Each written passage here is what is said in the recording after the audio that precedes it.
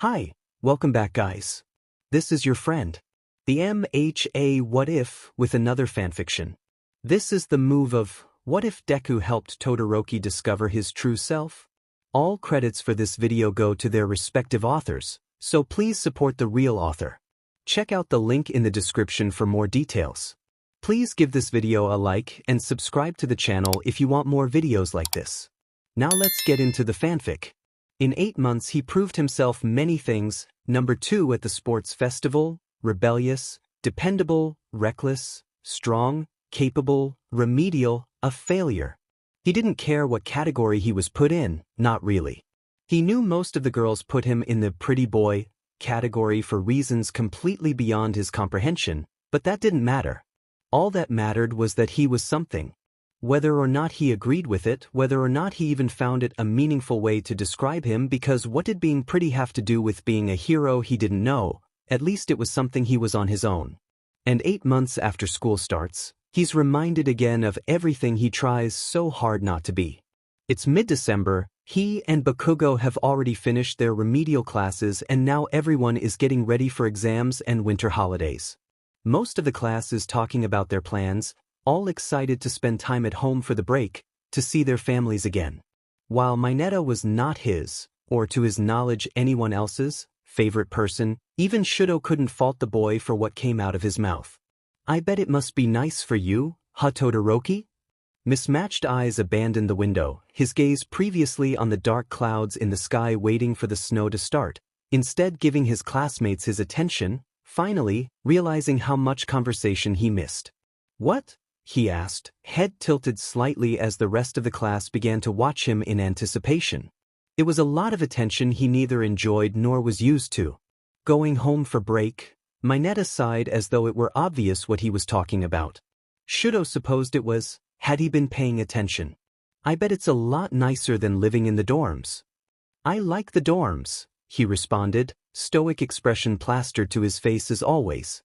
"We all like the dorms," Uraraka assured him with a bright smile, "but it will be so nice going back to our families, won't it? I can't wait to see my parents again." "And your Endeavor's son," Mineta added, "so it must be nice for you."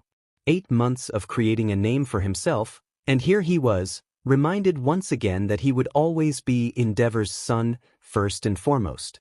Shudo let a hand fall under his desk, gripping his knee tight enough his knuckles turned white, grounding himself with bruising fingers so that his expression remained as cool as ever. Nobody knew, nobody should know, and he wouldn't allow himself to falter. "I suppose," he agreed, giving enough of a response to satisfy his classmates so that they turned their attention to each other again. Shudo allowed his gaze to return to the window, but his mind was far away from the snow now.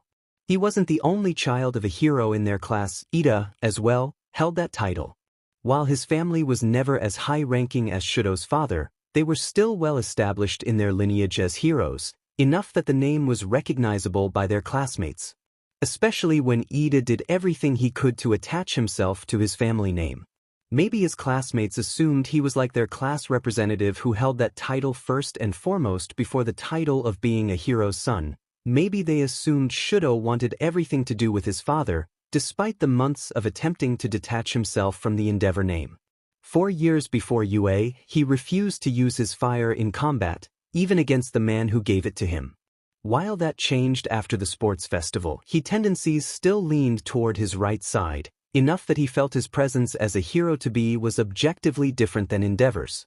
Perhaps he could ask Midoriya for better insight on the matter. The boy was obsessed with this kind of thing. Aizawa entered the class shortly after his contribution to the conversation, snapping Shudo's thoughts from his father, thankfully sparing the boy's sanity for now. The perpetually exhausted man begins his lecture to the class on the procedure for their final exams for the semester, both written and practical. While the written exams are as straightforward as they were before, the shocking part was that the practical exam was explained up front. A combination exam with Class B, a mock rescue. Teams of 4, 2 from each class, would take turns rescuing each other. While both sides were allowed to use their quirks, they were going to be judged more on their willingness to work with others and be efficient and safe with their quirks in given scenarios. There will be times, as heroes, that your quirk isn't fit to a situation. It's important to know how to work with other heroes you don't know as well, even if that means not being the hero in the situation, their teacher explained. He continued on, but he focused more on grading criteria for various parts of all their exams, and what would happen to those who failed. Shudo allowed his mind to wander briefly during this part. He couldn't help but feel like he and Bakugo were the targets of this semester's practical exam. No one else in their year failed the provisional licensing exam except those two, and teamwork was definitely the reason for it. While they improved greatly in their remedial courses, Shudo still felt like everyone else thought it wasn't enough. When he wasn't Endeavor's son, he would always be rebellious, reckless, remedial, failure, unsightly. Unsightly. There was a thought he didn't allow himself in a while. Even his nightmares gave him a reprieve from that specific scenario. His fingers subconsciously grazed the edges of his scar, the permanent reminder he was given of how he, Todoroki Shudo, would always be Endeavor's unsightly masterpiece because, behind closed doors, he couldn't think of a time his father ever called him son. Todoroki? Shudo broke out of his daze to meet with bright green eyes staring directly into his blue and gray ones. He blinked slowly, wondering what his friend was doing, standing in front of him, while Aizawa was lecturing about the exams. Except, when glancing around, he noticed that Aizawa was no longer lecturing about the exams, or anything for that matter. In the few minutes he allowed his mind to wander, he realized he went through 4 classes, and Midoriya was now waiting for him to pack up so they could go to the lunchroom together. Uraraka, Ida, and Azui were standing by the door, looking back at him expectantly as well, while the rest of the class was already gone. "Oh, sorry," he mumbled out quickly, shoving everything into his bag haphazardly as he stood up to join the others. "Are you all right, Todoroki?" Midoriya asked him as the group headed out of the classroom. "You seemed a little out of it. Are you getting enough sleep?" Ida interjected, his hand starting its classic chopping motions when the lecture began. "It's important as hero students to get at least 8 hours of sleep." "I'm fine," Shudo reassured him as he realized he couldn't recall the last time he had a real night of sleep. While he would doze off in the common room during movie nights and other communal gatherings he was dragged to, sleeping in his room at night wasn't something that happened very often, his mind acutely attuned to every noise those around him made. Just as he would begin to drift off, a quiet tapping of feet in the halls or rooms near him would have him jolting up, waiting for the inevitable rage that followed from Endeavor. Whatever made the man angry enough to visit Shudo so late at night would only be exacerbated if he had to forcefully wake his son up. A true hero would never let his guard down like that, even in his own room, or so Endeavor would tell him. When he did manage to sleep, his mind finally accepting there was no Hellfire hero around to torment him while at the dorms, Shudo was usually rewarded with nightmares. Thankfully, he had the foresight experience to make sure his bedding was all fireproof, although there were a few mornings when Siro or Sato or Bakugo would complain about the AC being too strong the previous night.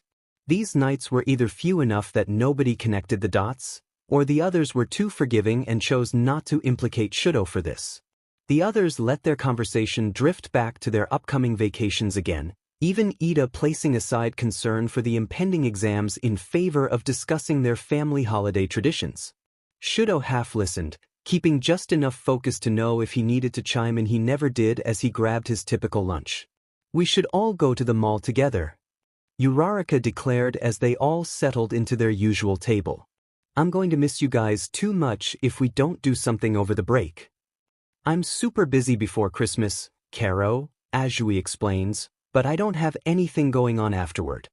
It's important for me to spend time with my family, but I should also be free afterward," Ida adds. "Perhaps we should invite the whole class to catch up after seeing our families?" The others delve into a loud chorus of agreement with Ida, and Shudo finds himself lucky that they haven't turned their attention to him yet. It wasn't that he didn't want to go, the opposite really. Nothing seemed more exciting than spending time with his friends and away from his house during the break, but inevitably it depended on Endeavor's training schedule. While the dorms were a blessing to Shudo, the limited time at his house training with the #1 hero meant that Endeavor would want to make up for lost time in their 2-week break. The man didn't take much time off, but Shudo was prepared to suddenly find his father home more often than before. You're coming too, right, Todoroki? Midoriya looked at him with large, hopeful eyes, and Shudo fought himself inwardly. He didn't want to disappoint his best friend, but telling them it depended on his training schedule seemed unfit for the conversation. He wished he was more like his friends or his siblings. They always knew what to say. Even his other classmates always knew what to say in their own way, whether Mineta being perverted, Bakugo yelling, or Tokoyami spouting poetic words he didn't fully understand. At least their point was made. He muttered uselessly until Azui saved him. Unless you're busy with family stuff, Karo, she offers kindly. I'm sure it's hard when your dad is the #1 hero. I'll find out, Shudo nods, trying to be thankful for the excuse, rather than uncomfortable that he was again being referred to by his father. He was spared from further inquisition through the rest of lunch as the others began making more plans. It seemed like they would go to the mall the day after Christmas, and Shudo found himself longing to be there. It was strange going from isolation from everyone except his father to suddenly having friends. His siblings, Fuyumi and Natsuo at least, both had many friends growing up. Even if they never came by the house, the only ones who visited were his tutors and other heroes his father would have him train with. Counting family, he supposed his first friend was his mother and his second friend was Midoriya. He wondered if his siblings considered him a friend. Probably not. They barely talked unless Fuyumi was inviting them over for dinner. She wanted their family to be normal, but that hope was shattered the day Shudo was born. He didn't have a chance to allow his thoughts drag him further, which was good because he couldn't afford for his friends to worry about him spacing out again. He stood up and followed them out of the lunchroom. He glanced at his phone as he made his way to the classroom and saw a text from the last person he wanted to hear from. Shudo, I am calling tonight. I expect you to answer. The nervous pit in his stomach grew. Normally he would ignore his father's calls, but so soon to a break it wasn't safe. He had to answer, but after classes for the day, Shudo ducked away from his friends in the common room before they invited him to yet another movie night. Even Ida's normal protests of needing to study were absent, the distraction of missing their friends too strong. Tokoyami, Bakugo, Shoji, and Koda also found their way out of the ruckus, the remaining students more than enthusiastic enough for everyone. Shudo placed his phone on his desk, but not before turning the alert sounds on. He couldn't risk missing his father's phone call. He would be home at the end of the week, and his father didn't have a memory that was that terrible. He briefly wondered if he would be able to see his mother for the break. Remedial classes had taken up much of his time, and then he immediately had to study for exams. It was longer than he liked since he last saw her, despite writing letters to her frequently. Spending his Christmas in the hospital was a much nicer thought than being with Endeavor. Maybe if he proved himself in training. He shook off the thought, bits of his red and white fringe catching on his long eyelashes. He blinked them away, trying to avoid touching his scar more than necessary after the words he was haunted by earlier in class. He would only allow his mother to be associated with happy memories if he could help it. It wasn't her fault he was born unsightly. The failure, he corrects himself. He had too much to make up for in training before he would ever be allowed to be given a break, Shudo knew. If he could prove himself in the exams, he wouldn't be spared his father's training. That was impossible, but he could at least hope for a small respite. Natsuo and Fuyumi were planning to see their mother often during the break, since they also had time off from their work and studies. The four of them hadn't been in a room together since shortly after Shudo's BR tore their family apart, he thought, reluctantly, and that would certainly cheer up their mother. She deserves to be happy. To be spared from the flames. Pulling out a book, Shudo settled into his desk to begin studying. Coasting by the first semester and a half allowed him to sit comfortably in the top 5 of the class in regard to academics. He never broke the top 3, but that was okay, satisfactory, more than he could hope for. He was competing against Ida and Yaoyorozu, who were naturally incredibly smart, and Bakugo and Midoriya, who were more dedicated to studying and acing tests than anyone else in their class. To put in almost no effort academically and still score so high was an accomplishment in Shudo's eyes. The emphasis on Shudo's eyes. Endeavor would have different feelings. Shudo was bred to be #1, and that would be the only acceptable role for him in the pro hero's eyes. It was ironic that his father was the one to interrupt his studying hours later, since Shudo was doing it for him, technically. He let his phone ring twice before answering it, bracing himself to maintain a cool composure throughout. Satu and Siro were likely not in their rooms yet, as it was only 7:30 p.m., but it wasn't worth anyone hearing him if he got too loud. Old man. It was as much of a greeting as Shudo ever gave his father, devoid of any emotion. There was no love, no familiarity, and even the resentment he felt was hidden under his cold greeting. He can't remember ever calling his father anything familial, and at this point assumed it was more dangerous than his practiced answer. Shudo. His father was loud in the phone without yelling. Shudo was already prepared with the phone pulled away from his ear.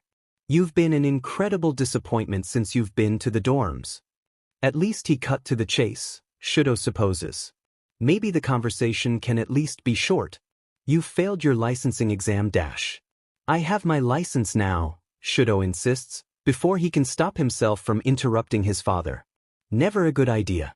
Yes, now, after you had to prove you're not the worthless failure you acted like during the exam. You shouldn't have been in that situation in the first place, should you, Shudo? There's a tense moment of silence between the two before Endeavor speaks again.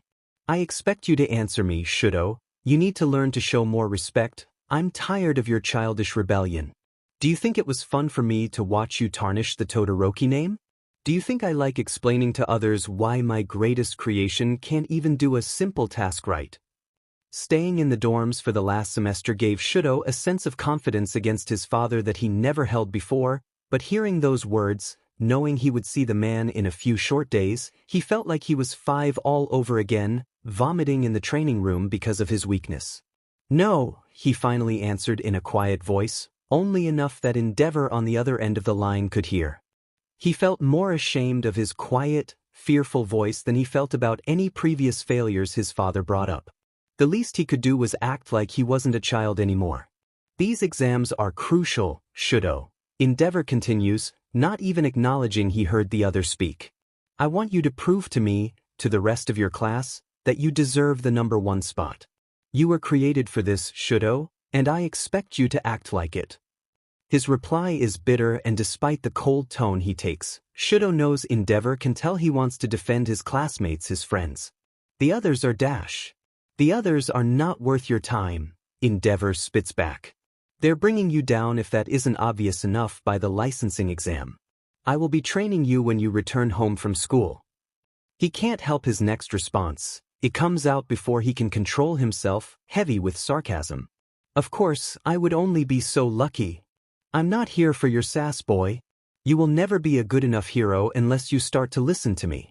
You are my masterpiece, my final creation. I kept you away from anything that would threaten your ability to be #1, and you've shown no appreciation for my efforts. Do you mean my mother? He was in for it now, but the words his father spoke made him too angry to reason with himself. That woman would have ruined you. She already coddled you too much. I know you've been seeing her since the sports festival. I kept quiet hoping it would help quell this childish behavior you've been showing.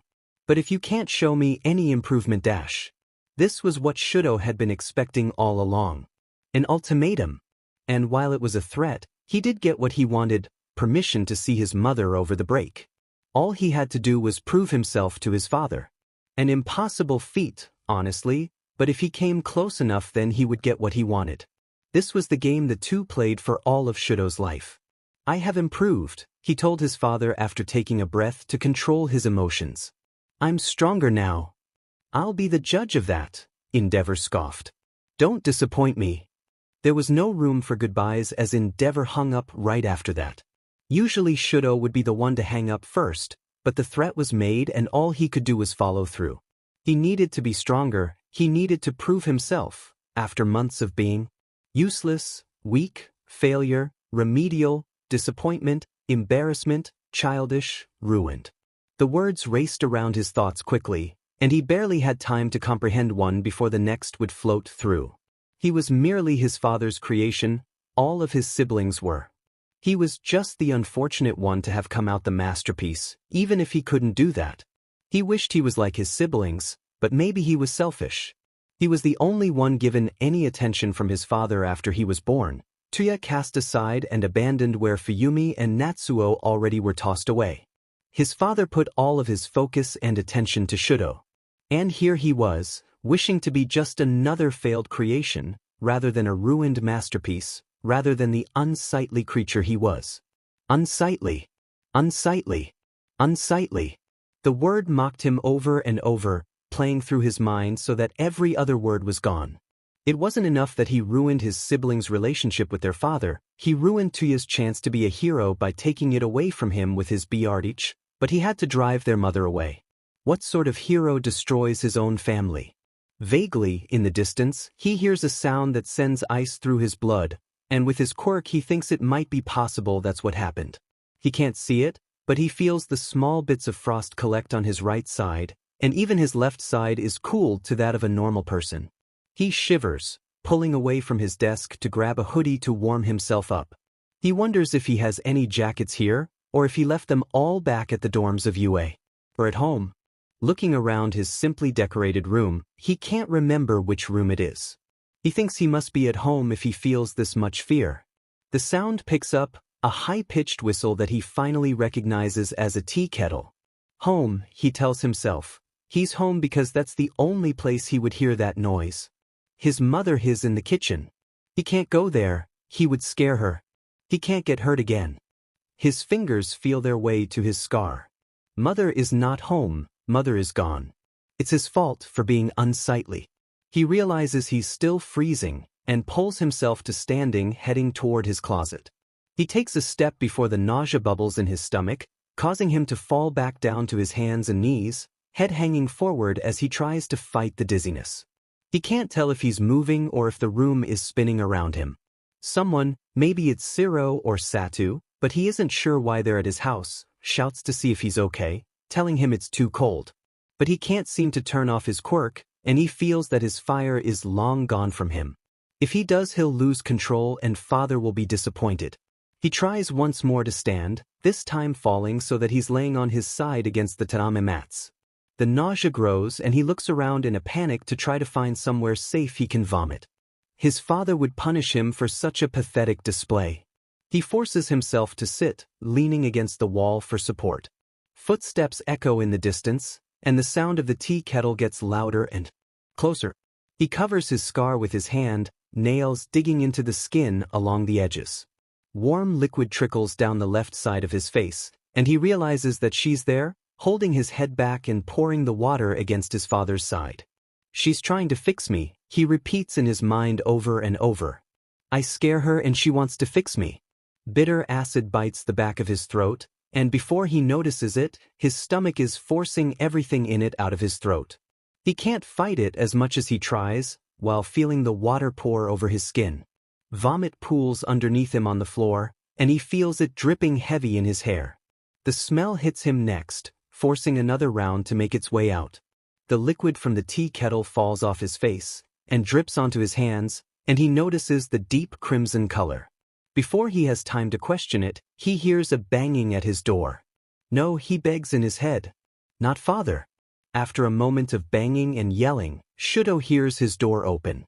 He tries to turn his body to hide the vomit, knowing his father would be angry if he saw it. There was no time for Shudo to be so pathetic. The yellowish bile dripping off of his bangs was incriminating enough, and having his mother standing over him with the tea kettle again would only send his father into another rage. He was too old to be coddled by his mother in that way. If he needed fixing, it was on him to do it himself. His back is to the door and head hung low, eyes piercing into the floor, when his father speaks. What the icy hot? His father's voice sounded softer than he was used to, not soft by any means, and definitely annoyed, but still less of the aggressive anger Shudo was used to. And since when did his father call him icy hot? Oh, he realized. It was Bakugo. Why was Bakugo in his house? He couldn't remember the other ever willingly spending more time with him. According to Bakugo, they weren't even friends, though Shudo felt that that was just another one of the things that Bakugo said, but didn't mean he was still learning about that from his new friends, and he wished people were more direct. Still, Shudo never invited anyone over, couldn't let anyone know, couldn't ruin the #1 hero the world needed. Bakugo shouldn't be here. Why are you here? Shudo turns his head so that he's staring at Bakugo out of his steely gray eye, still expertly hiding the evidence of what was going on in his room. The last thing he needed was for Bakugo to make his father aware of what was going on.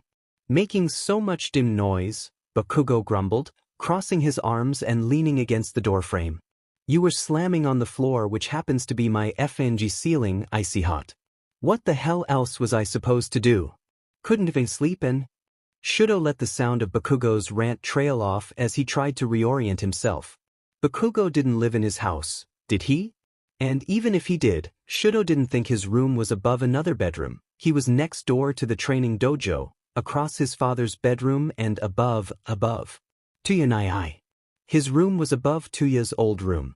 His father was a ruthless BSRD, but entering that room was forbidden in the house, and the last thing Endeavor would do was let Bakugo, of all people, move into Tuya's room.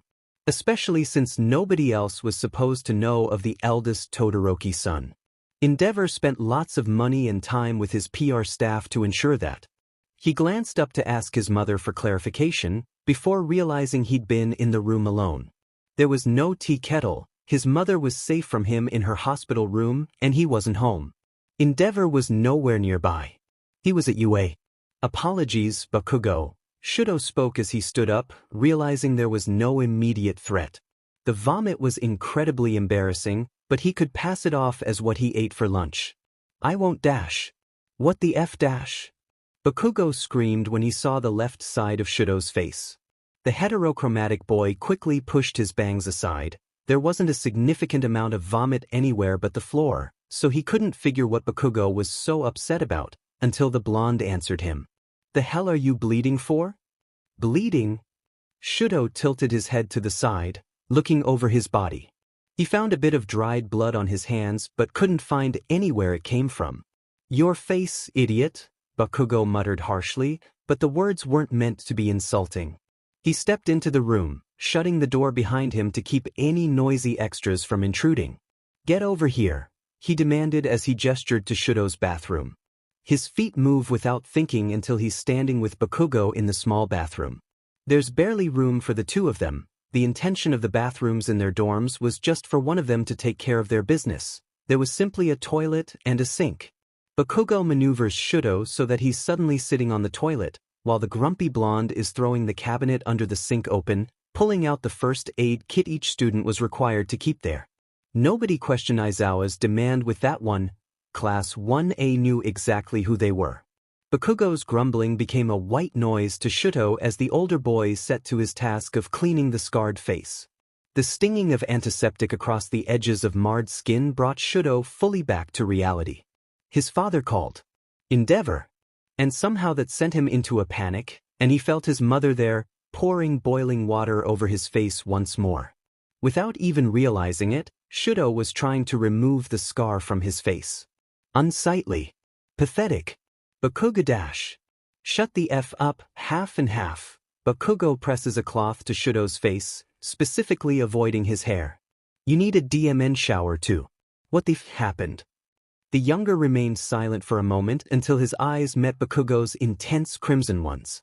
Did you want an answer? He asked through his confusion. No, I just like asking stupid questions without having them answered. Bakugo rolled his eyes, voice heavy with sarcasm. Sarcasm was not something Shudo understood well. I see. He nodded in what he thought was understanding.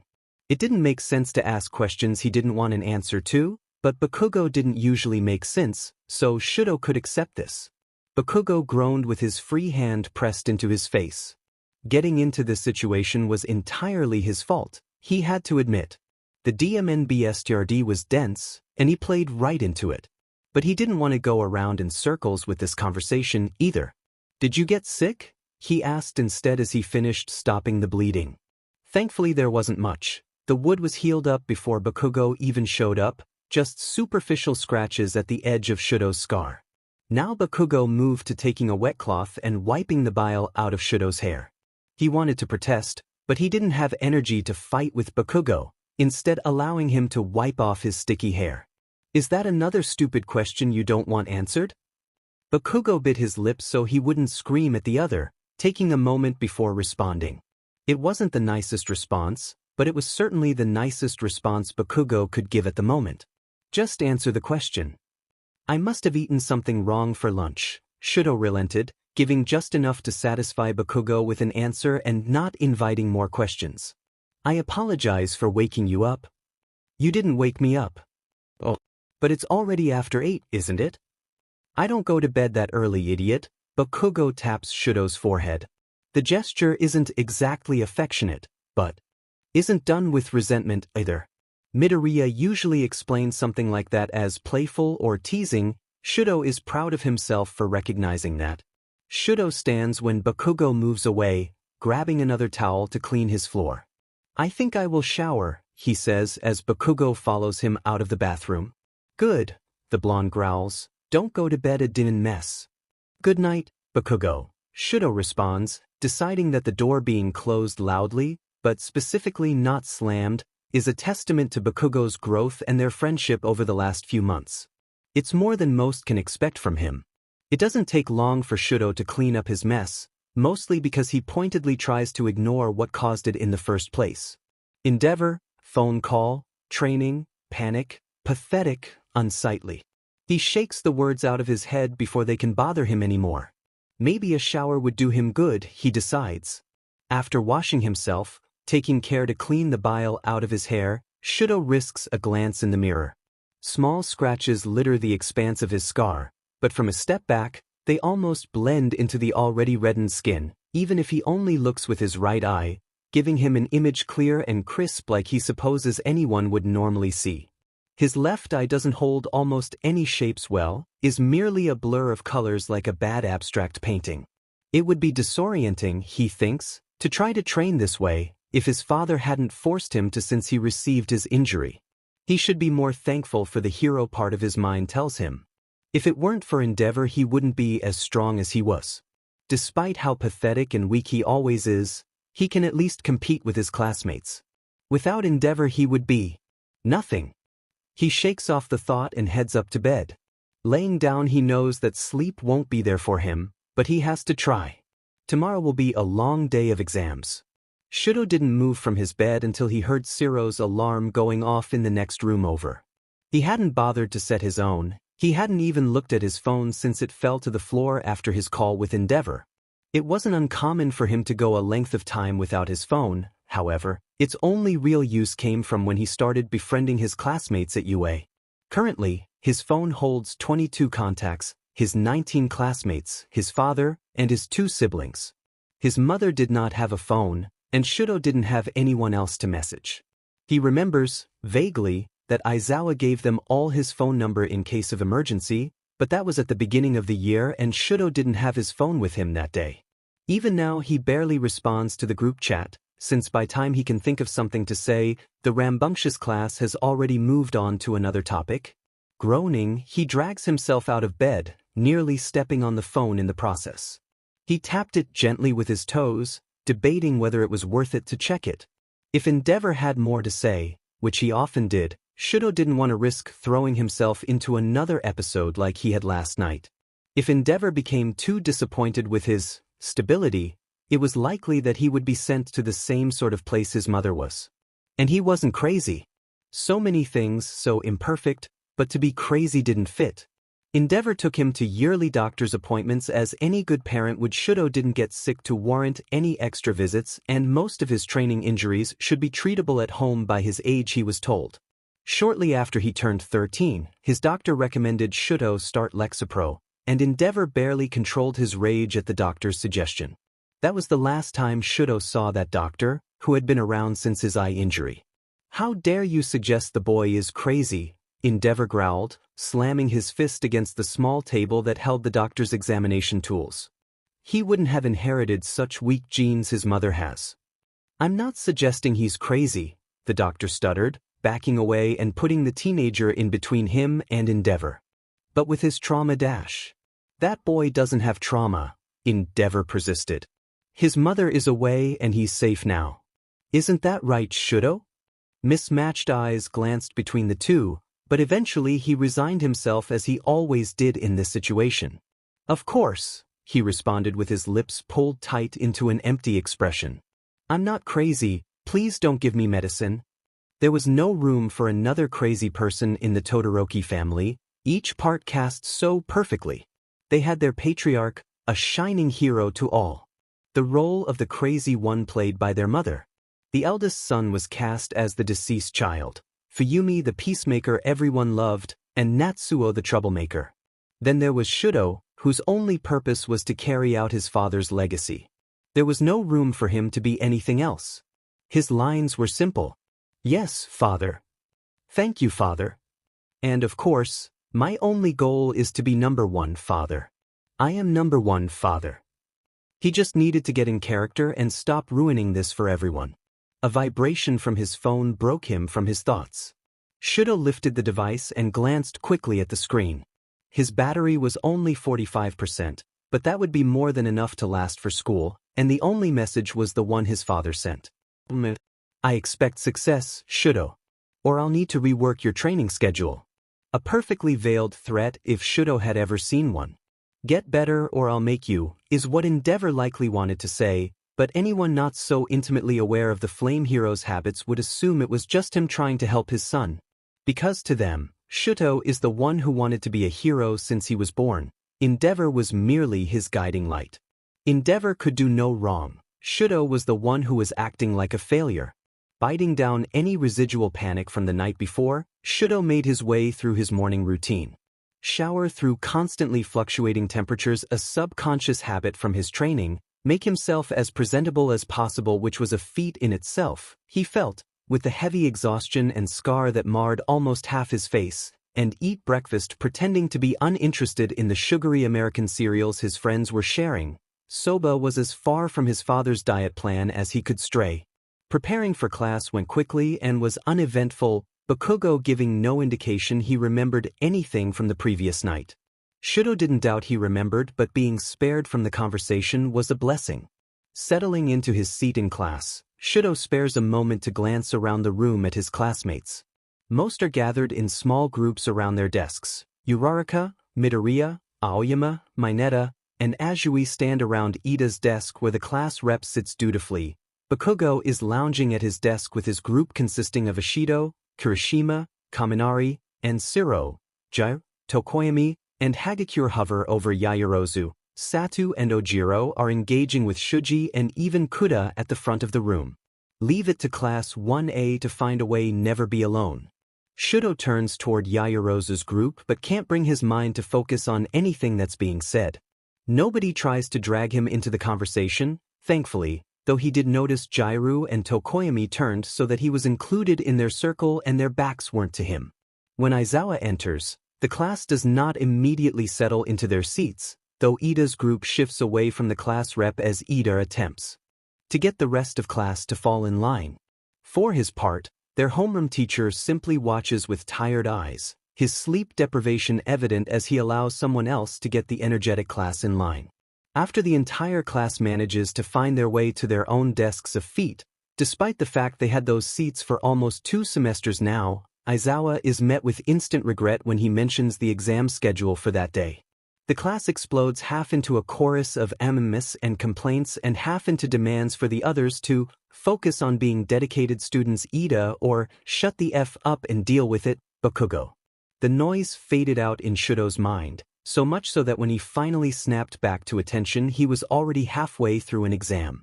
He didn't remember the class ever settling down or being given a test. Modern literature, he realizes, his worst subject. He also couldn't remember the exam schedule that Aizawa told them, resigning himself to having to accept the answers he's already written on the test, having no idea if he had time to revisit them. When he finishes this exam, once again barely noting the words he's written down, a stolen glance at the clock tells him that lunch is only 10 minutes away. He takes the little time he has to briefly review his answers and is lucky they seem to be as close to accurate as he could tell, this being his worst subject. Literature was full of too many metaphors, and frankly Shudo hated when people said things they didn't mean. His father did that a lot, and he was sure it was sometimes just to confuse him. The metaphors aren't that bad, none of them are exactly lying, but he still doesn't understand why you would borrow someone's cat, or how a person could even be a cat unless it was a quirk. He remembers being given a particularly low score on his essay a few weeks ago. The story wasn't even about a cat, other than the time they mentioned the main character was a borrowed cat, but Shudo spent most of the essay trying to argue that it didn't make sense. He had to rewrite his essay, thankfully with the help of Midoriya the second time, to avoid admitting to his father that he failed an assignment. Failure wasn't allowed for a Todoroki, even in a subject as conflicting as modern literature. He would have appreciated more cats in his stories, but Midoriya convinced him to drop that point before submitting his essay. He could just assume Cementos wasn't a fan of cats, which Shudo thought was a shame. And without a chance to finish his thoughts on cats or metaphors, his brain was so jumbled he couldn't even tell which train of thought he was following. His head snapped up in attention when he realized Aizawa was at the head of the class again, gathering everyone's attention with more ease this time. His test paper was already gone, a thankful memory telling him that he did complete at least this exam. What other exams did he have that day? Why couldn't he remember them? Did he answer everything correctly? Did he even answer anything? After lunch we'll be focusing your training on getting ready for the practical exam, Aizawa explained, and Shudo forced himself to pay attention. Tomorrow the whole day will be spent on the remaining written exams, and then Thursday we will dedicate the day to the practical. What about Friday and Saturday, sir? Ida asks loudly, hand shooting straight up. Aizawa smirks lightly underneath his capture scarf, and Shudo can tell that he was anticipating this question. The others in class may say Aizawa was hard to read, but he felt the man was straightforward enough, minus the logical ruses. We're giving you all the rest of the week to go see your families, he announced after a moment of anticipation, to which the majority of the class cheered brightly. Shudo imagined he was the only one disappointed by the news. I expect you all to focus on your exams until then. Now, for the practical, here are the teams. Behind him, Aizawa gestured to the writing that appeared on the board, listing the teams and their orders. Shudo found himself going first, with Bakugo, which once again led him to the thought that they were the target of this semester's exam. And when he saw their class be pairing, he almost choked. Komori, a student he knew almost nothing about, wasn't the concern, but instead it was the fourth student listed in their group, Monoma. A glance at Bakugo confirmed his fears. While Shudo personally had no ill will toward anybody in Class 1B, the same couldn't be said about Bakugo and Monoma, that latter of whom was certain to antagonize the former and lead them to a situation eerily similar to the one he experienced with Yurashi at the licensing exam. He was certain now that Aizawa and the other instructors were targeting him and Bakugo. He joined his friends as they headed toward lunch, trying to bite down the shame he felt. He was only ever going to be remedial, and if he couldn't pass UA's test for him, then any hope of escaping his training to see his mother was gone. Even sitting down to lunch with his friends and his trusted bowl of cold soba did nothing to settle his woes. And I'm not sure of specifically how their quirks work, but maybe if we can talk before the exam. Shudo listened briefly to Midoriya's rambling, wishing that all he had to worry about was the quirks of his classmates. He remembered Komori could grow mushrooms, which wasn't entirely useful in rescue, but he was sure that she could handle herself. Monoma had access to his quirk, Bakugo's quirk, and Komori's quirk, but once again only if he played nicely. As he thought that, Shudo noticed the man in question headed toward his table. Bakugo and his group sat several tables away, thankfully, meaning that at least he wouldn't get into an explosive argument with the boy. Looks like I'm paired with the remedial team from 1A, Monoma announced dramatically as he approached their lunch table. It is unbecoming of a hero to resort to insulting a fellow student, Ida begins his lecture, to which Monoma simply rolls his eyes and leans across the table, getting uncomfortably close to Shudo's space. All I'm asking, he continues, tossing out his hand in dramatic flair, is that you don't hold me back. I expect success, Todoroki, that's all. Monoma didn't leave anyone time to respond as he straightened up and headed toward the line to get food. His friends were likely saying something about his behavior, but Shudo couldn't hear. Instead, he kept his fist clenched tightly under the table, his soba all but forgotten. I expect success. That's all anyone wanted. Get up. Don't fail. I expect success. He couldn't be remedial anymore, not if he was going to be a hero. Not if he still wanted to be her hero. Training for the practical was uneventful. Class 1B trained separately from 1A, spending today on written exams and tomorrow after lunch would be their physical training. Aizawa explained it had something to do with preventing too much planning and how they couldn't train to work with everyone's quirk in the field ahead of time. Shudo wasn't sure how he felt about that, but it was the decision of the school, so he didn't argue. Shudo spent the last few months since the sports festival training his left side after neglecting it in battle for years. Despite his refusal to use it against even Endeavor, the man still spent so much of Shudo's childhood explaining and demonstrating the quirk for him that making up for the deficit was easier than he thought. He may not have the power that Endeavor had with his fire, but he was getting there. So for the last couple of weeks since he got his license, Shudo was more focused on trying to use both of his sides at the same time. His father would tell him since his mother was sent away that he should have figured it out by now.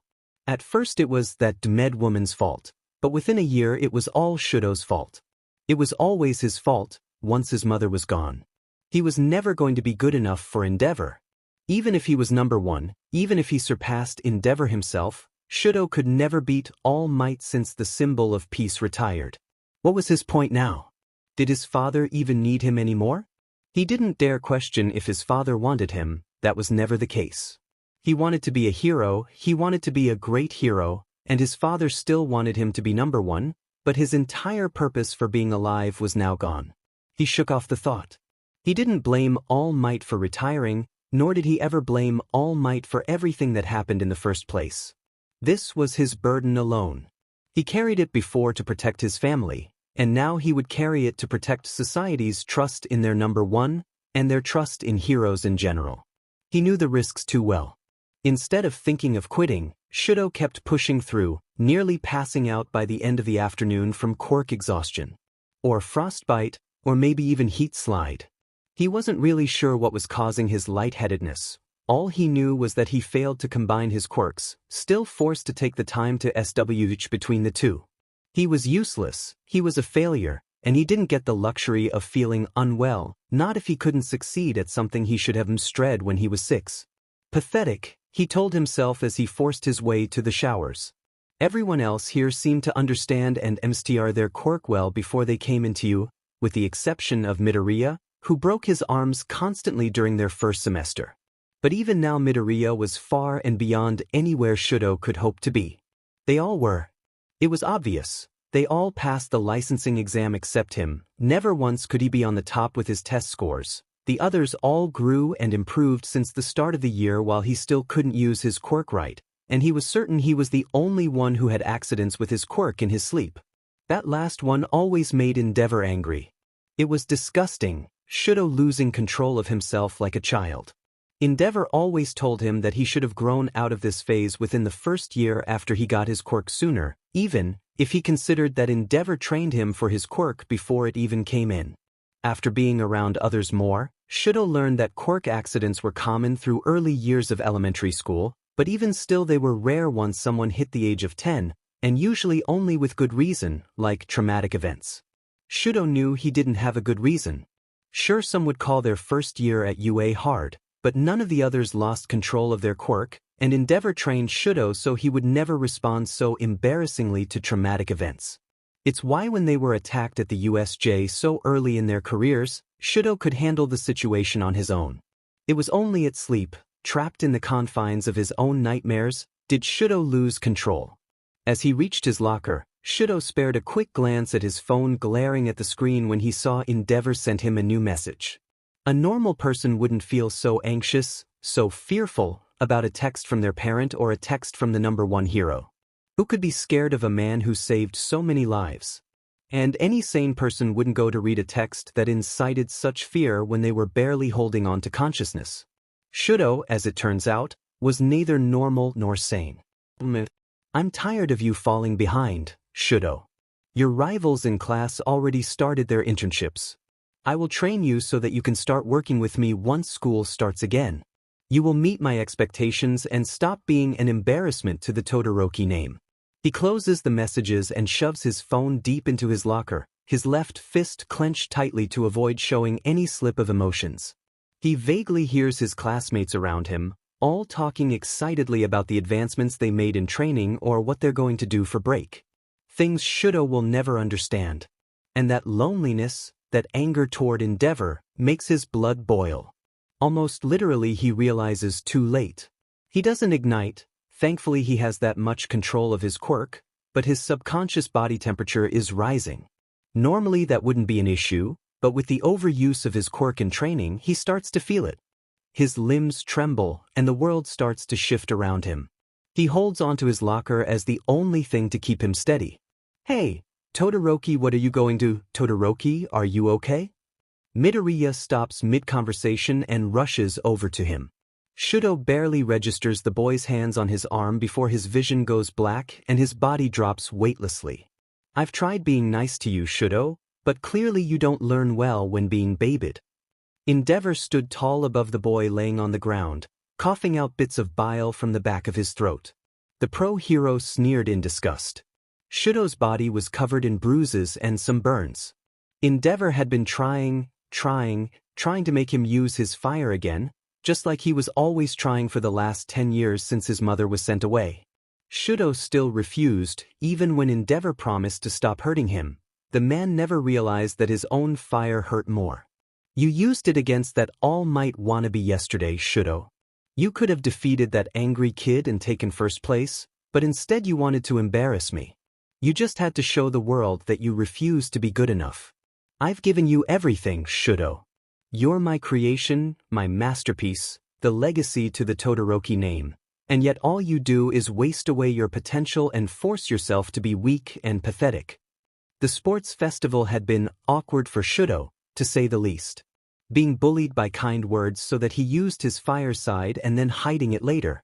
Taking second place would have been an honor to most, and Shudo was proud, but to Endeavor, second place was just another way his masterpiece was rebelling against his destiny, laughing at the pro-hero for always being second place.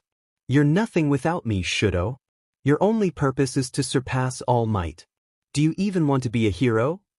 Shudo pushed himself up on weak arms, willing his body to hold his weight as he ignored the blood dripping from his face. His nose was bleeding, he realized, probably from the way he was using his quirk or the earlier punch from Endeavor. It was annoyingly common for him. "I want to be a hero," he muttered, all of his strength and willpower spent. "Then get up. A villain would have killed you by now." Despite his demands for Shudo to stand, Endeavor shoves the toe of his boot into the younger boy's side, aggravating what he hoped was only a bruised rib and sending him back to the floor. "You're lucky I'm not a villain, Shudo." He turned and walked out, but at the door of the training room he called back, "Get yourself together. We'll resume in an hour." Left alone, Shudo allowed himself to slip into the comforts of unconsciousness, forgetting, for a moment, what a pathetic waste he was. When he opened his eyes, Shudo was greeted with bright lights and white ceilings.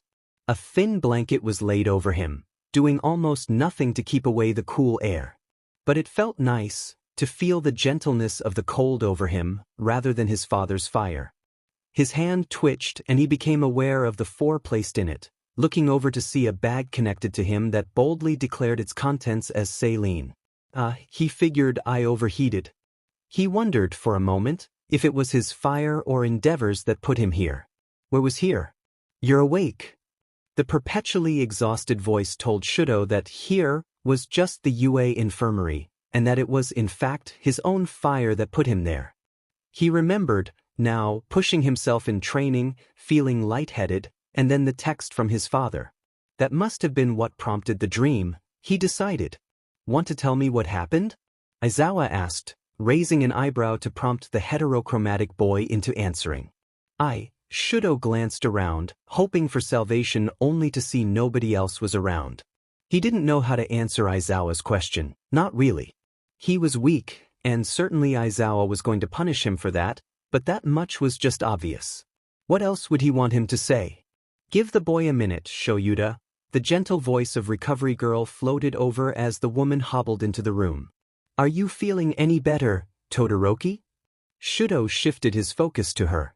"I feel fine," he answered, and surprised himself with how honest that was. The cool air, the fluids, and the rest did everything to combat what was most likely heat slide. "I'm sorry, I don't remember what happened, exactly. How did I get here?" burying his face into his scarf barely muffled the sigh that came from Aizawa. You passed out in the locker room after overusing your quirk, he grumbled, and Shudo could vaguely hear him say something about how he should have been paying more attention to his students. Why did Aizawa feel guilty for his weakness? It was Shudo's fault. Before he could open his mouth to say as much, Recovery Girl already took over. It's no use guilting yourself over what happened. Todoroki, you're going to be fine now that you've had some rest and fluids. I think you will be fine to take your practical exam on Thursday, but I don't want you to use your quirk again until then. Give your body time to adjust, okay? Shuto nodded. Even if he wasn't already willing to do so, the look Aizawa gave him crushed any lingering thoughts of training further. He would just have to use his time focusing on his academic studies, then. Good. The woman tapped her cane against the floor as she finished her assessment. You're free to go back to the dorms whenever you're ready. Your classmates are worried about you, I'm sure. You gave us all a scare. She placed a couple of pieces of candy in his hand before making her way out. Shudo stared at the bright-colored confections. He was curious, wanted to try these since he never had a chance to eat something so fun before. But the nausea rolling in his stomach made him decide against it. Aizawa seemed to notice his conflict and took pity on him, taking the candies out of Shudo's hand. Go back to the dorms now, kid, he said, popping a blue bear into his mouth. And, for the love of God, please don't any more of you problem children get into trouble tonight. That, at least, was something Shudo managed to do. After reassuring his classmates he was fine, he retreated to his room to study. The looming exams tomorrow kept everyone from bothering him, as they all felt the need to prepare as well. And for once, they managed to go a whole night without bothering Aizawa. The rest of the written exams went by without incident, and thankfully Shudo was present for those. He also figured that while he wasn't present for the previous day's exams, he must have still managed to complete them, considering nobody said anything to him about them yet. He didn't know how he scored, but he knew he at least didn't cause alarm for Aizawa. Now, on the final morning before their vacation, Shudo is sitting back in his seat of the class, desperately hoping that nobody pays him any mind. He already had his altercation with Bakugo that morning, if you could even call it that. The blonde, uncharacteristically quiet in his grumpiness, told Shudo he'd better not overdo it like last time. Shudo simply ignored him, continuing his conversation with Midoriya about the green-haired boy's family plans for the break. He wondered if Midoriya was purposefully avoiding asking him about his own. Bakugo, rather than argue more, simply grumbled about Shudo needing to pay more attention to his actual competition, and stomped off. Shudo didn't even bother explaining how they weren't competing for this semester's practical. Bakugo would figure it out eventually.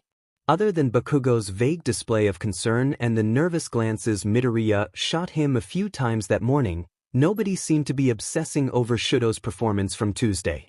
After he returned to the dorms from the infirmary, Shudo was greeted with a call from his father, who was alerted to the situation thanks to the staff at UA. He couldn't blame them, it was their job. Endeavor made him swear he would stop the childish nonsense and learn to use his quirk over the break. The or else clearly implied. He just wanted one day of peace, even if he knew he only had himself to blame for his struggles. Tuya would have done whatever Endeavor said so that he could become a good hero. Tuya was dead. But Mom was gone, so could Endeavor really kill him? Shudo was afraid of the answer to that. It was, once again, Mineta who snapped Todoroki out of his thoughts. Wouldn't it be funny if Bakugo and Todoroki were the ones to fail this exam? Shudo didn't even waste the time to come up with a good retort, since Bakugo already was taking care of it with a graceful, "What the F you grape-sized BGD? I'm just saying since they both failed the rescue mission last time dash." Dude, that's seriously not manly, Kirishima chided, shaking his head like he was scolding a toddler. Didn't Bakubabe and Todobabe get super strong during their extra classes too? Ashido offered. They're probably more prepared than the rest of us for this exam. This is why I'm destined to never make it to the top 5 of our class, Kaminari bemoans. Don't you think that has more to do with the fact you don't study? Ouch. Siro rubs his arm where Kaminari has thrown a book at it.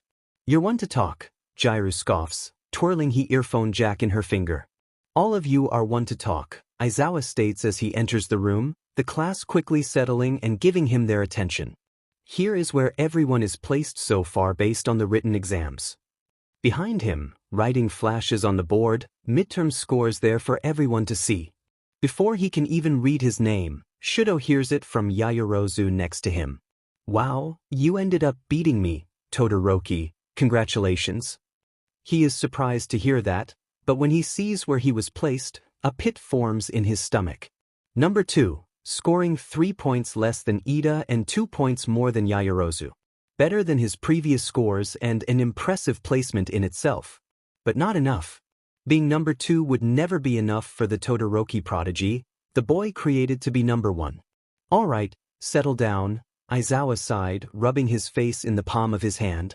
"We still have practical exams to get through before break begins. Now go get changed and meet outside ground beta." Shudo stood and followed his classmates out, changing efficiently so that he was one of the first out of the locker room, behind only Ida and Bakugo. The rest of the class lagged behind, discussing their excitement for the day to end and to go home to their families. I just want to get this started," Bakugo groaned, and Shudo never agreed with him more. Anything to take his mind off of the inevitable pain of training during his vacation. "Gonna kick your butt, icy hot." "This isn't that kind of exam, Bakugo. We're supposed to work as a team and dash." "God, I've know that dumbass." "Just, arg." Bakugo punctuates his statement by kicking a rock to the side of the grassy area where they waited for the exam to start. Shudo wasn't sure what Bakugo meant, but he didn't feel like pressing for more information. Bakugo never said what he meant, and while Shudo was getting better at understanding what the blonde meant, that didn't mean he always was on the same page. When the students of both 1A and 1B were all gathered together in the grassy field near ground beta, Aizawa, Vlad King, All Might, and Recovery Girl stood near the monitors, similar to the setup from their last joint training. All Might took over the explanation of their exam. The first pair of students would hide somewhere in an underground mall area, playing the heroes who initially responded to a rescue call when they became trapped. The second pair of students would be sent to rescue the first before the 2 pairs would switch roles, and as long as everyone made it out with no major injuries in the 15-minute limit, then the team would pass.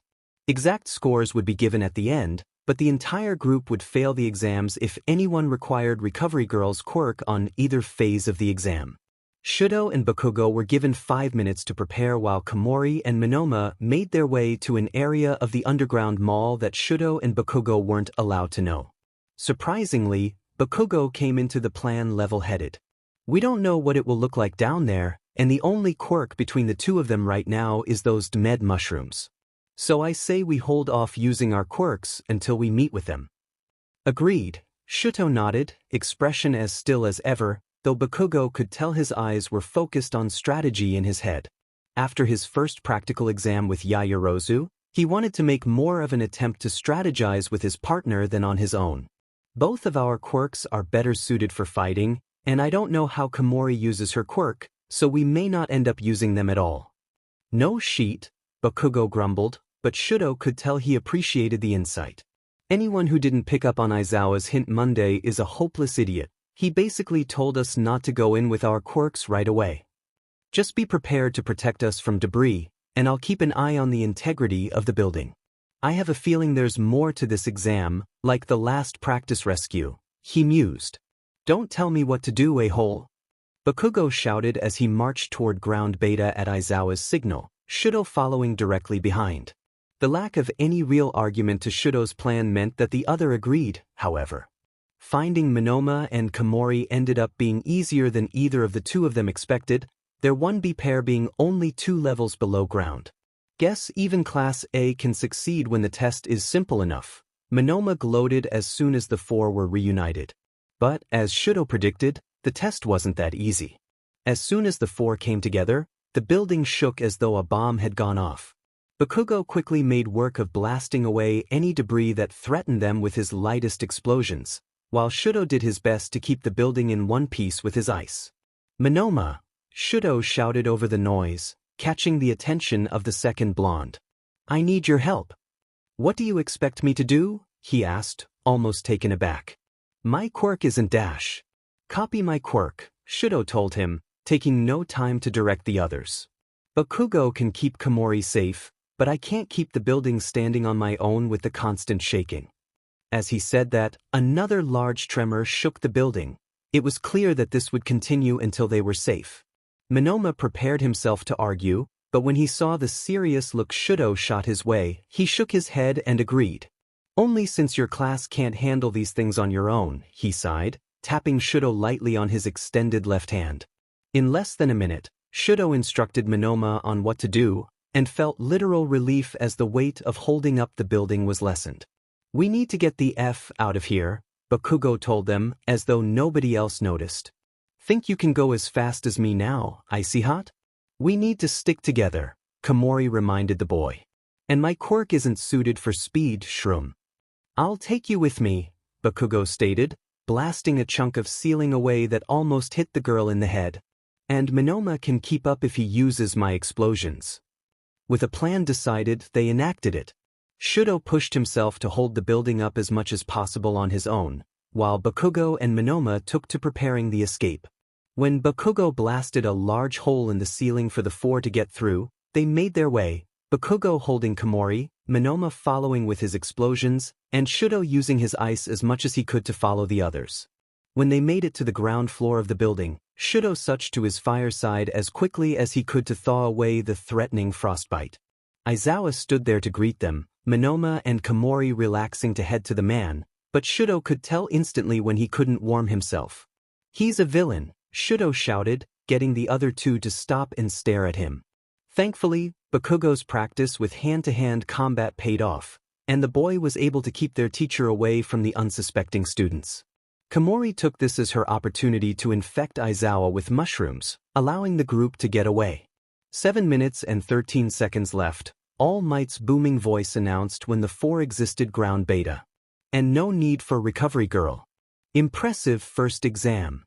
Aizawa, recovered from the mostly harmless mushrooms that were used, took Shudo and Bakugo to begin the second phase of their exam with Monoma and Komori rescuing them. This time went as smoothly as the first, leaving them with 5 minutes and 37 seconds. Guess you two aren't such bad partners to have, for class A, Monoma commented to Shudo and Bakugo, winking at them over his shoulder, when all was said and done. At the end of the exams, Vlad King and Aizawa gathered their groups separately in the common room of their respective dorms. Aizawa displayed the results of the exams, Bakugo and Shudo coming in first on the practical exam, and Shudo finishing first in his class overall. Congratulations, Todoroki, Ida commended with a chopping motion of his hand. All right, your families will be here soon to pick you up, so listen closely. You all have my number in case of an emergency, but please, for the love of every hero that has come before, don't do something stupid enough that you would need it. The class murmured half-hearted agreements. I'm serious, I don't want to find one of you in the hospital. He said this with a pointed glare at Midoriya. Otherwise, be safe and have fun, and I expect you all to be back in the dorms between the 8th and 10th, as classes start on the 11th. Understood? When he received confirmation, Aizawa grinned. Merry Christmas, kids.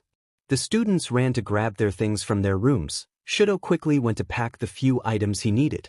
He had everything he would need for living with Endeavor for 3 weeks, throwing his phone and a few other personal items in a bag. Before he left, however, he grabbed a small box off his desk and hurried down to the room beneath his. He didn't have time to go shopping for the holidays like most of his class, but when he saw this on his way back to the dorms last time he saw his mother, Shudo immediately thought of the hot-headed blonde in his class. He wasn't sure what caused him to get it, but wrapped in bright blue paper, it was now the boy's Christmas gift. Shudo never got someone a Christmas gift before, seeing as in the Todoroki household, Christmas went uncelebrated as with birthdays and every other holiday. When asked in interviews, Endeavor and occasionally one of his children would talk about the amazing time they spent together to celebrate. He hoped what he picked was appropriate. What do you want? Bakugo asked, catching Shudo outside his dorm room. The hag's going to be here any moment. Shudo simply held out the small box, waiting nervously as Bakugo eyed it suspiciously.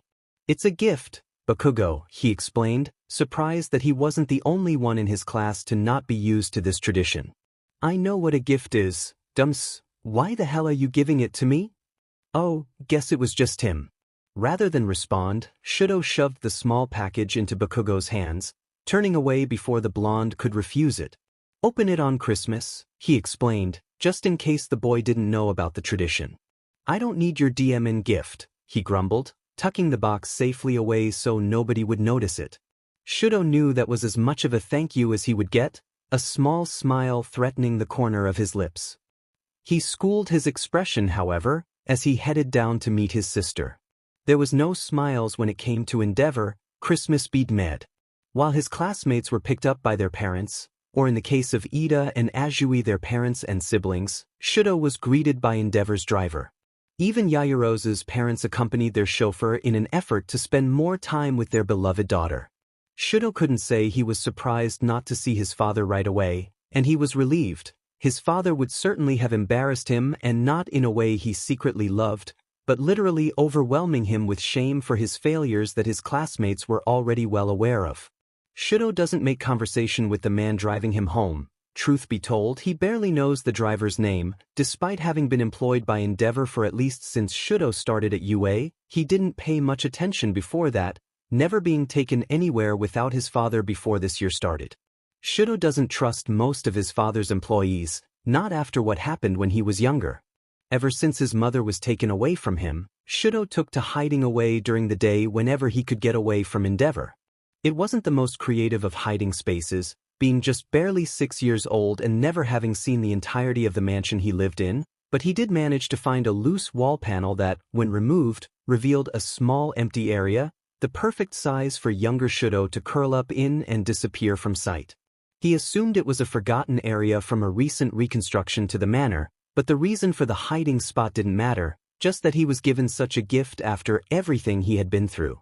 Earlier that day, he went through a particularly rough training session with Endeavor that left him with a slight limp on his right leg and a suspiciously hand-shaped burn across his right cheek, no worse than a mild sunburn. Endeavor wouldn't scar his masterpiece, not after that woman already did. Shuto-kun. He heard a desperate voice plead out. Fuyumi and Natsuo were still at school, not that either of them would ever come searching for him anyway. Even after Endeavor begrudgingly allowed them to see Shudo, most likely to help raise him, they still never spoke outside of dinner and maybe helped him with his homework from his tutors, if Endeavor was too busy to train him. It was Saturday, which Endeavor normally dedicated to quirk training, keeping his other work on a Western school schedule so he had more time alone with the boy. But he must have been called in for an emergency if Mari was called in. Mari was a recent college grad who interned at the Endeavor agency, working closely with the PR department. Shudo wasn't sure what PR meant, but Natsuo said that they lied and made Endeavor look good. Natsuo said the PR department was the bad guys, but Shudo thought Mari was always fun. This led to his decision to peek out of his hiding spot, catching the young woman just as she was running by. Mari-chan? He asked quietly, crawling from the small area. Shudo-kun. Mari gasped, and then fell into a fit of giggles. What are you doing in there? Hiding from Endeavor, he grumbled, his lips forming a full pout. It was rare that he showed any emotions, Mari being one of the few who saw any expression on his face. Even his own siblings didn't know what he was feeling, and he often figured his mother forgot all about what he looked like as well. Mari's eyes were filled with sympathy when she spotted the bright red burn on his cheek. Endeavor did this, didn't he? Her voice suddenly sounded older than her 22 years of age, and Shudo shifted uncomfortably at that. He wants me to use my fire, but I hate it. I hate my fire. Shudo was seconds away from crying as Mari wiped his eyes, not even flinching when she touched his fresh scar. Oh, Shudo-kun, she whispered, moving her hands up to gently pet the red and white hair on either side of his head. It will all be okay. It was decidedly not okay when, later that night, Shudo found himself in the living room with Mari and Mari's boss Tanaka-san, a middle-aged woman who smiled too wide for Shudo's comfort. Endeavor was due home at any moment.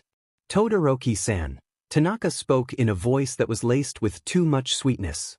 Mari-chan here tells me that you've been saying some confusing things? Shudo tried to think back to the afternoon while he was playing with Mari.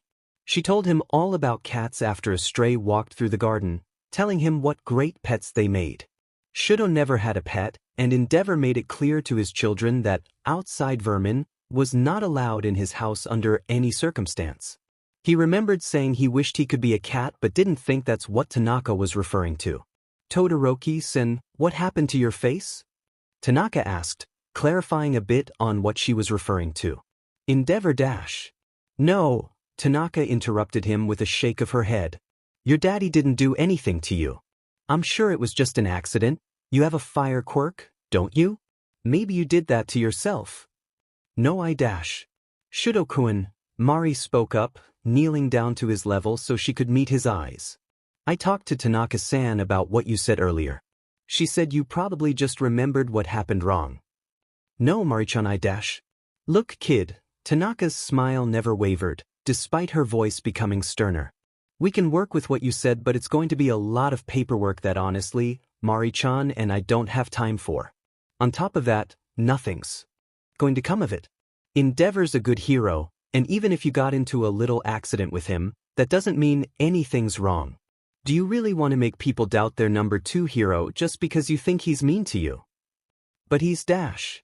Shudo-kun, you need to stop playing like this.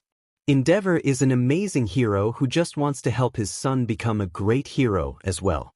Who knows what actually happened earlier, but I'm sure it was an accident. Don't make everyone else worry when you're safe, okay? It's not like Endeavor would ever let you die. Shudo didn't argue with them anymore after that, instead apologizing for making Mari think something bad happened. When his father came home, Endeavor talked more with Mari and Tanaka after sending Shudo to bed. The next day for training, Endeavor didn't touch Shudo even once, but somehow that training was worse. He stood by the door of the training room, blocking the small child from leaving, but never laying a hand on him. Use you quirk, Shudo, he taunted, flaming beard never extinguishing. Shudo always hated his father's flaming hair. It made the man more intimidating than he already was with his height and his muscle. I don't want to, Shudo insisted, turning away, but not missing that his father increased the temperature of the room around him. Use your Dmed quirk, Shudo. It's what you were created for. And Shudo, still as he could because he would not allow Endeavor to see him tremble, was forced to use his right side to fight the increasing temperature from his father's quirk. It was one of the handful of times Shudo used his left side in training. After an hour of being forced to use more and more of his cold to combat the heat, Shudo couldn't hide the shaking in his right hand and his sluggish movements. His father no longer blocked the door, but it didn't matter because Shudo could barely move after using so much of his ice. Eventually he let his own heat warm him up, when he realized his father wasn't heating the room anymore. This repeated over and over for almost 5 hours, Shudo being forced to alternate with his quirk, using one side until it was too much, and then being forced to use the other. By the end of the training session, Shudo was hungry, tired, and had no idea what he felt between the fever and the chills. He couldn't call his quirk to change his body temperature, and ice and fire were beyond him for the rest of the week. His tutors said nothing. Instead they gave him more homework as Endeavor explained that Shudo had more free time to focus on his academic studies. If he had to pick the last time he was sick, looking back Shudo would probably assume it was that week when he felt so awful he could barely do more than pick up his pencil while studying. That week when everything was too hot and too cold at the same time. That week when he was so alone he didn't even have the comfort of his own quirk to help him. A part of him wished that he would remain quirkless forever, but another part hoped he never had such a lack of control over his own body again. Todoroki-sama, the driver's voice snapped Shudo out of his memory. We're here. Thank you, Shudo bowed slightly as he grabbed his bag and left the car. The driver waited for him to go to the front door, likely fearing what Endeavor would say if Shudo took the opportunity to sneak away. When he entered the Todoroki manor, refusing to call it his own house anymore now that he had the dorms to call home, Shudo noticed the extra shoes in the Genkan. Endeavor, Fuyumi, and Natsuo all seemed to be home, his suspicions confirmed when he heard his sister and brother arguing in the kitchen. He took a deep breath and headed to where his siblings were, hoping that he could enjoy part of his break before seeing his father. Shudo! Fuyumi practically cheers his name when she sees her younger brother walk into the kitchen. Natsuo attempts to take advantage of her distraction to stop stirring the pot, only to be slapped on the hand by a wooden spoon. You can't stop stirring it, Natsu, you'll ruin it. Natsuo grumbled but resigned himself to stirring the sweet-smelling liquid on the stove. What are you making, Nei-san? He tilted his head to the side, staring wide-eyed at the brown mixture. He couldn't remember a time when something so fun was being made in their home. He knew of sweets, logically, but even seeing his classmates make them at the dorms Shudo rarely partook. The first night he enjoyed cake made by Satu, but the guilt from defying his father so quickly and obviously made him literally sick. Hot chocolate, Fuyumi answered, focusing her attention on a bowl of cream and sugar. It's for when we see Mom tomorrow. Won't it be cold by then? Dual-colored brows knit together in confusion, and Fuyumi's gentle laugh echoed throughout the kitchen. It's only to flavor the custard, she explained. Natsuo shook his head without daring to stop stirring the mixture. I still think cocoa powder would have been flavor enough. Mom deserves the best and I'm going to give it to her. Fuyumi insisted, nearly bringing the siblings back to the argument Shudo interrupted. This will be the first time all four of us have ever been together. Dad even said Shudo could spend the whole day with us. He did. This was the first time the boy in question heard about that. Yeah, he said since you passed your exams he's going to give you some time off for the beginning of break, his sister explained. It sounds like he wants you to enjoy your break like your friends do. Natsuo rolled his eyes. Sounds like he's just pretending to be a better dad, or whatever bullshit he's been on since All Might retired. I'm sure he means well, Fuyumi cautioned. It must be a lot less difficult for him now that he's finally reached number 1, right? I mean, I'm sure the work is still stressful, but he finally seems happy, right? She barely sounded like she believed herself. As if on cue, the sound of heavy footsteps could be heard upstairs, indicating Endeavor left his office. The three siblings jumped, sharing an anxious look at each other, before staring at where the sound originated. None of them breathed as they heard his voice boom through the manor. Shuto! Without another word to his siblings, the bicolored boy turned away from the kitchen, any thoughts of sharing hot chocolate or other sweets burned away by his father's hellfire. Natsuo and Fuyumi continued their kitchen tasks with tight lips, neither wanting to spoil the moment of sibling bonding nor cause any more anger to flare up in their father. Shudo headed up the stairs, seeing his father leaning against the door to Shudo's room, arms crossed, and a hardened glare set on his face. Shudo mirrors his position, but keeps his usual poker face, leaning against the door to his father's room. Not that he had much intimidation against the pro-hero Endeavor, but it was this mild defiance that he could express his bitterness toward his father. He knew every limit he could push to avoid getting any worse of a punishment than he already was in for, and he took advantage of that knowledge.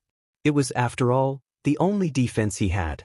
Turquoise eyes burned his face worse than any kettle water ever did. Endeavor had no intention of letting Shudo in his room, and Shudo wasn't strong enough to defeat the number 1 hero yet. Would he ever be strong enough? His efforts were probably better spent creating a new masterpiece than trying to make Shudo into something. Did you pass your exams? The man refused to put out his facial fire as usual. I placed first in my class, Shudo told him. He didn't need his expressionless mask to hide anything, not that Endeavor wouldn't have found out anyway. That's what you wanted, right, old man? Watch your tone, Shudo. You need to learn how to respect heroes. The two leveled their stares, neither backing off until Endeavor ultimately moved on. It can't have been that hard to be number 1. After all, it's what you were created for. It was that hard for you, Shudo bit back the retort. Maybe if he had the safety of the dorms, the safety of his homeroom teacher, he would have said it. But not here, standing across from the new symbol of hope. I'll continue to succeed, he eventually responded with. Just because you managed to best some wannabe high schoolers doesn't mean you've succeeded, Shudo. Get changed and meet me in the training room in 5 minutes. I'll see for myself if you're worth calling a success. With that last remark, Endeavor moved away, entering the training room next to Shudo's room. As much as he wanted to turn and run, to call Midoriya or Bakugo or any of his other classmates and find shelter with them for the vacation with as many classmates as he could probably manage to stay away from Endeavor the whole 3 weeks that way, his body moved him into his room, already changing into a spare set of fireproof workout clothes. In a force of learned habit, he managed to get ready and enter the training room exactly 5 minutes later. At least they didn't teach you to be lazy at that school of yours. Endeavor scoffed as he watched his creation enter the room, standing as far away as he could from the man. The hero then sent out a burst of fire toward his son, which Shudo had no doubt came with intention to kill had he not been so quick to put up a barrier of ice between them. It didn't stand long as the hellfire melted it, but it did enough to keep him safe. Your reflexes are passable still, at least. But tell me you don't only plan to use your weaker quirk. Your fire needs to be at least as strong as mine, Shudo. As strong as Dash. Endeavor was cut off by a large flame igniting off Shudo's left side. Don't say his name, he threatened darkly, and Endeavor could only smirk. As petulant as his creation was being, he got what he wanted. You don't deserve to say his name. Prove you're the one worth throwing the others away for, then Shudo. You got everything they wanted, are you going to waste it away by being weak? It wasn't the first time his father admitted to Shudo, in the privacy of the training room, that he considered his other children failures, that he intended to throw them away. But for the first time it sparked a rage in Shudo the boy was barely familiar with. Despite his icy cold glare that never changed in the face of Endeavor, the anger that bubbled beneath him was like kerosene to his left side. The more emotion he poured in, the wilder the fires on his arm burned. He always knew his quirk was tied to his emotions. Anyone with elemental quirks such as his knew that. Even his siblings were not free from the emotional state their quirks could take. Over the years he learned his dual nature was tied to the emotions as well. Anger and rage fueled his fire while detachment and loneliness hardened his ice. He sometimes wondered what joy would do with his quirk, but a part of him knew that he would never find out. 4 minutes that stretched into hours, Shudo threw flame after flame attack toward his father. Not that his own fire was ever enough to challenge the flame hero himself, but it was enough to keep him at bay for longer than normal. But when Endeavor eventually closed the distance between them, the discrepancy in their combat skills was undeniable. And Shudo, as always, found himself on the losing end. His father had him pinned to the wall, a large hand pressing his shoulder into the wood. The boy tensed. This was always the part of training he could never predict. The comments, the baiting, the fighting, he learned to expect those. But when Endeavor finally gained the upper hand, that's when he lost track of what would happen. Some days the man chose to set an example and show Shudo what it would be like if a villain captured him instead. Endeavor would always say in those days that Shudo was treating this like a game. On other days he would just hold Shudo against the wall uncomfortably long while listing the ways he failed again. There were times that Endeavor would use this as a point to start training again or choose to go straight into a punishment for Shudo not taking his training serious enough. But today was different. There was no repeating his failures, no beating him up as if he were caught by a villain, no punishments, and no further training. Instead, his father's eyes caught Shudo's scar, squinting in disbelief. When was the last time you saw that woman? There was no question about who he was referring to. Not since my remedial classes started, the boy answered, trapped beneath his father's fist. I haven't had time to dash. Then what the hell happened to your face? With his free hand, Endeavor reached over to Shudo's scar, thumb pressed against the mild scabs that remained from his panic attack earlier that week. His right eye strained as he tried to see his father's hand. He wanted to know where those fingers were, hating anything on his left side that could pose a threat. Was it one of your classmates? Shudo had, frankly, forgotten about Monday night until that moment, memories rushing in of him trying to claw off his own scar. He couldn't tell Endeavor that there was no doubt such signs of weakness would end in greater punishment or training. I must have scratched it, he finally settled on a lie. It's been itching.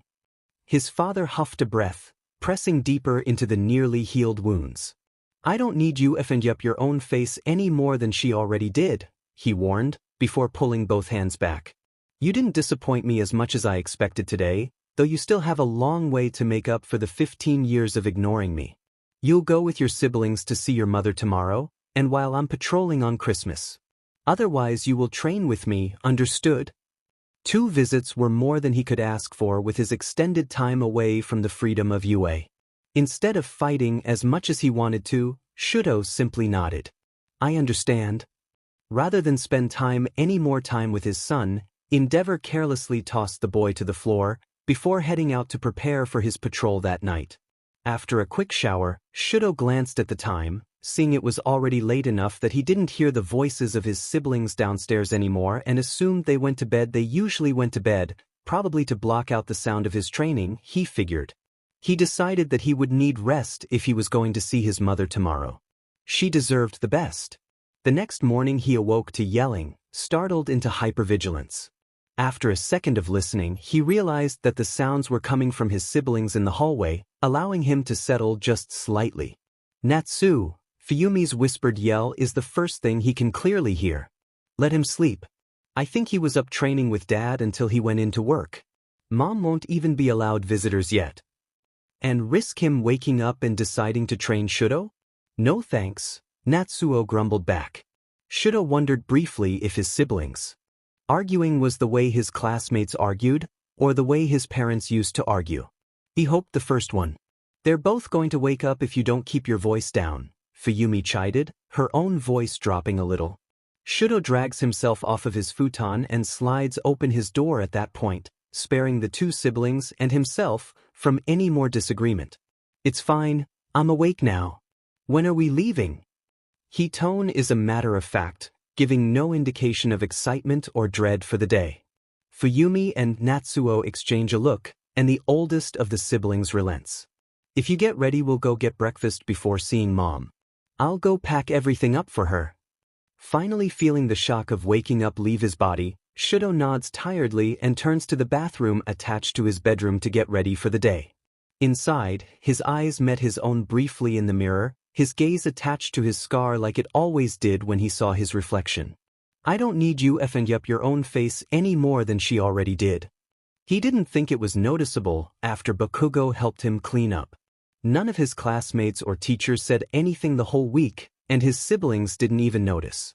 Even now there were only the faintest scabs along the edge of the skin on his forehead. He had to move his bangs out of the way to even see them. But his father saw, his father always knew. When he was 5, bandages freshly removed from the wound, he didn't quite understand the concept of a scar.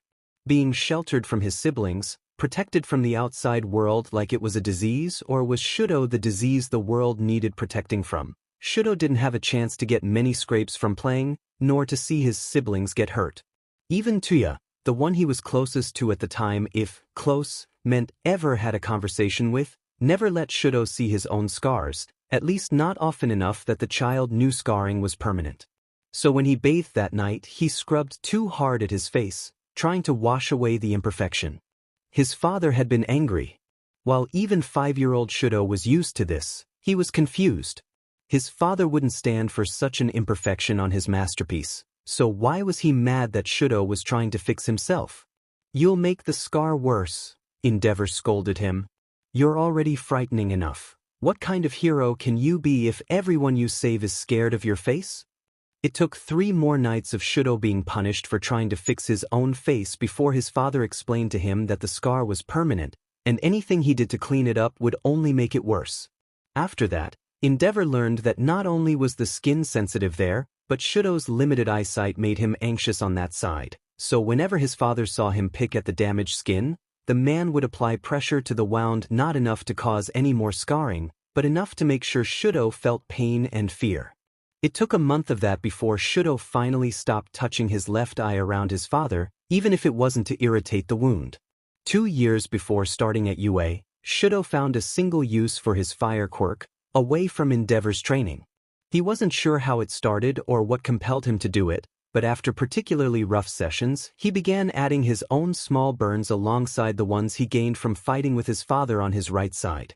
When his father was sent away for an extended mission on the other side of the country, Shudo found it was a way to lull himself to sleep, as though his body and mind couldn't relax until he felt the pain. It wasn't even 2 months before his father mentioned it. Your quirk isn't meant for you to do such disgraceful things to yourself. Stop this embarrassing habit before I stop it for you. Shudo learned that his father's plan to stop it for him involved a complete dismantling of his own privacy. Every moment Endeavor was home, Shudo was in his line of sight. The hero did all his paperwork from his home office, Shudo being forced to study in the corner quietly.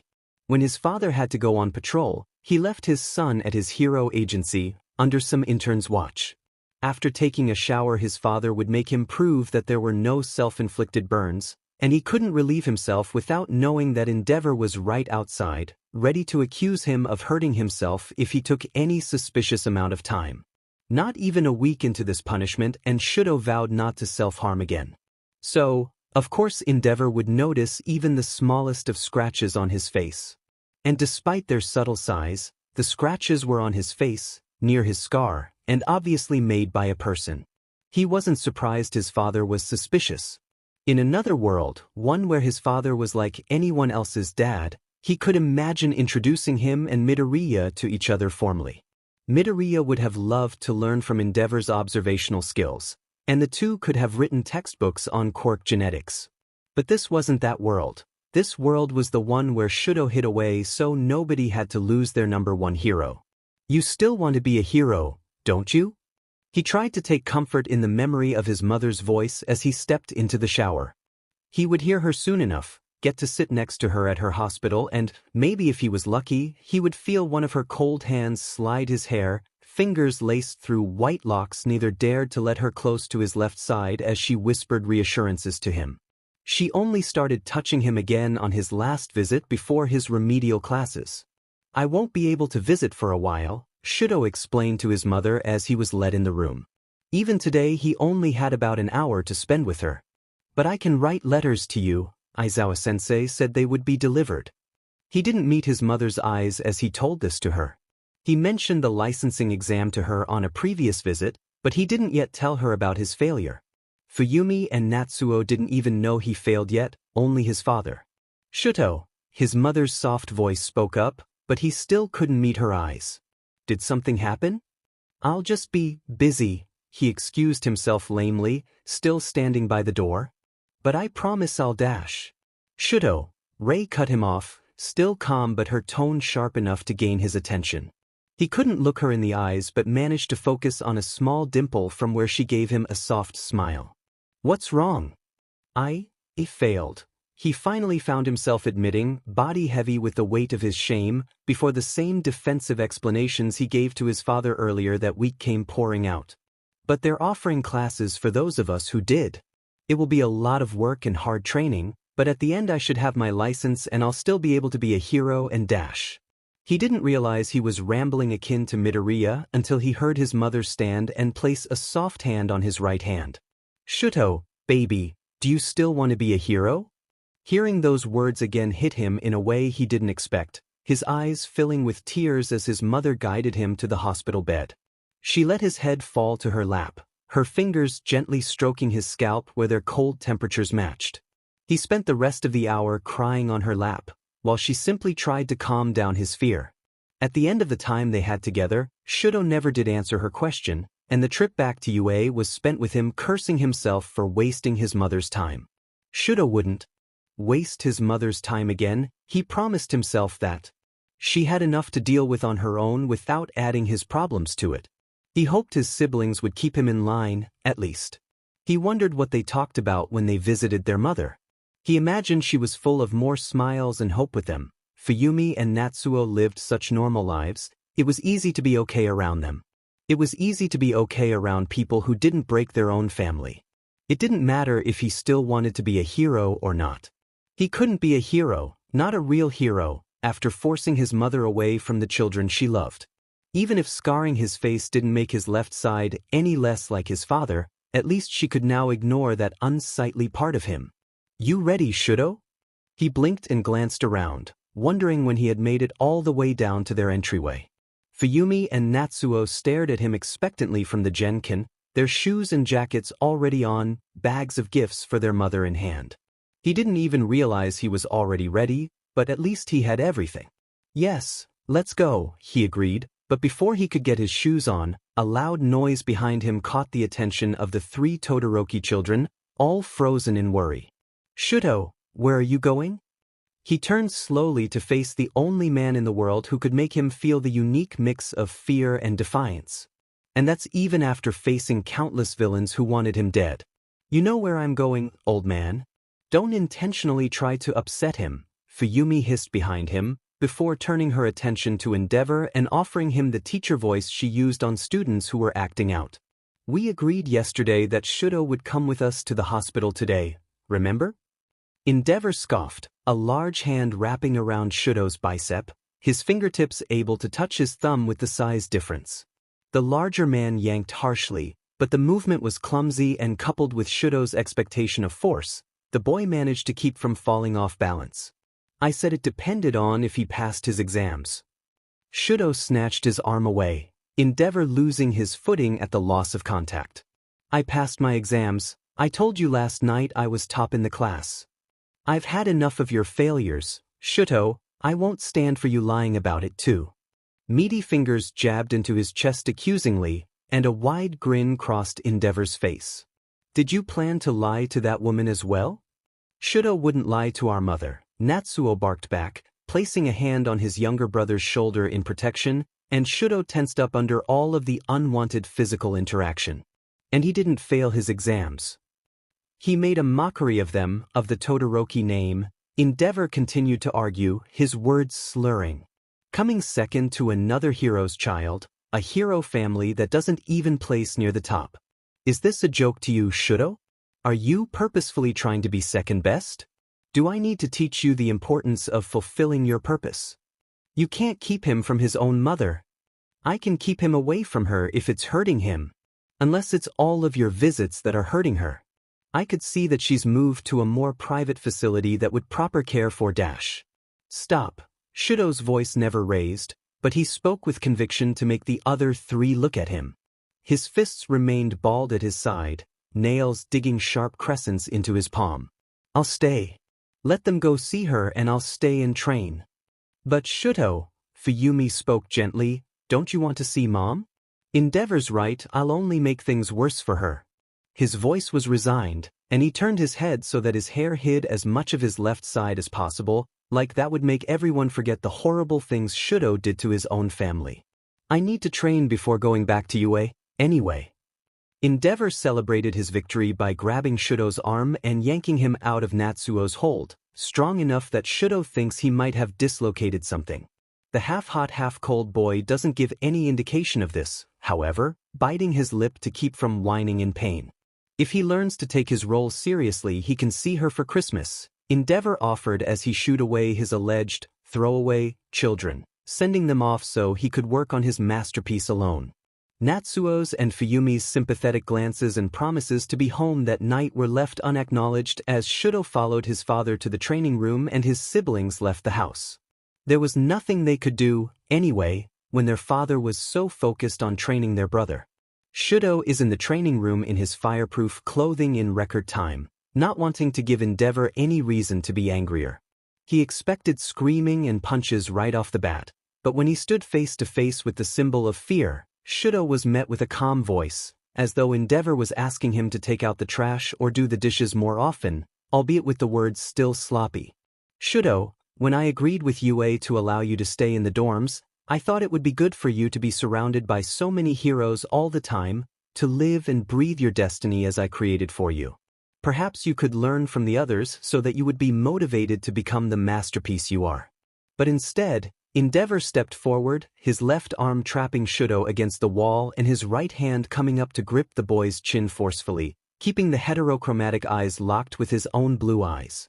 Instead I get you fooling around, trying to make a joke at what you were created for. Is this what you'll be like as a hero, Shudo?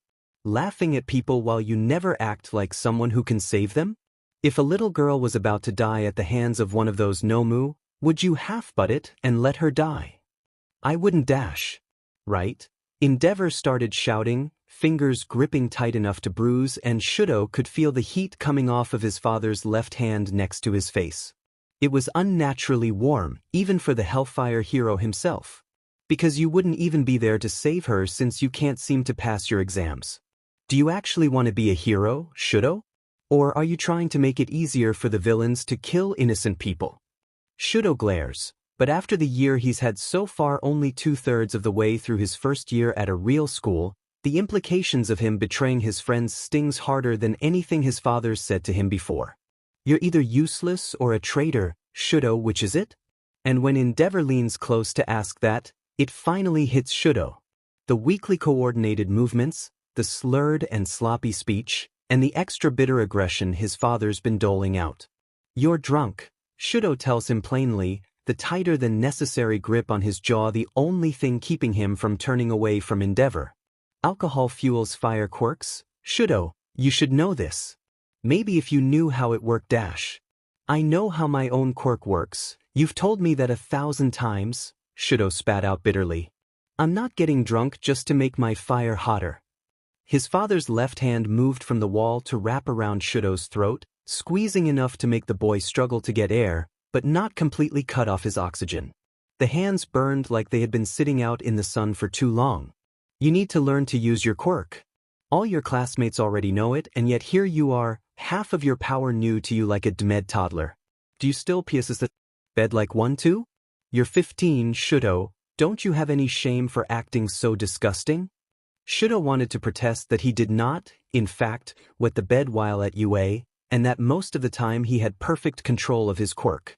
Unfortunately, the hands were heating up, feeling less sun-warmed and more like they just came out of an oven, and wrapping tightly enough that Shudo couldn't get any words out, just a choked gasp. Right at the verge of unconsciousness, the edge of the sweet promise of passing out and avoiding the rest of whatever Endeavor planned for them, his father dropped both hands, shoving Shudo to the side unceremoniously, letting his right side hit the ground. Shudo hated laying on his right side, blocking out some of the vision in his good eye and relying more on his damaged on. Endeavor knew this, pressing the foot of his boot against Shudo's head just enough to keep him still. The tatami flooring was clear to Shudo as well as the image of Endeavor's other boot on the ground, but the rest of his view was vague blurs of colors and shadows, like looking through the broken kaleidoscope Zero showed him one night when the tape hero was dazed and out of his mind. He never found out if it was drags or a quirk, but whatever it was, Zero managed to hide it from Aizawa well enough to stay out of trouble. A small flicker of warmth lit inside of him. He was used to his mind drifting in and out during the more intense training sessions, but for the first time he found himself thinking of friends and his time at UA, instead of reciting useless English vocabulary. He almost allowed his thoughts to wander to a certain explosive blonde when the pressure lifted off his skull. Shudo quickly attempted to lift himself up and allow himself the luxury of half-perfect vision until the steel toe of his father's boot collided with the base of his lungs. You're not even going to get up and try to fight me, are you, Shudo? Maybe I should show you what a real villain does when they win. Unless that's what you want. Endeavor crouched down, grabbing Shudo by the hair and pulling him up to meet his eyes. Do you like being punished, Shudo? You old man, he hissed out, enough of a distraction for his inebriated father to throw up a small wall of ice, forcing Endeavor to let go of Shudo and retreat. The boy took his slim opportunity to stand, balancing himself out and preparing for whatever Endeavor would fire at him next. He could definitely feel his right shoulder was at least partially dislocated from earlier, but nothing else seemed damaged. It was no more than 2 seconds after he threw up the wall that it had melted into a useless puddle, but Shudo was prepared for that. The pain in his right shoulder was enough to limit his ice attacks, but his fire was coming to him fully, no doubt that was intentional on Endeavor's part when he dragged him away from his siblings. He finds himself in another endurance match against his father, throwing flame after flame to keep the drunken pro at bay. Endeavor's state makes him sloppier and much more dangerous than normal, and Shudo feels himself wearing down faster than usual. The sweltering heat takes over the room, and after a couple of hours Shudo is sweating and dizzy, his half-cold quirk useless at keeping his body temperature down with the raging fire quirks being used in the training room. Thankfully, his father also seems to be victim to the heat after a long patrol shift and no sleep, giving Shudo a break as he leans his body against the wall, slumping down to the floor in exhaustion. Endeavor's fire completely subsides, giving him a rare moment of the closest thing to gentleness the man can muster as he stands next to Shudo, unthreateningly on his right side, breathing as though he just worked out but less exhausted than the boy. He holds out an arm to his son as an olive branch. You finally burned your fire hotter, he admitted. You almost impressed me. Shudo, speechless and unused to praise from the man, innocently links their hands and takes the assistance in standing up. Just as he's about to recover from the shock and say, "Thank you," like he would any of his teachers at UA, Endeavor's other hand once again wraps around his throat, shoving him into the wall. The fire on his face is lit once again, and there's anger in his eyes, indicating the pro's treacherous intent. "Why the hell did it take you 15 years to finally listen to me, Shudo?" The man's rage echoes through the room, leaving Shudo unable to speak again, this time not because of surprise. "You're a disgrace," he continues, his hand tightening. Shudo can feel the skin on his neck start to blister, and he's seeing spots as his father yells. "To think you're the most perfect creation that woman could manage to make. No wonder I had to send her away." Shudo's left rasping for breath when the grip on his throat is finally loosened, hands still around his neck, wheezing and coughing as his body fights for what little oxygen it can take in. Endeavor doesn't give him a chance to recovery, however, instead slamming the boy's head against the wall for emphasis. High-pitched ringing pierces his brain as his father continues to talk. The perfect quirk and the most useless child. Struggling through the sharp pain that pierces his shoulder, Shudo tries his best to put out any ice to defend himself against his father, but ultimately the heat in the room overpowers that side of his quirk, and his flames are just a tickle beneath his skin, no real fire to stand against the likes of Endeavor. More ringing and a cracking sound catch his attention before he realizes his head was again slammed against the wall. He can feel his heart pounding, and the room spins and nausea swirls in his stomach. His white hair starts matting together in red clumps from bleeding on his head. Endeavor drops the boy, who falls to his hands and knees on the ground, vomit forced out of him by the sudden movement. It's hard to hear from over the ringing, but he vaguely makes out his father saying, "Pathetic," and "like a toddler," again. Another harsh kick hits his ribs when Shudo attempts to crawl away, the pain in his side telling him that at least one is fractured. He falls again, his body collapses in his own vomit, and he hears the sound of boots pounding their way out of the training room. "Get yourself together. We train again in an hour," are the last words he hears as his consciousness fades. Aizawa-sensei. One thought consumes Shudo. Aizawa-sensei. Need to call Aizawa-sensei. He doesn't know what time it is when he comes to, or even why he was laying in the training room to begin with. But something tells him he needs to call his teacher. Fortunately, his phone is in his room, which is next door. Except, he never saved Aizawa's number, did he?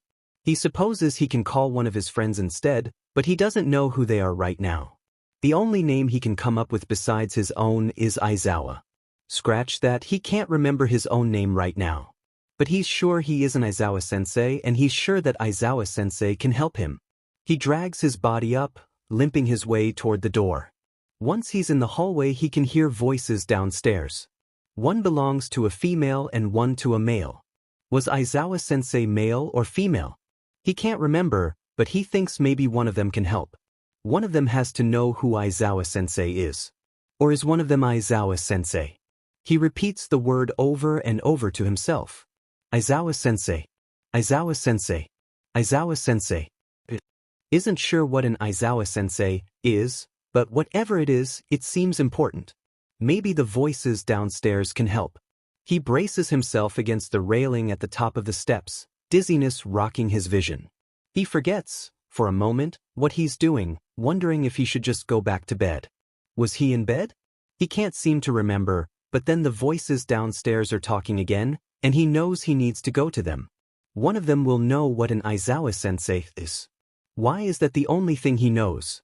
He gingerly takes a step, but the spinning around him worsens and he feels the world collapse on him. His body is numb to the pain, but he vaguely registers it when he's falling against the steps, only noticing the world finishes spinning as he lies at the bottom of the stairs. His eyelids feel heavy and he slowly lets them close. Maybe if he can rest for a minute, he'll finally remember what an Aizawa-sensei is. He'll just sleep. Despite the warm food filling their bellies, Natsuo and Fuyumi still felt coldness take over them that wasn't part of their ice quirk. The foreboding feeling only increased when they arrived at the hospital, and they were turned away. "I'm sorry," the receptionist shook her head sympathetically. "Todoroki-san has requested not to receive visitors today." Nothing more was said, but the two siblings knew that the Todoroki-san in question was most likely not their mother. Natsuo kicked a rock in frustration, throwing his hands up. I swear he wanted to do everything he could to keep Shudo from seeing her. He's dash. Natsu, Fuyumi spoke quietly, anxiety lacing her voice. We should go back. What's wrong? Natsuo asked, but Fuyumi couldn't find the voice to answer. Wanna check on our baby bro? She nodded, and he placed a hand on her head, as though he were the older sibling. Come on, I bet he'd want to see us after whatever that a-hole put him through. And that's what led them to their kitchen, 3 hours after leaving their brother with their father, putting away sweets originally set aside for the visit. Maybe we can try to see her tomorrow, Fuyumi offered. We should get his patrol schedule and sneak show out then. I don't think it'll be that easy, the older sighed, and she heard the noises of some movement upstairs, lighter footsteps signifying they didn't belong to Endeavor. Oh, sounds like Shudo's done training. Natsuo nodded, looking around the kitchen for something to cook. He'll probably want breakfast. He'll probably want to enjoy breakfast, so you should let me cook, Fuyumi taunted him with a smile, and Natsuo rolled his eyes in response. You only say that because he's never eaten my dash. A series of loud thumps interrupted their conversation, and the two ran to the landing of the stairs. Shudo, you okay? Fuyumi called before stopping in her tracks with a shriek. Natsuo, a second behind her in perception, followed her gaze. He didn't scream, barely got to open his mouth for a gasp before his very minor training took over. In front of him his brother lay limp at the end of the stairs, though Natsuo couldn't tell just by looking if he was breathing or not. His right shoulder was clearly dislocated, though whether or not from the fall or their father was uncertain. His left ankle was twisted at an odd angle, that one was almost certainly from falling down the stairs. Fresh blood was pooling beneath him and the dried blood in his white locks was concerning. He only just started training to be a doctor, but Natsuo knew enough basic life support to take control of the situation from his stunned sister. Call 119, he told her, dropping to his knees by his brother's body. He couldn't tell what possible other injuries the boy could have, but the lack of a pulse meant he had to do something. Gently he rearranged his brother so that he was laying on his back, starting CPR as quickly as he could. In his head he couldn't let himself think of who this was. He couldn't tell himself that this was his baby brother. He already lost one brother. Fuyumi's stricken cries were vaguely registered in the back of his mind, just enough so he would know if he needed to answer any questions. She was frantic, but the yes, that Todoroki residence, the patient is Endeavor's son, he overheard told Natsuo that, if nothing else, there would be help there sooner. He despised dropping his father's name, but he would do it over and over if it's what would save his brother. It couldn't have been even 5 minutes before he heard the sirens. Adrenaline pushed him past his normal compression time, but even that could only provide so much for him to keep going. Just as he began to take note of Shudo's heart faintly beating again, he was relieved to hear help was there. After allowing the professionals to take over, his task of giving the immediate response to Shudo completed, Natsuo felt his soul leave his body. His knees shook, and he collapsed against the floor, waving off a concerned paramedic, who accepted his explanation of stress. He didn't find himself registering what was going on until the ambulance had already left with his brother. I got the name of the hospital, Fuyumi told him, handing him a glass of water when she saw that he recovered. He drank the water carefully, not wanting to shock his system, his eyes focused on the ceiling as that was the only sight not stained with Shudo's blood. Natsu! I know, he sighed, shaking his head. We should change and then go, you know. Do you think Dad knows Dash? I'm sure Dad caused this. Natsuo snapped at her, immediately regretting his tone when he saw her eyes fade impossibly darker. Let's just go to the hospital and keep an eye on him, okay? He offered, wrapping his arm around her. Fuyumi had long since given up fighting the tears, crying freely into her little brother's shoulder. When she finally settled down enough, Natsuo led her to the wing of the estate that housed their bedrooms, convincing her to take a shower before they left. Apples, apples, apples. Eri cheered, clapping her hands as Togata entered the kitchen, carrying a comically large basket of apples in his hands. Eri, let him set his things down, Aizawa warned lightly. Togata was surprised to see the man freshly rested with his sleeping bag beyond arm's reach. He knew that Aizawa was taking the vacation off from hero work to focus on his family, but he didn't realize how much hero work and teaching at UA, especially Class 1A, affected him. Through the short time he spent with Midoriya and a select few others from that class, he was thankful to be far away from whatever curse they carried. "We're going to make so many cool apple treats," he told her with a bright smile, watching Eri's own smile grow impossibly wider. "Apple pie, candied apples, cinnamon apples, dried apples, apple muffins, Togata taps a finger to his chin as he tries to think of more apple desserts, setting the basket down on the table. "What happened to just apples?" Aizawa supplies with a sigh, reaching for one of the sweet fruits, only to have his hands slapped away by Togata. "Those are for baking with," Togata insists, knowing he only wasn't expelled from UA by technicality that Aizawa is not acting as a teacher right now. Aizawa's glare tells him that if there was a way around that technicality, he would have acted on it. Yamada, however, finds the whole situation hilarious, bursting into the loudest laughs he could without using his quirk. "Show Yuta you have such a soft spot for the kids these days." "I do not." Aizawa insists, but sits down on the stool next to his husband at the counter anyway, his station already prepared with supplies to peel and cut the apples. It was Eri's only request for her birthday: try as many apple desserts as she could. Unfortunately, with the diverse apple recipes they were able to find online, Aizawa didn't want the poor girl eating all of that sugar in one day. So instead, they planned to bake all their apple goodie at the beginning of the break and eat them over the course of 3 weeks. Togata and Midoriya were both invited, though Midoriya couldn't make it until after Christmas with the exception of Eri's birthday, trying to spend the extra time he could with his mother. "We should have apple dinner," Eri suggested, to which both of her fathers, beyond the point of just calling themselves guardians, laughed. "We can have apple rice and apple soba and apple fish dash." "I think that's too many apples," Yamada laughed. Aizawa shook his head, though nothing hid the adoration he felt for that child's carefree attitude.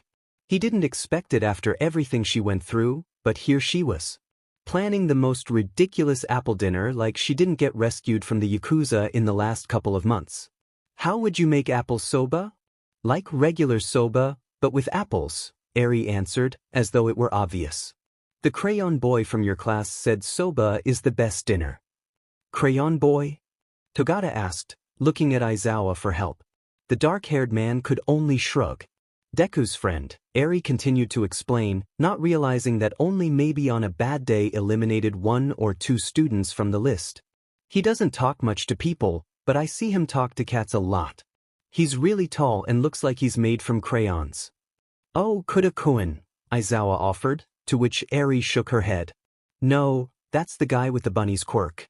"He has 2 quirks," she informed Aizawa, as though she was the one who was stuck around his class every day.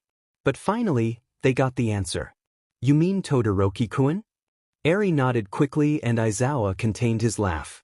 "Why do you say he's made from crayons?" "Because he has all the colors," she explains to him, making work of passing out apples to the 3 guys, already having been told she wasn't allowed knife duty. "Like crayons do." Aizawa wants to ask her about his other students, curious to see how her young mind defines his unique class, but before he gets a chance to speak his phone goes off. He glances at the number, he doesn't immediately recognize it, but as a pro hero and teacher, he knows it's his duty to answer it. "Hello?" he asks, standing up to go take the call in the other room. "Is this Aizawa Shoyuta?" A young voice asks at the other end of the line, and when they hear the confirmation they continue. "I'm calling from the Mizudafu University Hospital Emergency Department. I have you listed as a contact and guardian for one of our patients, Todoroki Shudo." "Todoroki-kun?" Aizawa's tone is bleeding concern enough that his husband has followed him to the living room. "What happened?" "There's not much I can explain right now," the person continues, "but I wanted to inform you he's currently in emergency surgery, and his doctors need to speak with a legal guardian. Unfortunately, we haven't been able to get a hold of his father and dash." In an effort to save time, Aizawa holds the phone to his ear with his shoulder, signing what the other person is saying for Yamada, without concerning Eri or Togata. "We need go down there," Aizawa signs and Yamada nods, going into the kitchen to explain to the others. "One of Shuda's kids is in trouble, Yamada explains to Togata. Can we ask you to watch Eri for us? We need to go check on him. No problem. Togata flashes his signature smile, hoping to ease any worries his teacher has. Eri-chan is in the best care. Make sure she eats actual food for dinner, Aizawa warns as he leans down to give his daughter a quick kiss on the forehead. No apples until dessert. And do not mention this to anyone else. Got it. Togata calls after them, enthusiastically chatting with Eri to keep her mind off of the worry her dads are showing. Yamada drives, allowing Aizawa time to message the UA staff chat. UA staff. Aizawa. This doesn't leave this chat. Todoroki-kun is in surgery at Mizutofu University Hospital. Shizenji. I'm on my way there already. They called me in for an emergency case on a teenage boy.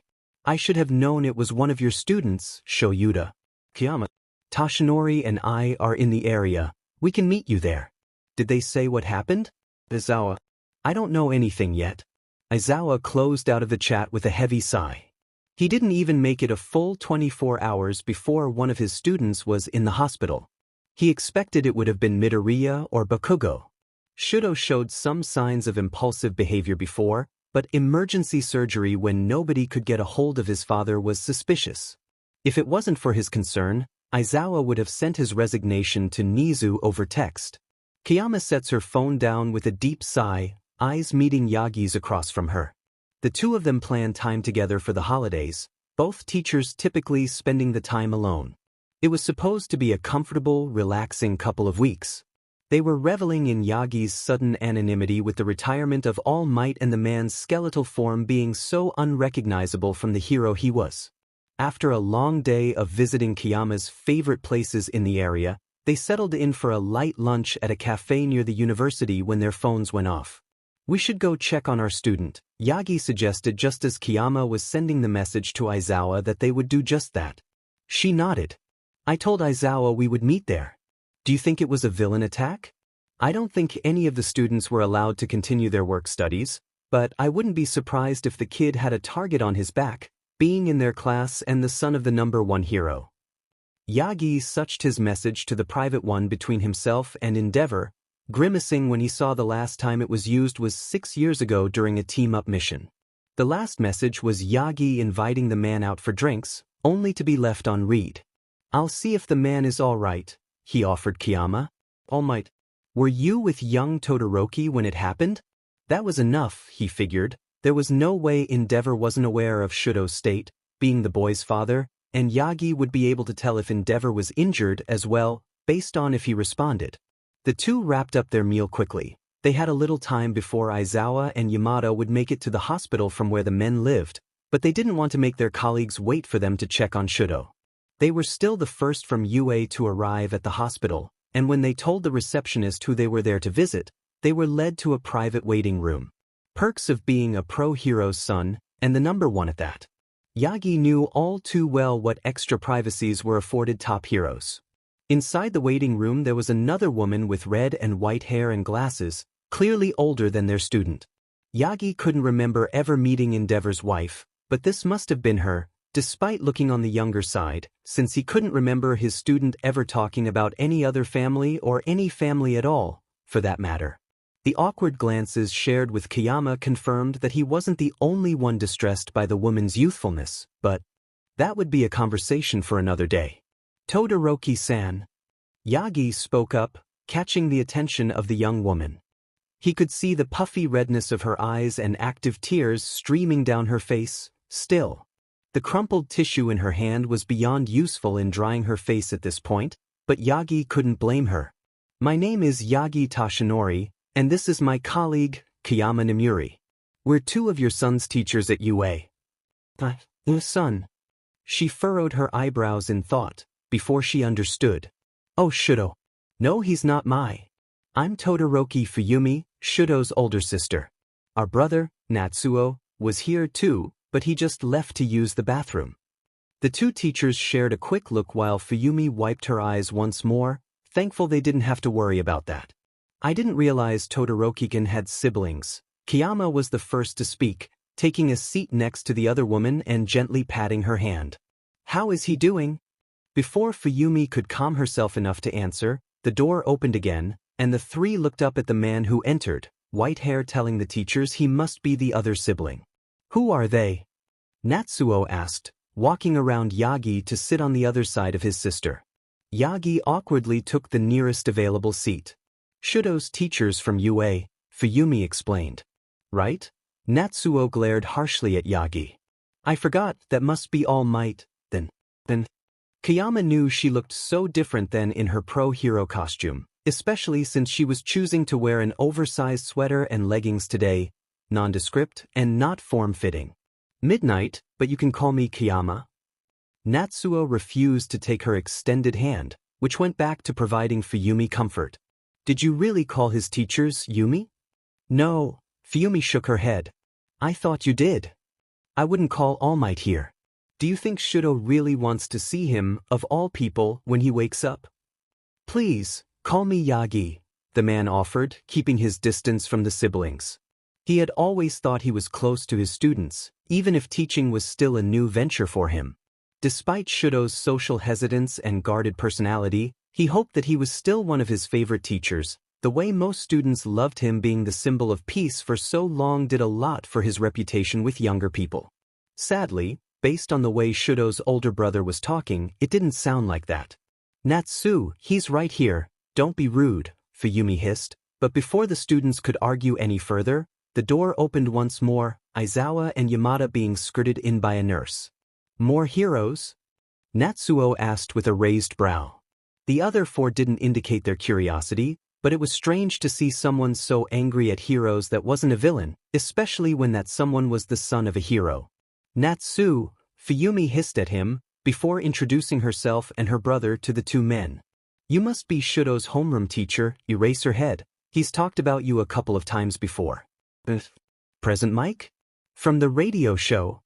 She did her best to keep her voice light, but never managed to smile at the others. Call me Aizawa, the dark-haired man said, taking a seat in the corner of the room where Yamada followed, also inviting the siblings to use his surname rather than his hero name. What happened to Todoroki-kun? And why isn't the hospital able to get a hold of his father? He never was one to mince words when he needed information.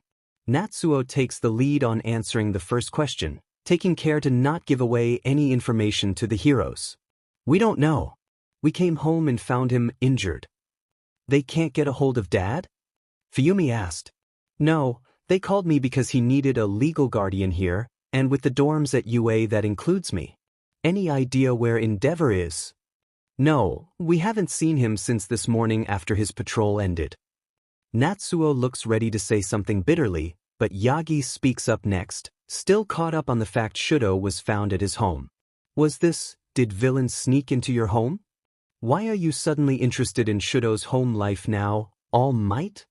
The way Natsuo asks his question puts all the heroes on edge. They can't place it exactly, but something is wrong here, and Fuyumi answers Yagi's question politely, keeping her brother from saying anything else that could give them some insight. We don't know what happened, but I don't think it was villains. He seemed to fall down the stairs? We heard a noise and that's where we found him.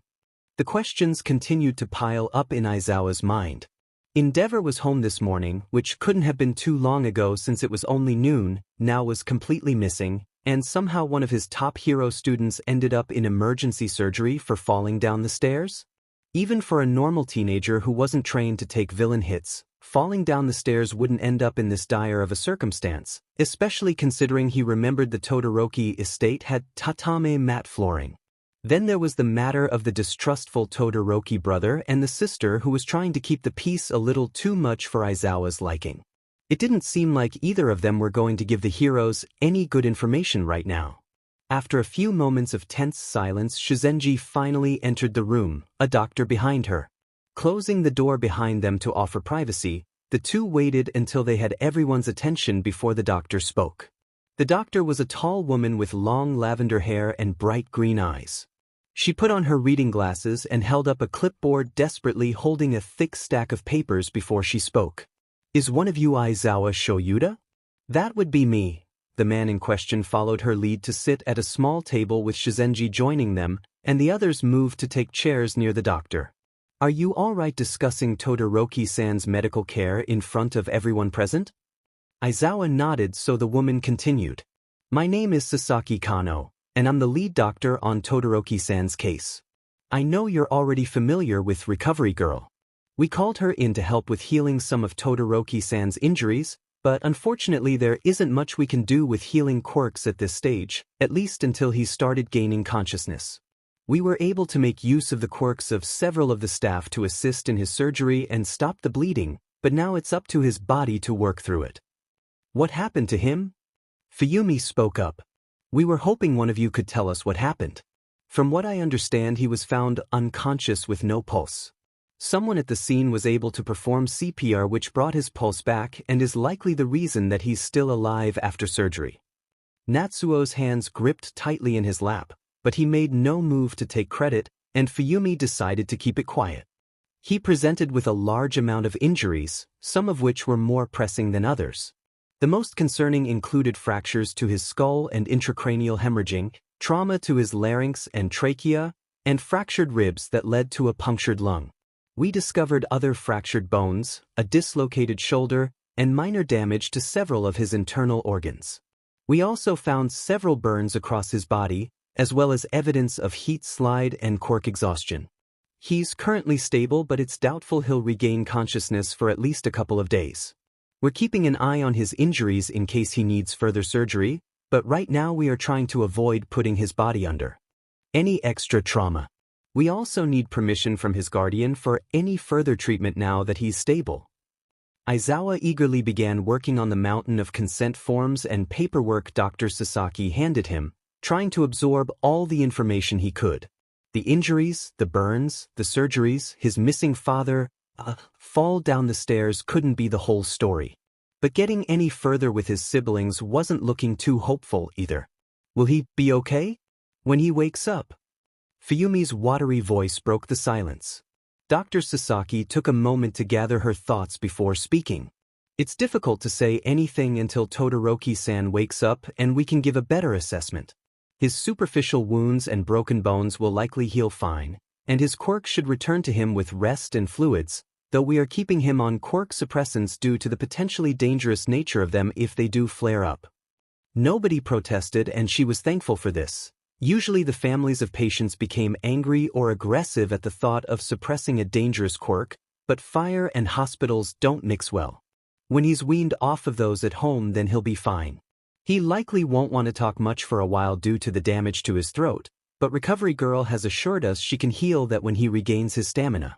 The biggest concern we have right now is brain damage and paralysis. His reflexes were tested and are minimal, but the extent of the damage and his brain injury can't be assessed while he is unconscious. When he wakes up, we will have a better understanding of his current situation and can decide going forth from there. I want to see him. Aizawa glances up from the paperwork. He needed to ask the Todoroki siblings if the boy had any allergies anyway, and watches as Dr. Sasaki turns her attention to him again. Aizawa-san, you're one of Todoroki-san's legal guardians, and at this point the only one we can get a hold of. I can't allow any visitors to his room, especially in this state, without a guardian present. I understand from what Recovery Girl has told me that you are his homeroom teacher at UA and have only been a legal guardian of his for a few months. It's a lot to ask, but we do need to make sure we can get a hold of you if something happens, and we will need you here if dash. Aizawa holds up a hand to stop Dr. Sasaki's concerned rambling. I'm not leaving the boy's side until I have to, he assures her. Dr. Sasaki bows thankfully, giving him her info before leaving, promising she'll send a nurse shortly once they've settled Shudo into his new room. Sho Yuta, Shizenji speaks to him in a soft voice. I'd like a moment with you privately. Aizawa nods and passes the clipboard to Fuyumi. I don't have his medical history and personal information with me. Could you fill that out while I talk to Chio? She nods and takes the papers, eyes set in determined concentration, like she herself isn't sure of the answers. This builds only more questions in the man's mind, but he needs to talk to Shizenji. The rest can wait until he knows his student is safe. Stepping into the hall, Shizenji begins their conversation. Sho Yuta, the doctors gave me Todoroki-kun's medical records. I also have every student's medical record back at UA. There are a lot of discrepancies. Discrepancies? Aizawa raised a brow in question, his eyes darting back to the closed door. The only record we have at UA is that he sustained an injury to the skin around his eye. But according to his file here, she didn't have to finish for Aizawa to know what she was talking about. The questions kept piling up and the answers seemed further away. Please don't leave that boy's side, Shoyuta. Not until we know what's going on. Despite him already promising to remain by Shudo's side, everything he heard from Shizenji made his resolve strengthen. He needed to get to the bottom of this mess and keep his students safe. Somehow, nothing could have prepared Aizawa for the scene when he walked into the room. Being a pro-hero for years, watching his own friend die, watching his students recklessly injure themselves, none of it was the same as this. The boy looked fragile, laying perfectly still in the bed, save for a subtle rise and fall of his chest that, no doubt, was thanks to the oxygen being pumped into his lungs through the mask. A thin blanket rested on him, covering up his legs and torso, but the damage was still apparent. He had bandages wrapped around his head, tufts of crimson hair haphazardly fluffed over it on his left side, while his white hair blended in on the right side. More bandages wrapped around his throat and arms.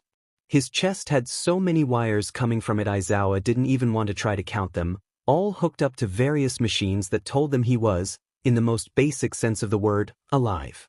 Multiple bags of 4 fluids and medications hung up around him, tubes connected to his veins delivering substances whose names, despite being displayed for them, looked like the alphabet soup Eri writes when she tries to practice her English with Yamada.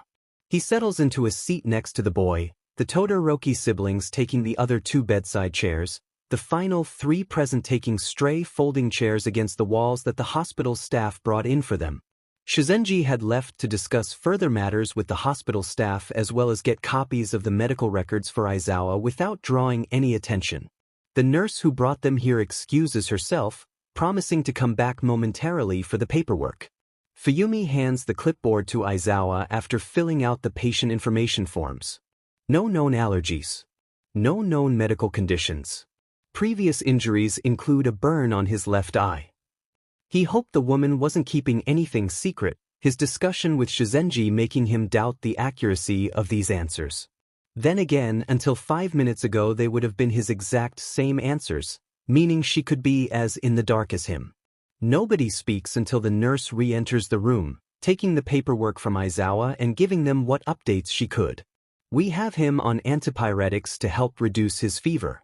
His body's been through a major shock, and without his quirk to regulate his temperature we're relying on medication to do so.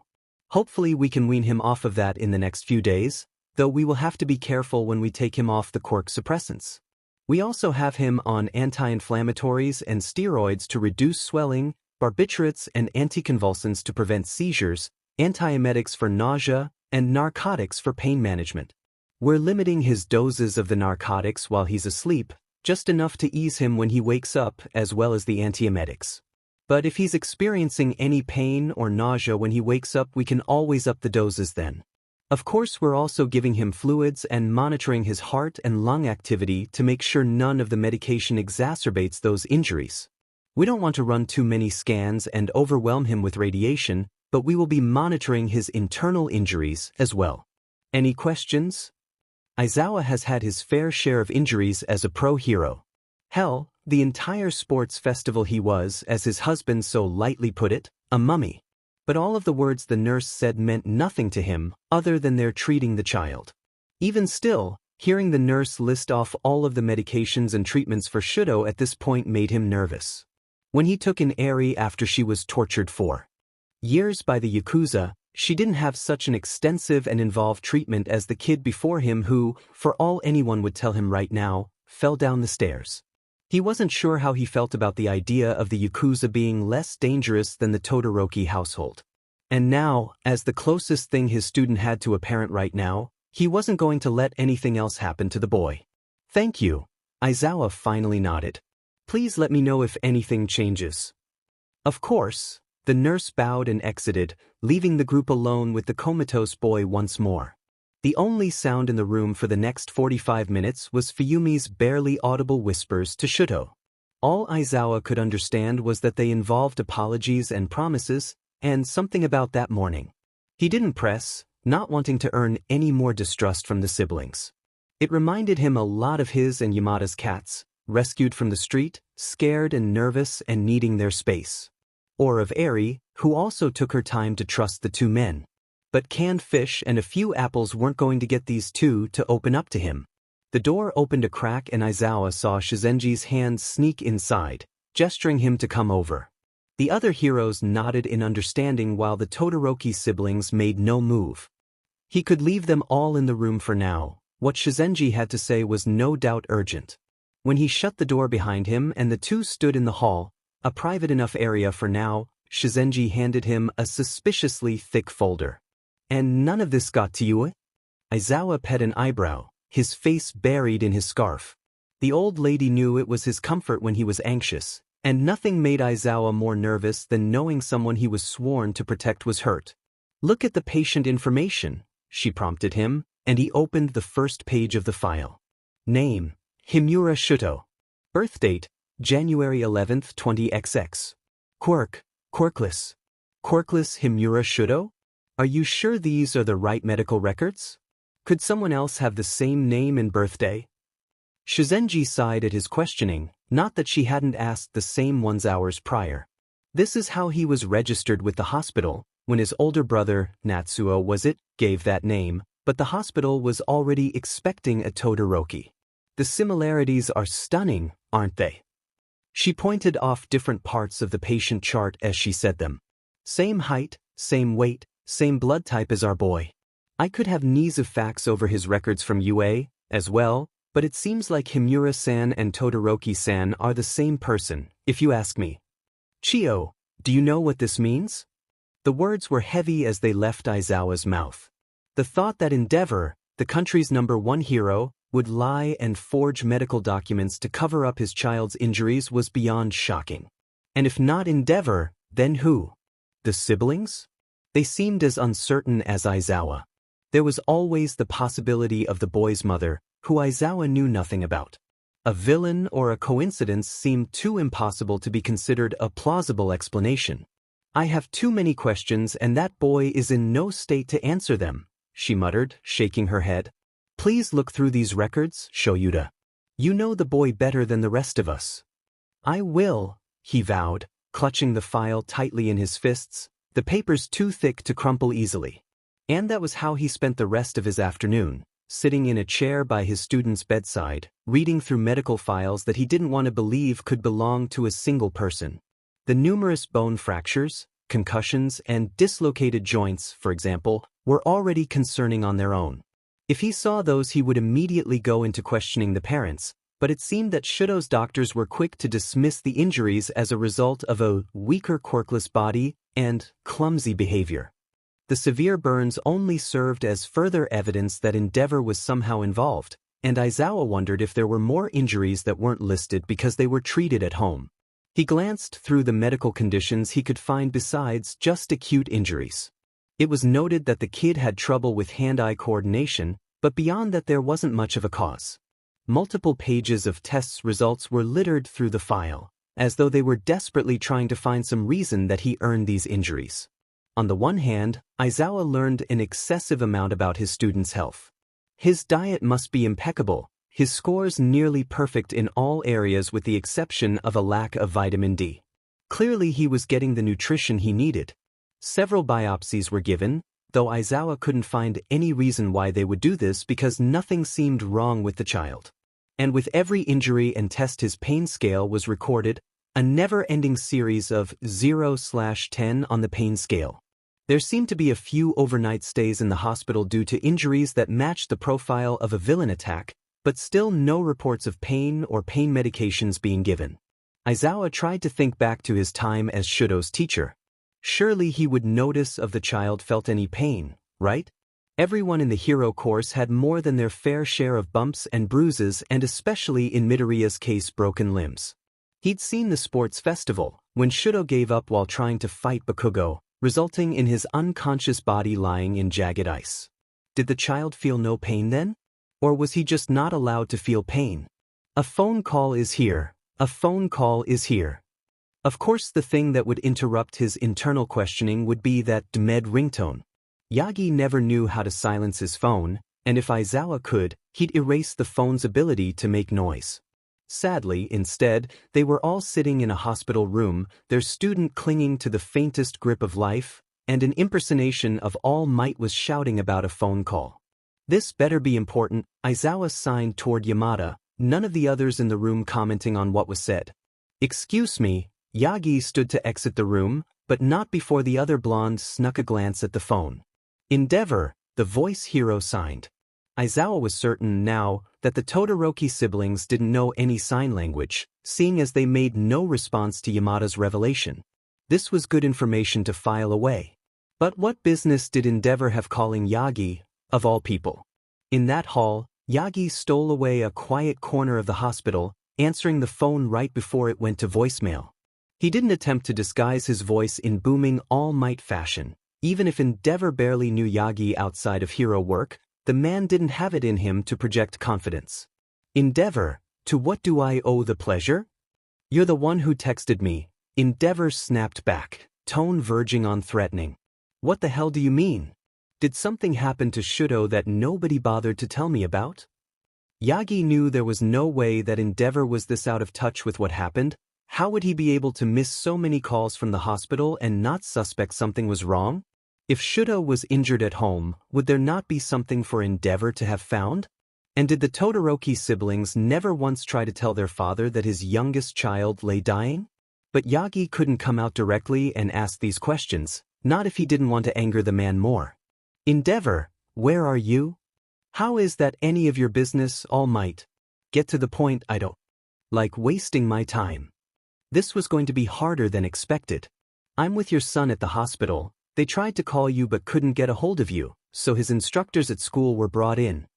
The sharp inhalation told Yagi that Endeavor wanted to argue about this, but the flame hero caught himself, clearly understanding that he had no grounds to be angry about the teachers being there. And what exactly is wrong with the boy? I was hoping you could tell us. From what I understand, he was at home when his siblings found him injured. Did anything suspicious happen today? I would obviously know if something was going on in my own house. Now tell me where the hell you are so I can be there for my prodigy. Yagi sighed, but this far in there was nothing he could do to avoid the conversation. Mizudafu University Hospital, he said, before the man hung up on him. Not even a thank you. Back in the room, Aizawa was the first to question. Who was that Tashinori? Endeavor. At least the man was honest. Why is Endeavor calling you? Aizawa prompted, but his answer was interrupted by Fuyumi asking a question of her own. Did you tell him about Shudo? She gestured to her brother as though the others weren't aware of the situation. He's on his way, is all the retired hero could come up with to respond. Fuyumi nodded solemnly, turning her attention toward her brother again, but it was Natsuo who surprised them the most. Of course, what could possibly happen from the number one hero seeing his number one puppet, he grumbled bitterly, but not quite enough that the underground pro, trained for catching these types of comments, didn't hear. When the boy stomped his way out of the room, however, Aizawa just filed it away as another Todoroki family mystery. This was going to be a long night. Fuyumi followed Natsuo out shortly after he left, meeting him at the end of the hall. Natsu, what the hell? And her brother was shocked, to say the least. He wasn't used to hearing his more mild-mannered sister cursing, much less aiming it at anyone. Not that she picked the most scandalous of words, but it was still jarring. Yumi, what are we supposed to do? Endeavor is on his way here, we have no idea if Shudo is going to live, and those heroes are sitting around like this isn't their FN default. He barely spat out the word hero, as if saying it was enough to cause him pain. And storming off instead watching our baby brother isn't going to help things either. She chastised. It's not like Dad wasn't going to find out, the hospital called him, and he would have questions if Shudo wasn't home. One of you should have stayed home, Natsuo spoke with regret. Endeavor had time to hide the evidence dash. You say that like he did something. We don't know. All we know is Shudo fell down the stairs. Really, sis? Is falling down the stairs what caused the burns? Did falling down the stairs destroy his throat? Is he in a literal coma because he tripped down the stairs? Natsuo was shaking with rage, fists clenched, and jaw tightened in an effort to avoid doing the one thing he hates most, reacting like Endeavor. "It's my fault," he whispered quietly, barely able to hold back the tears. "Netsu, how is it your fault? We both went to see Mom. I should have. I'm his older brother, Yumi. I should have done something. I should have been faster, maybe then he wouldn't be in a coma. Did I not help enough? I don't even know his favorite color. What would his favorite color have to do with him dying? It's not that," Natsuo persisted. "It's that I don't know anything about him and he's my brother. What if we were closer? Could I have kept him safe if I even tried to be a real brother to him? Instead I spent so many years hating him for making Endeavor ruin our family and now, seeing him dying. He won't die." Fuyumi spoke with certainty that she knew they both needed. Neither of them trusted the words, but her tone made them feel, for even a second, that there was hope. "He'll wake up and then we'll all go home and have dinner and we'll be a family, Natsuo. We'll never be a family as long as he's around." No matter how much she wanted it, Fuyumi couldn't find it in herself to fight him on this. What kind of family could they have? Still, she couldn't stand by and watch her brother be so bitter. "Natsu, I know Dad's made things difficult, but we can't just kick him out of our lives, out of Shudo's life. You think even Shudo wants him around, Yumi? All he's ever done is abuse our mother until he made the perfect quirk, and then once he had that, he sent her away so that he could abuse Shudo into becoming the ultimate masterpiece for him. And where were we? Where were we when Shudo needed us most? We were dash. No, we weren't." Natsuo quickly looked around, thankful nobody heard his sudden shout. He lowered his voice to a biting whisper, angrier at himself than his sister.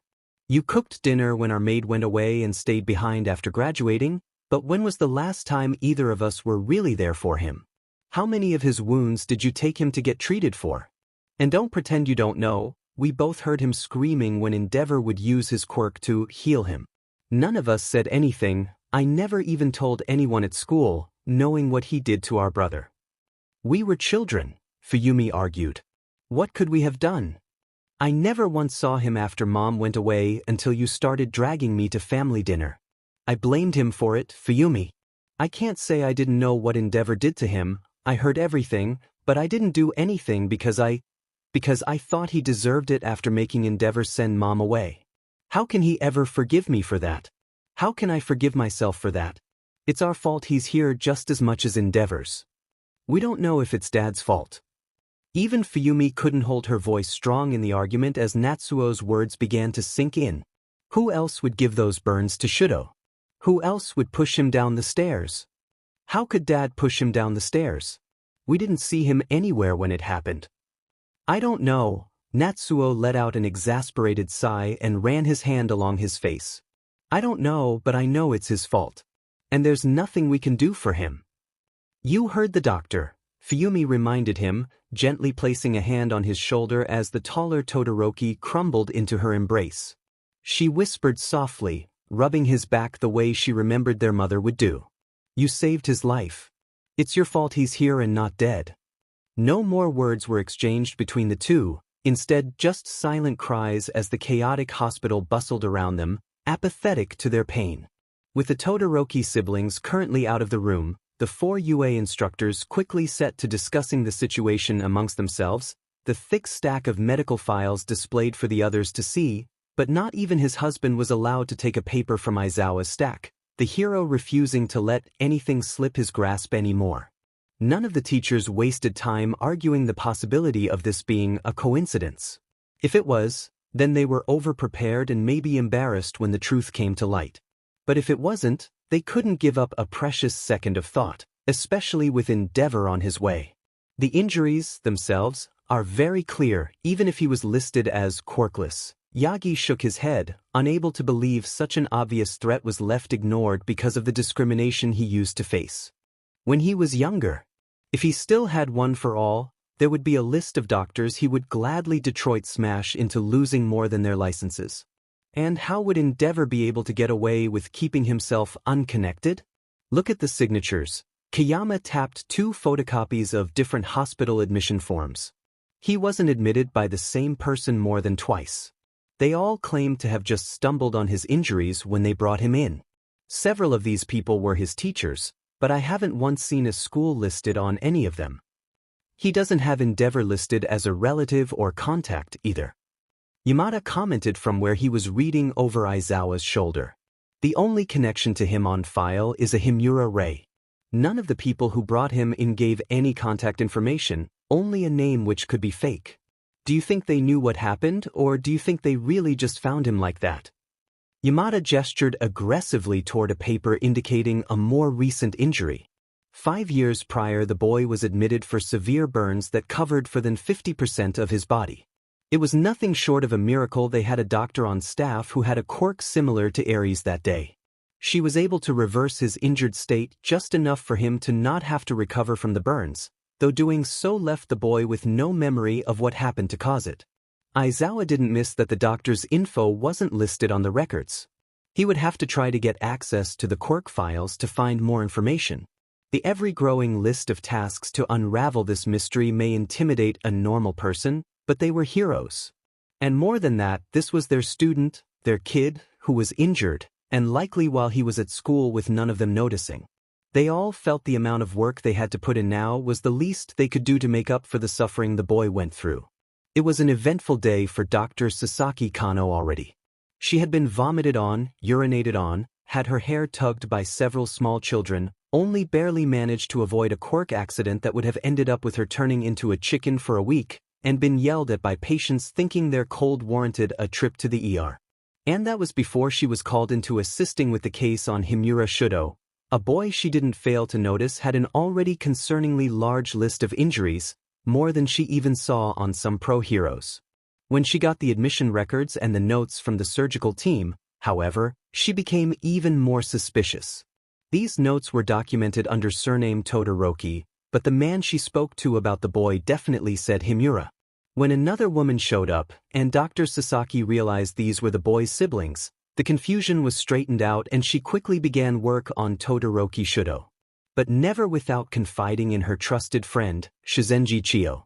Shizenji went to school with Dr. Sasaki's mother many years ago and has never once lost the family's trust.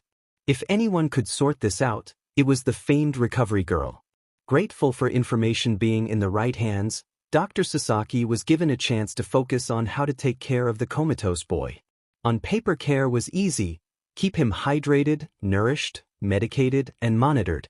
But in practice she knew things were always more difficult. Keep her patient alive, figure out the suspicious case of the coincidentally identical boys, plan out potential treatment options depending on what cognitive functions the boy had left when he woke up, and now the additional practice of dealing with the country's #1 hero looming over her desk. Flames erupted in anger. Todoroki-sen, Dr. Sasaki spoke as gently as she could, given that she was never a fan of the hero and now had even less reason to trust him. As I explained to you already, the hospital tried several times to contact you. I can certainly ensure we have the correct information going forward. All of the information is correct, the hero snapped, but Dr. Sasaki continued as though he never interrupted her in the first place. She didn't pay men like that any mind, personally or professionally. But in the situation, our only option was to reach out to his other legal guardian on file. If you wish to revoke Aizawa-san's guardianship. Obviously I do. She had a bad feeling the interruptions would be a continuing thing. Then I suggest you speak with UA regarding the process there. For now I would be willing as I can be to take you to your son's room, but as his guardian and the person who is currently being consulted for medical purposes, Aizawa-san cannot be forced out of the room. In fact, I specifically request that he or a member of UA is present when your son has any visitors, as his state is currently very tenuous. And for safety reasons, I can't let you walk around a hospital with your quirk like that. If you can't control it, I'd be more than happy to prescribe some quirk suppressants. Just take me to the boy, Endeavor huffs, turning before Dr. Sasaki even stands, as though he were to lead the doctor away instead. Of course, Todoroki-san. Oh, but before we go, Dr. Sasaki smiled just a little too friendly, putting her plan in motion as she spoke. I was wondering if you were aware of a Himura Shudo by chance. The fluttering in Endeavor's flames was enough to tell her she riled the man, but his denial was quick. Little did the alleged hero know that she already was prepared for whatever he would do to cover his tracks this time. Dr. Sasaki was a lot of things, but an idiot would never be one of them. Dad, Fuyumi gasped as she saw the flame-free form of her father walk by. You're here. No thanks to either of you. Endeavor glares at his children, Dr. Sasaki excusing herself under the guise of allowing the family to take matters from there. Any reason neither of you thought to tell me the boy ended up here? Why did I have to learn these things from All Might of all people? Every time Natsuo heard his father say the name of the retired hero, it was always with venomous anger. But today there was a bitterness laced with it that he wasn't used to, but one he could relate to all the same. All Might didn't have a place in their family, not after everything. I'm sure you already knew about what you did to him, the younger man spat back, adjusting his posture to avoid a strike from Endeavor should it come. Natsuo was bold, but still smart enough to know what his words could bring him. If I did have anything to do with it, I would already be aware. But certainly our minor training session isn't what brought the boy here. He was more likely to be injured at that school of his than in my house. Now why don't you let me see him so we can work on getting him into proper care? Fuyumi was the one who began walking, Natsuo perfectly happy to argue with Endeavor for days if it kept the man away from his younger brother. Unfortunately, a hallway in the middle of a hospital wasn't the place for a fight, even if all the supplies to treat any physical injuries were readily available. Aizawa and the others heard Endeavor well before he came in, allowing Shudo's homeroom teacher to shove the files away quickly but safely so they couldn't be burned. He knew the risk of losing everything was high right now. Though it was Fuyumi who opened the door, Endeavor came in first, barreling past his daughter as though she weren't even there. Natsuo followed in afterward, vicious glare set on his father's back, and then finally. Fuyumi shut the door to allow them privacy. I didn't realize so many people were made aware of the boy's condition before I was. Endeavor glowered, raising an eyebrow toward Shudo's current guardian. I responded as any hero should in the situation. Aizawa informed him, careful that his tone remained his typical tired rather than the pure hatred he felt toward the man. Aizawa was a good hero. He rescued civilians, captured villains, and even dealt with debilitating injuries of his own. Never once, until this moment, had he hated someone with such pure and unadulterated loathing as he felt toward the number one hero. I made sure he had support. I'm sure you did. Endeavor's reply was weighed heavy with sarcasm. Now you're not necessary, seeing as I can care for the boy without you. I have as much of a right to be here as you, Endeavor, Aizawa argued. And I would prefer Todoroki have the support he needs when he wakes up. The only support the boy needs is me, Endeavor informed him, the threat of being kicked out the only thing keeping him from erupting in flames. I created him after all. And what good are his teachers going to do him? Considering he's never been in a situation like this at UA, I'd say we've been doing a good job of helping him so far. Yamada spoke up, daring to speak without the tact Aizawa was obligated to hold in this situation. He was free to upset the man, he wasn't acting as the poor child's guardian. And you think him coming home is what caused him to end up here? I don't like the implications of that, Present Mike. I believe what my colleagues are trying to say, Yagi spoke up, hands held in the air at a futile attempt of peace, is that we don't know what happened, since he wasn't at our facility, and we want to figure out what could have caused these sorts of injuries. Your other children say that they saw the two of you this morning, and then he was injured when he came home. Former number one hero or not, All Might, I don't think you're in any place to accuse me of being involved in this. We're not trying to accuse you, he continued, we were just hoping maybe you knew what happened? Did young Todoroki have any friends over to the house that you're aware of? Perhaps he went somewhere? I'm as in the dark as you, Endeavor stated, finally sparing a glance at the boy in the bed. It was only the beeping of the machines and the sound of oxygen being forced in and out of his lungs that told the others that he was still alive. Who found him injured?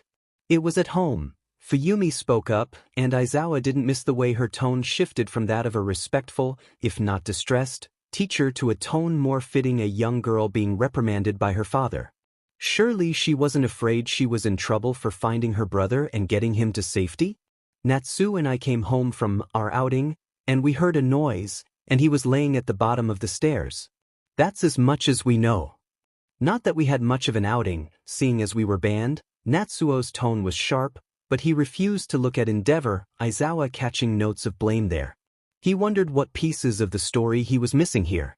And thankfully so, seeing as we only barely were able to keep Shudo alive after what happened. I don't need that kind of tone. Endeavor snapped at his kid, and Aizawa couldn't help the way his hands twitched toward his capture scarf. He was always on the defensive when it came toward domestic situations. I had nothing to do with what that woman wanted.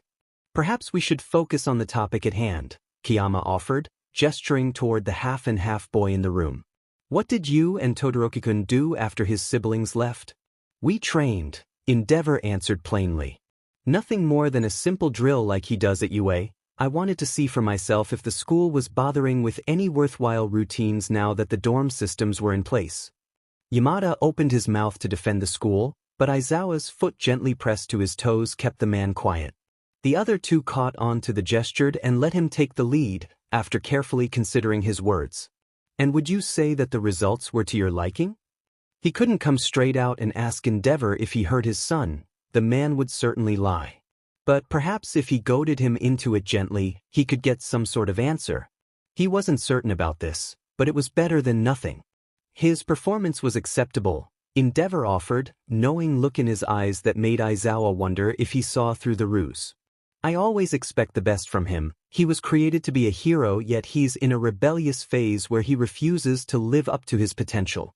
But his work this morning was better than I expected, considering he hasn't had the same structure to his life. And what structure is that? Aizawa continued his interrogation. If there are any specific concerns, UA is always able to accommodate its students, especially with the new dorm system in place. We wouldn't want to create a situation that could lead to distress with anyone. He needs someone who knows how to train him, Endeavor explained, words mocking like Aizawa was a toddler who wanted to get Endeavor's autograph. Someone with real experience. I thought All Might would have helped, but sadly the boy takes any advantage he can to slack off. What did you do in your training? He showed me how he uses his quirk, that's it. Am I under interrogation, Eraserhead? I'd be more than happy to get a lawyer if you're trying to accuse me of hurting the boy. We just want to help him, Kiyama repeated. No need for anyone to get upset. Clearly it doesn't seem like Endeavor knows anything about what happened either. Perhaps it would help if we were to send someone over to investigate? I believe you have a good friend on the force, don't you, Toshinori? And what exactly are we trying to investigate, Midnight? Endeavor spoke her name like it was illicit goods. Just to make sure there's no chance of a villain breaking in. You're a very powerful hero who has put a lot of people away, and unfortunately that garners you a few enemies, doesn't it? None of us are immune to a little hate mail. She winked at him, and Aizawa suppressed a GG, but allowed her to go on with her performance. If anyone could back the man into a corner with her words, it would be Kiyama. Endeavor merely rolled his eyes. A villain break-in shouldn't be possible in my home. Of course not, Kiyama nodded in a show of sympathy. But considering poor Todoroki-kun was found injured in his home and none of its residents were present, unless perhaps his mother dash. It was Natsuo who bristled at the mention. Our mother wouldn't have done anything, he shouted at her. Fuyumi's quick reflexes to grab his wrist the only thing keeping him from marching over. She's currently not at home, Fuyumi explained. So it wouldn't have been her. I see. So that just leaves us with a villain, unless there's anyone else who lives there, or maybe someone you know who would want to harm this poor child. Kiyama tilted her head to feign innocence, but it seemed what she said finally got through to Endeavor. Fine, send the detectives. If there's any chance that we can find who tarnished my masterpiece, I would like them brought to justice. Masterpiece. Creation. The boy. Aizawa played these words over and over in his head, as well as the words he remembered from the sports festival. Had he never heard the man call his child anything paternal once? He brushed it off at the sports festival. Pro heroes were known for trying to maintain certain personas for the public, and while the flame hero was dramatic to a fault he could almost understand, but now it left a sour taste in his mouth. He was pretty sure he referred to the boy as kid, or child, more than Shudo's father seemed to.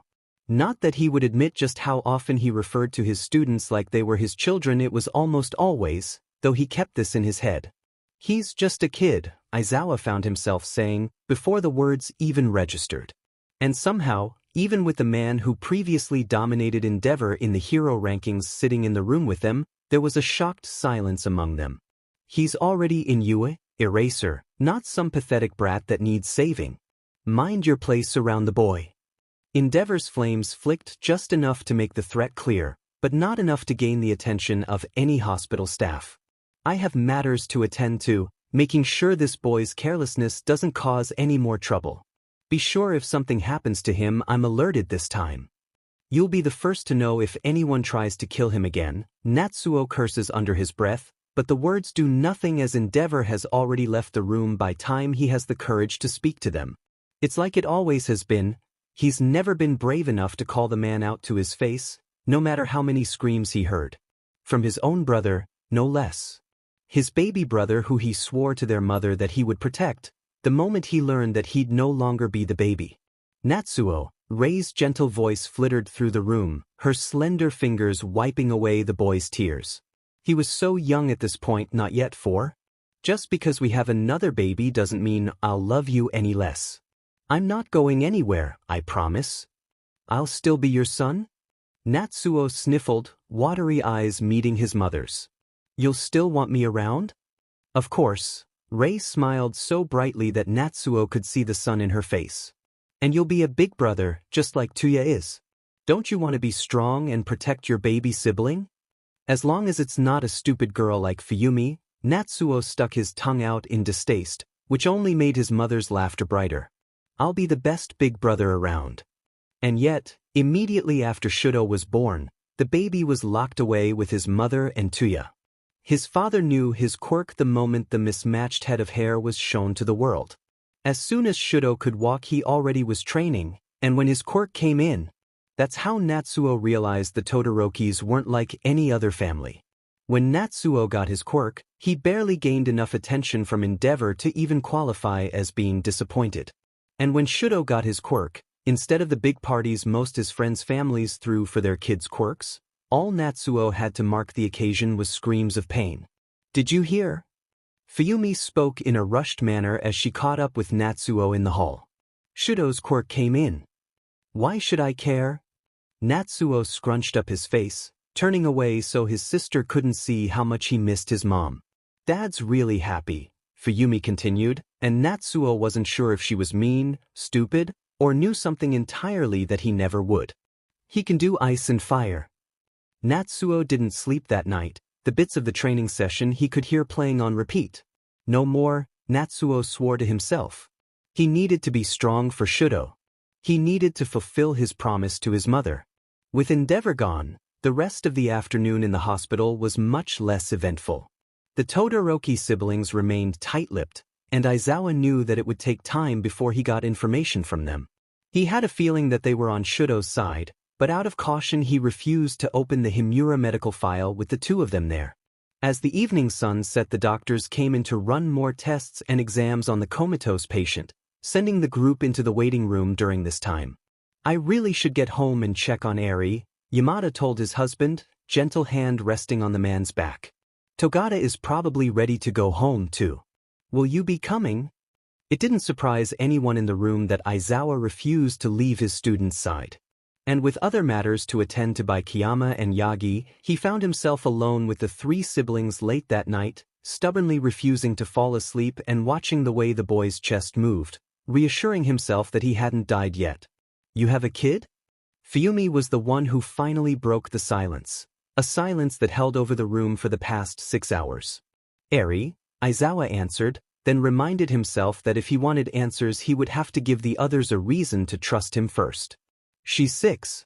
We found her during a raid on the Yakuza, and she didn't know how to use her quirk. I became her temporary foster home, but with nowhere else to go we are working on permanently adopting her." 6 is such a fun age, she nodded, trying to put as much light as she could into the conversation. "I teach that age and they're so fun." Her voice trailed off sadly as she realized she didn't have more to say. It wasn't for her lack of conversational skills. If she could carry on a conversation with her stranger of a brother, she surely could handle herself against a fellow teacher, quiet as he may be. No, the issue here was she couldn't bring herself to think of anything joyful when said brother was in the state he was in. At least she managed to catch herself before her next comment spilled out of her mouth, an intelligible, "I used to be 6. A plus work there, Todoroki-sensei," she told herself. "What do you do?" he asked Natsuo. This was the safest way to start gathering info, Aizawa supposed. "Natsuo's in college," Fuyumi answered when she realized her brother wasn't going to speak up, instead staring at the hero with large, mistrustful eyes. "He wants to be a doctor." "That's an honorable path," Aizawa nodded, feeling his skin itch for the familiar comfort of his yellow sleeping bag. But now was not the time for a rest. "I wish you well. Did you always plan to be a hero?" Natsuo questioned, raising a brow. "Where are you ranked anyway?" "Kid, I work underground. I don't have time or energy to worry about rankings." "Let the flashy pros do that," Aizawa shook his head. "And no, I didn't always want to be a hero, but here I am." Watching the dark-haired man fight back a yawn and realizing her brother short-tempered as he was actually making an effort to talk to a hero, Fuyumi bounced out of her seat to give the two some space. "I'll go get us some coffee. How do you like yours, Eraserhead?" "Aizawa is fine. And black." As soon as the door shut behind her, Natsuo allowed his other questions to fall out of his mouth, unburdened by others listening. "What's your quirk?" "What's yours?" Aizawa couldn't help but smirk when he saw the boy reel back at the question. "I can erase quirks, nothing fancy, but it gets the job done." Natsuo didn't expect the hero to both answer his question and call him out for how rude it was, but it was almost enough for the pro to gain some of his respect. "I have an ice quirk. Like our mother. Fuyumi has one too." "I see," Aizawa nodded, eyes straying toward the boy in the bed. "Like Todoroki's right half, then." "Yeah," the white-haired boy snorted out in frustration, crossing his arms and staring at the small body lying in the bed. "That's why he married her." Parents?" Natsuo nodded, the confession only coming out as long as he didn't look at the other. "Todoroki-kun doesn't talk about them much. It's hard to hide Endeavor, but I don't think anyone has heard anything about your mother." Rather than answer what was obviously a question, Natsuo came back with his own. "What do you think about him?" "Endeavor, that is." A long sigh escaped Aizawa's lips. That was a loaded question. And there wasn't a great way to answer it, at least not that wouldn't end with somebody getting in trouble, most likely himself. "Endeavor is, he wants to be a hero, that's certain." "Do you think he is?" The boy's voice sounded smaller each time he spoke, filling Aizawa with dread over what history he was about to uncover. "He works as a hero, sure. He saved a lot of lives and stopped numerous villains. But he isn't the easiest to work with. Most heroes won't partner with him because of his attitude. There's a lot of people who question his place now that All Might is out of the rankings. Frankly, I don't give much mind to the rankings and the publicity. That's not what hero work is about." "Then what is it about?" "Wish I had an answer for you, kid." Aizawa laughed ironically with a shake of his head. "I wish I could say it's saving people, but how much do we save them in the end? Are we just putting off the inevitable? Yagi likes to say it's about hope and reassuring everyone, but I don't think it's that simple either." Dark eyes scanned over the boy in the bed before Aizawa finished. "I think it's just about doing what we can. To make the world a better place?" Natsuo's tone dripped with sarcasm, and Aizawa almost found himself wishing that this kid was in his class. At least teaching would be more interesting this way. "No. Just doing what we can at all." Aizawa shrugs, placing a gentle hand on Shudo's typically cold one. It was surreal to feel his skin at a normal temperature. "So, what brought your parents together?" A long beat of silence passed over them, though the steady rhythm of Shudo's heart monitor attested to the fact it couldn't have been more than a couple of seconds. "A quirk marriage," Natsuo finally admitted, just in time for the door to open and Fuyumi to come flying in with 3 cups. "Here," she offered her brother and her fellow teacher, smile big and bright despite the somber look in her eyes. Natsuo wondered if she overheard any of their conversation. "Coffee always helps, right?" Aizawa gained more questions that night and unfortunately no more answers. Saturday and Sunday passed by in a mostly sleepless blur. Even in the moments Aizawa managed to sleep, it was in the uncomfortable hospital chairs, though Yamada was generous enough to stop by with his signature sleeping bag. Fuyumi and Natsuo were in and out of the hospital, taking care of things at home likely to do with the investigation and things with their mother, though Aizawa couldn't gather any specifics on that. Kiyama assured him that nothing about Shuto or Endeavor had slipped to the media, and Aizawa found he could rest in a quiet bubble that existed of him guarding over his ward, losing sight of the boy only to use the restroom and let the doctors run more tests, usually at the same time. "You should go home," Yagi suggested to him, coming in for his shift at the hospital in the earliest hours of Monday morning. The teachers created a schedule, and while Aizawa was supposed to go home and rest, he remained ever present by the child's side. "It's Eri's birthday. She'll miss you." "I know," Aizawa groaned, face falling into his hands. "But what if something happens while I'm gone?" "Namuri and I are here," Yagi reassured him, sitting in the chair next to him. "She'll be here this afternoon and neither of us will let the boy be alone. The doctors will call you if anything happens, and so will we." Aizawa opened his mouth to protest but gave up instantly. He had a little girl to comfort at home, who was probably nervous without one of her dads around. She was incredibly strong and brave, and Yamada spoke to how well she did eating apple desserts with Togata and playing games, but there was no doubt she wanted Aizawa back. "All right," he finally caved. "Call me if anything happens. And don't talk to Endeavor." "I understand," Yagi promised, and with that Aizawa allowed himself to visit home for the first time since the ordeal started. After a long nap and a shower, Aizawa was finally freshened and presentable that afternoon, awake enough to maintain his usual persona around Eri and her guests. He knew that Midoriya and Togata were to arrive at any moment, and several of the students involved in her rescue were planning to stop by. He knew the whole class was invited, but it was mostly those who were close to Eri that planned on coming, and that went well for keeping Shuto's condition a secret. "You look so tired," Togata declared as he walked into the kitchen, setting down a couple of boxes. "Amajiki won't be able to make it, so I brought his gift for him." Aizawa didn't doubt the boy was too anxious to come to a party like this, but the gesture was appreciated all the same. "Thank you," he nodded, watching as Yamada brought the last apple dish to the table. "A feast fit for a queen," he declared, Eri giggling shyly behind his leg. "So, everything okay with your student?"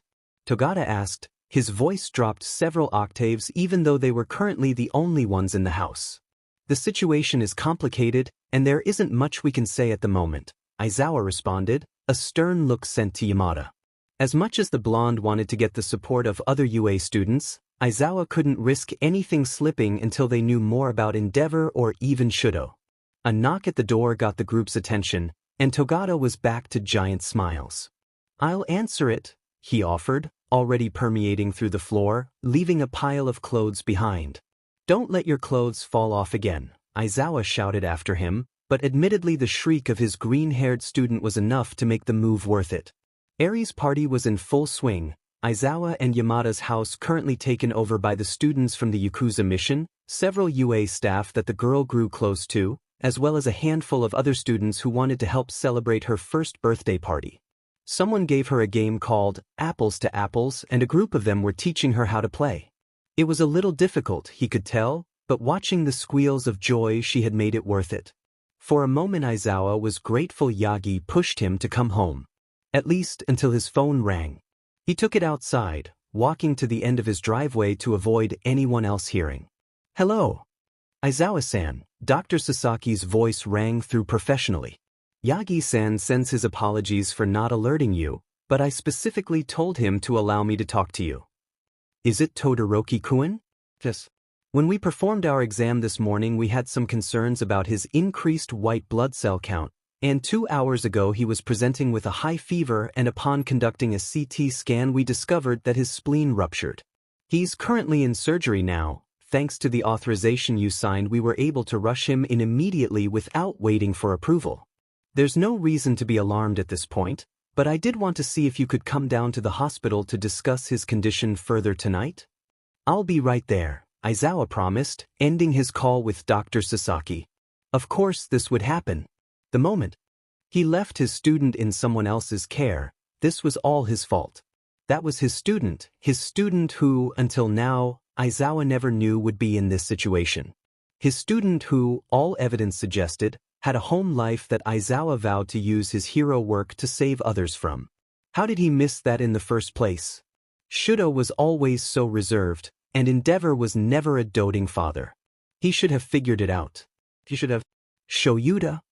Yamada's voice interrupted him from his thoughts, and the man spun around to see his husband. Through the front window he could still see the party going, nobody paying any mind to what the hosts were doing outside. Dr. Sasaki called, Aizawa explained. It seems Todoroki-kun had to go into surgery. Is he okay? As much as Aizawa cursed himself for not knowing, hated himself for not being there in this moment, he knew that Dr. Sasaki was competent, and if she said Shudo would be fine he had to tell Yamada that. She says there's no need to be alarmed, but I have to go down there for him. I understand, Yamada nodded. Eri will too. Aizawa suddenly remembered the other members of the party. Some of his classmates are in there. I don't think we should announce what's going on to them just yet. We'll tell them it's a family emergency, Yamada offered, and Aizawa knew this was the best excuse he could come up with. He was quiet enough around his kids about his home life that nobody noticed the sudden appearance of a sibling he never had. How is he? Aizawa was straight to business when he saw Kayama and Yagi in the private waiting room, the doctors not allowing them elsewhere until after Shudo was returned to his room.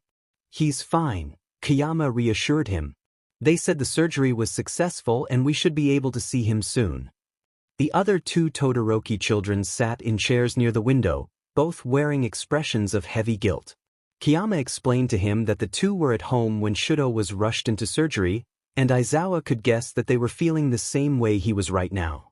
Aizawa-san, Dr. Sasaki nodded when she entered the room, Shizenji following behind. And Todoroki-san's siblings, correct? Fuyumi nodded, which allowed the doctor to continue. I need to discuss a few sensitive matters with you, but first I need Aizawa-san's permission for you both to stay.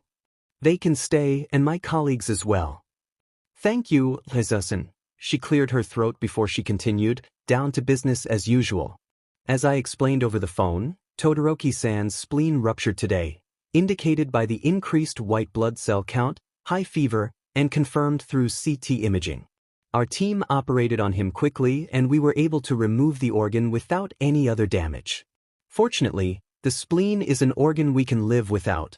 The liver often takes over most of its functions when it stops working, although patients are often more prone to infection. With Todoroki-san's quirk, we don't imagine there will be too much alteration to his life since his temperature regulation helps to kill bacteria and viruses before causing infection, but do be cautious in the future if there is any suspicion of illness. What I'm most concerned about, especially at present moment, is what caused his spleen to rupture.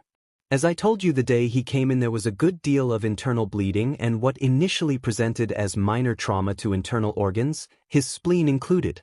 Likely, with the amount of damage the body is dealing with, recovery from these injuries would have been difficult on his own, and thus led to the rupture. We used this surgery as a chance to assist in the healing of some of his other internal trauma, to prevent another surgery. However, she lowered her glasses and met the eyes of the Todoroki siblings directly. There is typically a great amount of trauma required to cause this, seeing as the spleen isn't so easy to hit directly.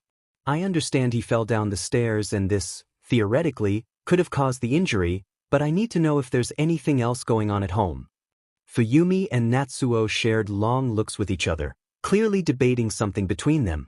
It was Fuyumi who finally broke the silence, and Natsuo's expression made it clear to the others he didn't expect her to. Shudo is, our father trains him, rougher than you does, she finally admitted, refusing to meet anyone else's gaze, her soft gray eyes locked onto her fingers.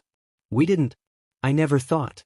I know it's not, he always said he wanted to help Shudo, our family, but it's never been this bad before. Large teardrops hit her fingers, and Natsuo placed a hand on her shoulder, allowing her to push through the last of her words.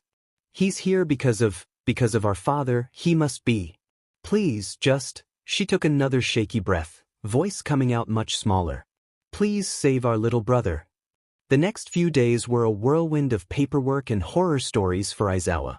From hearing the little that Natsuo and Fuyumi were willing to share about their little brother, he had a feeling it wasn't secrecy that was keeping information from him. Aizawa was already prepared to destroy the number one hero. Perhaps he could borrow that Nomu that beat his face in back at the USJ? Instead of scheming, Aizawa found himself caught up in normal planning. Despite him and his husband already being prepared and licensed as temporary fosters, something he was disappointed to find wasn't more common amongst the heroes, Aizawa couldn't easily just take Shudo into his home the way he did Eri. Shudo had 2 parents and 2 older siblings, not to mention grandparents and possible other family members who had more claim to the boy than he did as Shudo's homeroom teacher. Even the partial custody granted to them by UA's dorm system didn't go much further than assisting in medical decisions. This didn't deter the man, however, as evidenced by him pulling out his 10th file for the day, barely registering the date enough to write it on the form. How was it already Christmas? The days were all blurred together by this point, and each meeting was more and more frustrating, but this one was the quietest. The only others in the room with him currently besides Shudo were his 2 siblings, the rest of the group having too much to do on Christmas with friends and family to spend too much time in the hospital. All the same to Aizawa, he preferred the comfort of silence, and the Todoroki siblings seemed most open to sharing information with him when he was alone. Is there any trace of Endeavor's transaction involving your mother? Aizawa asked, ignoring the immediate look of rage that settled on Natsuo's face. I don't believe so. Fuyumi shook her head, adjusting her glasses as a nervous habit. I'm sure somewhere her parents have some document of the money he sent them, but I've never seen it. How would that even help? Natsuo crossed his arms. It's not like Endeavor would just write a big check with, "For your daughter's quirk," on it. Aizawa liked this kid, even if he wasn't particularly helpful at the moment. What would this even do to help with Shudo's case? Fuyumi asked Aizawa. We need any evidence we can get that he shouldn't be with Endeavor, and since Endeavor has both money and status as the number one hero on his side, it's not going to be easy. Aizawa ran a hand through his unruly hair, barely noticing that it was still unwashed from the day of Eri's party. He cleaned only to the standard he could in the hospital, refusing to take even a step away from the boy until Shudo woke up. Why don't we just tell the whole world what that BSTRD did? Do you really think if everyone knew what happened that anyone would let Shudo go back there? Natsuo's hands were balled into angry fists, and Aizawa wished there was anything he could do to help. But for now this was all he could do. He had to convince Natsuo to not take a rash decision. We have to play it carefully. If Endeavor knows what we're up to, he could hide evidence. Namuri told me the police didn't find anything in their investigation, not even a sign that Shudo was injured in the house in the first place. No blood even on the stairs, as though someone cleaned it up. Isn't that proof enough of that BSTRD hiding things? There's no way we can tell who cleaned it up, and he could easily say it was someone else. Aizawa engaged in a brief staring contest with Natsuo before the younger finally relented, seeing Aizawa's point. Fine, but Shudo deserves better. I know, kid. And did he? Aizawa wished he could go back in time, to the first day of class that year, and slap his former self. Who would get the number 2 hero's son in their class, see the quiet and reserved nature, and not want to dig further? Why did he think that Shudo was just like that, and not think to look deeper into it? What could he have stopped by speaking up sooner? Logically, Aizawa knew he couldn't change anything, even with foresight of what happened. There's no way Shudo would say anything to him, admit any of this to him. He doubted even that he would get many answers when the boy woke up, whether or not he could give them. If he suffered this way from the day he was born, for 15 years, what hope did Aizawa have of making this better now? Oh, Fuyumi startled when she heard a ping from her phone, grabbing the device and scrolling through it. It seemed Natsuo got the same alert, as he was already checking his own. Aizawa wanted to ask, seeing their faces twisted in frustration, but a buzz from his phone led him to the answer instead. Endeavor to sue Mizudafu General Hospital for parental alienation. Oh no.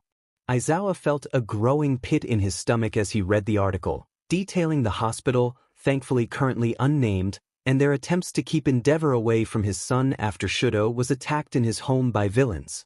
The article focuses on the statement alleged by the Endeavor agency that the man came home to find his son injured by villains, nearly dying, and when he attempted to apprehend them, they escaped, as Endeavor focused on the life of his son who was then taken away from his custody by the hospital. Endeavor even stated that the hospital accused him of abusing his son, despite having no evidence. As if there could be a story any further from the truth. Natsuo growled, chair flying behind him as he stood up. That lying Bisudi. Natsuo. Fuyumi rushed over to follow the white-haired man as he stomped out of the room. In the hall, out of earshot of Aizawa, she asked him, "What are you doing?" "Exactly what we should have done forever ago, Yumi. It's time we protected our baby brother, instead of letting him suffer." "Do you really think that's a good idea?" Aizawa said. That was before he tried to get everyone on his side. If everyone thinks he's a good guy, there's nothing left for Yumi. We're the only ones who can stand up for Shudo and Mom right now. You can either help me or get out of my way. As much as she wanted to resist, as much as she wanted to tell him to think about what he was doing, Fuyumi knew he was right. Natsuo had been right this whole time, and if she continued to fight, what would happen to her baby brother next?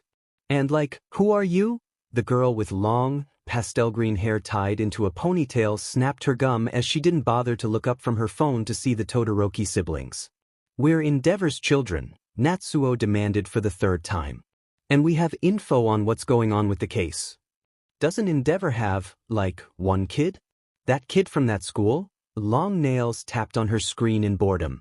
Natsuo was ready to rip his hair out before a voice sounded behind them. Kari-chan, a tall, well-dressed woman, snapped, gaining only the attention of the two she wasn't talking to.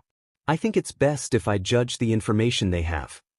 "Yes, sure, whatever, go for it." The girl, Kari, waved her hand, and the professional woman gestured the two Todoroki siblings over to her instead. "My name is Yuzui Hanako," she greeted them with a bright smile. "I'm one of the reporters here at Hero News Japan." "It's a pleasure to meet you, Yuzu-sen," Fuyumi bowed deeply. "Please, no need for formalities," she laughed, waving the politeness off. "You're Endeavor's kids, you say? I can see that. I didn't think he had any kids, other than the one at UA. What brings you in today?" "I'm sorry to hear about the situation with your brother. You must be so shaken up by it." "That's why we're here," Natsuo told her, voice booming with confidence he rarely felt outside of school away from his father. "We saw the news Endeavor's agency put out and wanted to clear up any confusion." "Of course," Yuzui nodded sagely, leading the two toward a small green room. "It would be a great help to the world to know what's going on with their number one hero. We all have a right to know the real story, don't we?" "Are you sure this is a good idea, Natsuo?" Fuyumi tugged anxiously on his sleeve, but her younger brother was too determined to turn back now. "She's right, Yumi. The world deserves to know the real story." "Perfect." Yuzui's teeth peeked out with her smile as she gestured two to sit at chairs. "I'll have my assistants come in shortly so they can prepare you. I have time to conduct a live interview today, but first, I'll just need a little proof that you do know the story. Just something so none of us waste our time." Before his sister could stop him, Natsuo handed his phone over to Yuzui, and she clearly was satisfied with what she saw. A few quick taps before she was handing the phone back. "Your poor brother," she frowned, gesturing down to the picture on the phone that depicted Shudo in his current state, unconscious in the hospital hooked up to so many machines. "Thank you for being so brave to come forward. He deserves to have all this confusion behind him." With that, she left the room, then two assistants came in to apply just a bit of makeup to the siblings, cooing over how all the Todoroki family members seemed to have perfect complexions. It wasn't long when the two were ushered onto a very plain set, two couches, one of which Yuzui sat on while the others took the second couch, a coffee table in the middle, and a cheesy faux living room style set.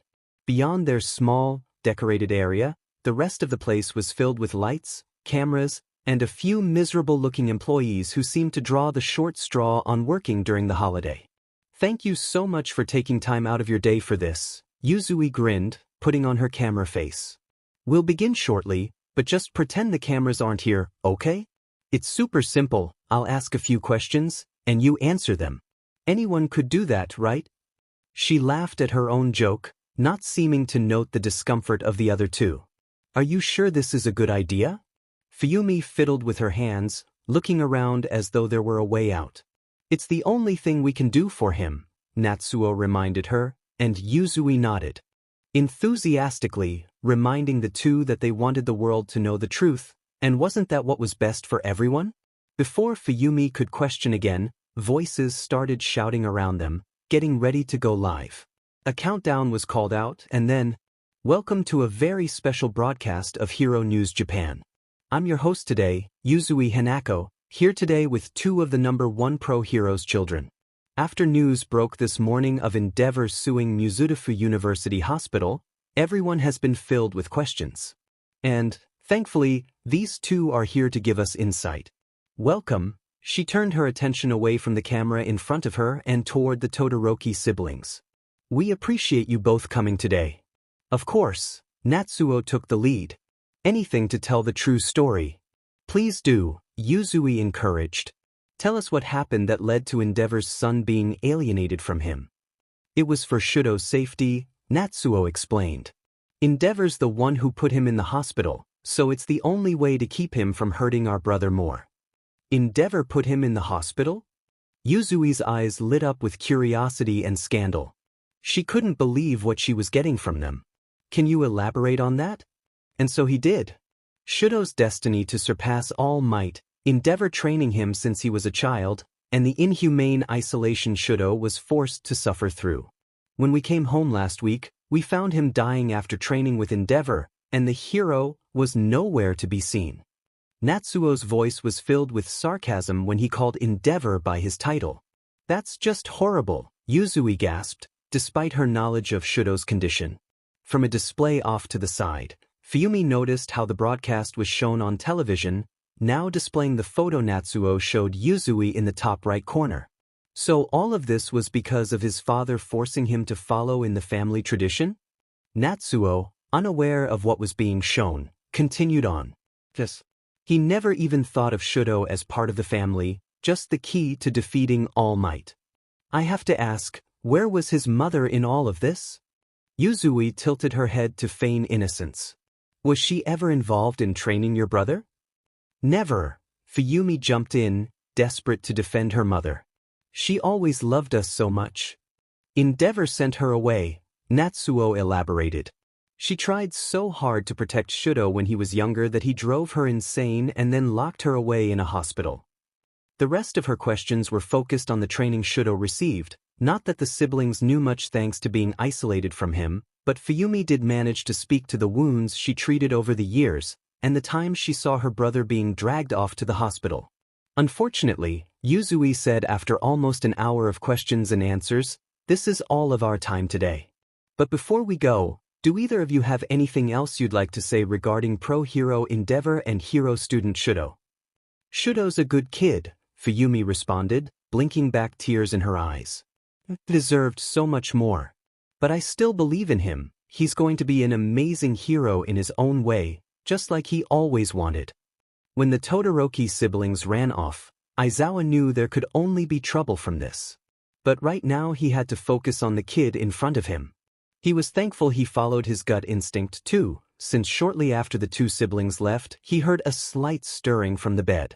Immediately tired eyes shot up, watching the comatose boy for any sign of movement, any proof that he wasn't imagining things.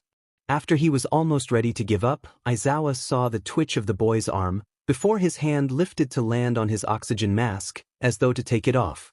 Aizawa smiled gently, placing a hand on Shudo's to guide him away. You need that, kid.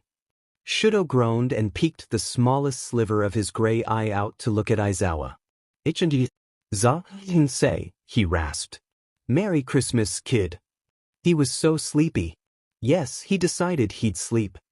Shudo wasn't entirely sure what happened since he decided to sleep. He didn't even know if he managed to find the Aizawa-sensei he was looking for. But there was a comfort in his mind, so he must have. There were so many voices, but he couldn't make sense of them. Who was talking? Who was around him? One of those voices had to belong to Aizawa-sensei, he was sure. He could rest, he decided.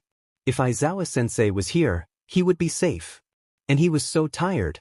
When did he last sleep? It only felt like a few minutes, but Shudo began to feel much more rested. He was still tired and felt like a weight was lying on top of him, preventing him from doing anything. But he could think now. Or almost think. He couldn't catch on to any of his thoughts well enough to contemplate them too deeply, but he could at least think a little. And he knew Aizawa-sensei's name. For some reason, that was always on his mind. Even if he still couldn't remember his well. Oh, that's why he couldn't think, he decided. There was something resting on his face, cold, hard plastic that was very uncomfortable for him. That must be why he can't think well. His limbs were heavy, he wasn't sure why. But with enough effort he felt his arms twitch. Good, he could get rid of whatever was on his face and go back to normal. Whatever normal was. He didn't know, but once this plastic was off his face, he would remember everything. Slowly, as though he were moving through a pool of lead, Shudo's hand started to make its way toward his face before a gentle pressure guided it back to where it came from at the side of the bed. You need that, kid. Aizawa-sensei. That was Aizawa-sensei's voice. Aizawa-sensei was here, and he would have all the answers. Shudo didn't need to think any more, Aizawa-sensei would help him. He managed to open his eye just slightly, seeing the black and gray-clad man in front of him. That was definitely Aizawa-sensei. Sensei. What was wrong with his voice? Why did he sound so terrible? It was like he was speaking through a mouthful of gravel. Could Aizawa-sensei fix that too? Merry Christmas, kid. Shudo didn't know what that meant, but the exhaustion took him over again and he allowed himself to fall back to sleep. The next time he woke, Shudo felt less groggy. The sleep must have helped. We increased the antiemetics for him and cut back on some of the medications that would make him drowsy. If he feels any pain at all, let us know and we'll give him more pain medications, but for now we'd like to try and get him conscious enough to assess his cognitive functions. Who was that? That was definitely not Aizawa-sensei.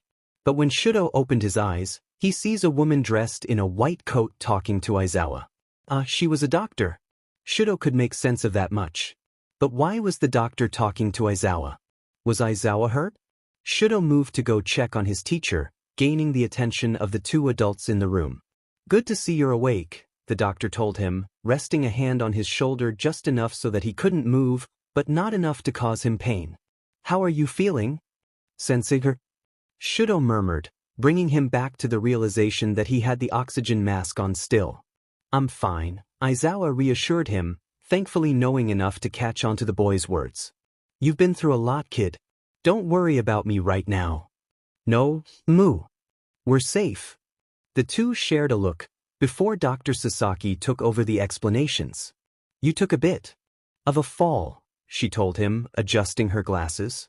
We don't know what happened yet, but there was certainly some injury to your head. When you wake up some more, we need to do some examinations and see how bad the damage was. Is that okay? Shudo looked over to Aizawa for the answer. He wasn't sure why, but his brain told him that Aizawa was the one to trust at this point. Sensei? Where, class test? Aizawa wanted to find the boy's state funny, with the near nonsense he was speaking, but instead it only gave him a darkness to his anger he didn't think he would ever feel about a hero. The class isn't here, and it's not a test like that. They want to make sure you're okay. Can you let them do that? Shudo agreed, and Aizawa gave him a gentle pat on the hand. Are you in any pain? Dr. Sasaki asked him again, leaning into her clipboard in anticipation. She wanted to do everything she could to help this boy, to help any of her patients, really.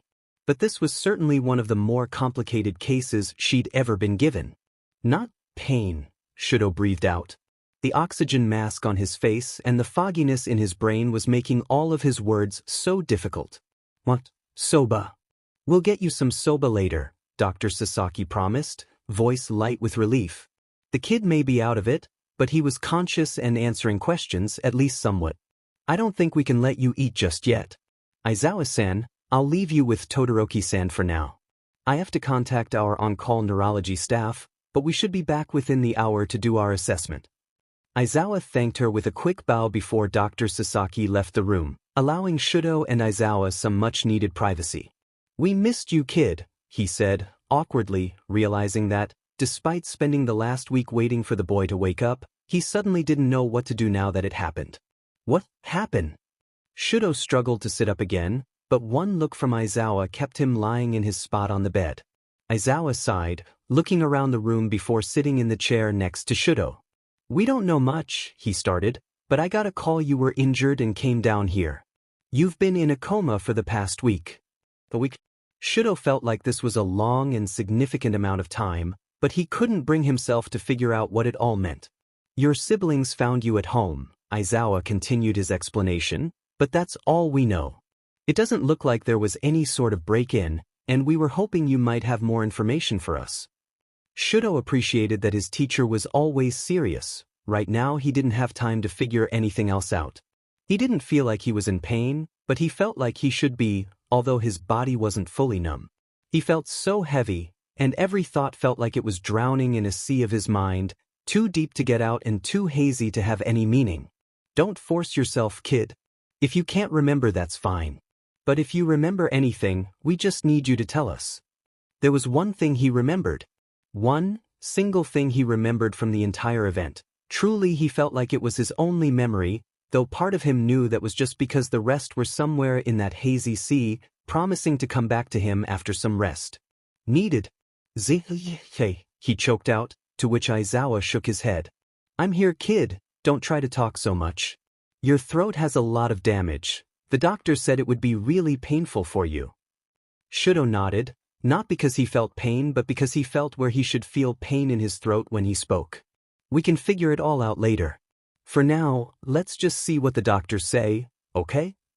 Shudo nodded, letting his eyes slip close for a moment. By the time he opened them again, he realized he must have slept, since now there were 3 others in the room with him and Aizawa, and their scrubs and lab coats told him they must work there. "Todoroki-san, it's good to see you're still conscious," Dr. Sasaki greeted him. "I'm Sasaki Kano, and I've been the lead doctor on your case this last week. Don't be alarmed if you forget my name, you've had a lot of trauma to your brain. My colleague, Dr. Ito Aoi, is one of our best neurologists here, and she brought her assistant, Nakamura-ken, to join us." Despite talking to Shudo, her words were more for the benefit of Aizawa, as he would likely be the only one to take any significance in these events. "There are a few tests we want to run, most of which will tell us how much damage you had to your brain, and what we need to do to help with recovery. Are you okay with this?" Shudo slowly nodded his head, taking in what he could of Dr. Sasaki's words. "I know talking is painful for you right now, but we will need some verbal responses when you can. Otherwise, just nodding or shaking your head will do, okay?" Shudo nodded. "All right, Dr. Ito, feel free to begin." The first set of tests involved Shudo recognizing words, and to his frustration he found that none of the characters on the cards Dr. Ito showed him made any sense, even the most basic hiragana he learned as a child. He was rested enough to feel angry, even though most other thoughts and emotions were beyond him. He truly felt like a child at the moment. It only grew worse when Shudo discovered that he couldn't write his name either, though by now he was able to remember it. He was Todoroki Shudo, son of the flame hero Endeavor, and his siblings were Fuyumi and Natsuo. His mother was Rei. He went to UA. The man in the room with him was his homeroom teacher, Aizawa, and his quirk was half hot, half cold. He had classmates, he couldn't remember how many. Their names? Bakugo Midoriya, Yaoyorozu, Bakugo Ida and Uraraka? Shudo scrunched up his face in concentration, trying not to give mind to the searing burn in his throat, despite the painkillers the doctors had him on. Talking so much finally allowed his body to register the pain Dr. Sasaki mentioned. And he refused to think about how awful he sounded and how long it took him to say these words, even with the oxygen mask temporarily removed. "Sorry, I think I mentioned Kirishima twice." The doctors didn't give any indication of their thoughts on the situation, both just making further notes in their charts. That was, fortunately, the longest Shudo found himself having to talk at least, and the doctors seemed to know what they needed to about his memory from that. What little they were willing to test of his muscle coordination only left Shudo feeling weak and pathetic. When Dr. Ito asked if he remembered the names of the medical staff, Shudo wanted to lie, but his foggy mind didn't let him, and he settled on shaking his head instead. There is good and bad news. Dr. Ito addresses Aizawa, and Shudo wants to feel annoyed that he's being treated like a child, but his mind won't let him right now. Todoroki-san has lost a lot of his physical and cognitive abilities, but I believe that with the current quirks we have available and some work, we should be able to restore him to nearly his full capacity. I would like to discuss the matters with Dr. Sasaki and Recovery Girl, but there's a good chance he will make a strong recovery. Of course, until we start therapy, we won't know anything for certain, but for now we want to try to be positive. The staff and Aizawa talked more, although Shudo didn't pay much mind to them, not that he felt like he could, anyway. All he could think about was how pathetic he felt, how weak he was, and how much his father must be disappointed. Father. Endeavor. Can. Shudo forced himself to rasp out, despite the plastic on his face again forcing oxygen into his lungs. Can I Aro? He needed this to be worth it. Whatever happened, if he suddenly couldn't become a hero, his whole life would no longer have the purpose he was created for, the purpose he was crafted for. Endeavor gave him one purpose. To be a hero. And now, laying in bed with his mind clouded into a stupor, Shudo couldn't think of anything else he could be except that. We can discuss that more later, after I meet with the rest of your treatment team, Dr. Ito told him. Let's get you feeling better, first, Todoroki. You can still have so many options for the future, you don't need to worry about the hero work right now. His throat was burning suddenly in a way he could never describe. His father's fire never lit a candle to the pain he was feeling now. Each breath was painful, but talking was agony now, especially as he tried to hold down sobs until he was choking on his fear. He couldn't physically bring himself to tell the doctor she was wrong. There was no life for him outside of hero work. Endeavor made sure of that. Dr. Sasaki must have noticed the discomfort that leaked past his poker face, and if Shudo could think more he would be mad at himself for letting it slip. Either way, the doctor walked up to his foredrip, made a few adjustments, and suddenly Shudo found his consciousness slipping again. The pain was gone, and his brain became too fuzzy to think about hero work. He'll sleep for now, rest seemed like a good idea. Class 1A. Friday, December 25th. 12:01 a.m. Merry Christmas, babes. Red Riot. 12:01 a.m. Have a manly Christmas, everyone. Chargebolt. 12:01 a.m. Merry Christmas, my dudes. Cellophane. 12:01 a.m. Bros, Merry Christmas. Gurjus. 12:01 a.m. Enjoy your Christmas ball, guys. Priati. 12:02 a.m. Merry Christmas, everyone. Stay safe. 12:03 a.m. Merry Christmas, guys. Plus Ultra. Froppy. 12:03 a.m. Merry Christmas, Caro. Uravity. 12:03 a.m. Merry Christmas. Invisible Girl. 12:03 a.m. Merry Christmas. 12:03 a.m. Have a rocking Christmas, guys. Lord Explosion Murder God Dynamite. 12:04 a.m. Stop texting and go the F to bed, you idiots. 12:04 a.m. Aw, Baku babe is grumpy because we woke him up. 12:05 a.m. Kaken, you know you can silence your phone, right? Chargebolt.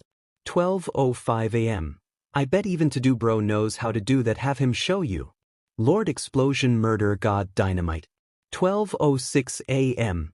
I will end all of you bastards, I swear. Ingenium. 12:07 a.m. Merry Christmas, fellow classmates. I recommend we all go to bed and get good rest before festivities in the morning. Lord Explosion Murder God Dynamite. 12:07 a.m. Shut up, for eyes. Midoriya chuckled as he placed his phone onto its charger. He knew Bakugo refused to turn his alerts off for the same reason the rest of the class did, in case one of them was in trouble. That didn't mean their classmates weren't overzealous sometimes, but he appreciated the chaotic friendships he forged. And he knew Bakugo did as well, even if the boy pretended not to. He closed his eyes, briefly wondering how the rest of his classmates were enjoying their Christmas, knowing that he would wake up to the rest of their messages in the morning. When he woke up, Midoriya was mostly correct, though he noticed a significant lack of messages from one person in their group. Even Kuda, who often didn't text them, managed to send a general Merry Christmas message, but Shudo still had yet to send anything, and it was already noon. Even on weekends, it wasn't like Shudo to sleep in, and he doubted any of them could sleep in this late for Christmas. A few texts were sent to check on him, but ultimately he never responded. Class 1A. Friday, December 25th. Ingenium. 12:32 p.m.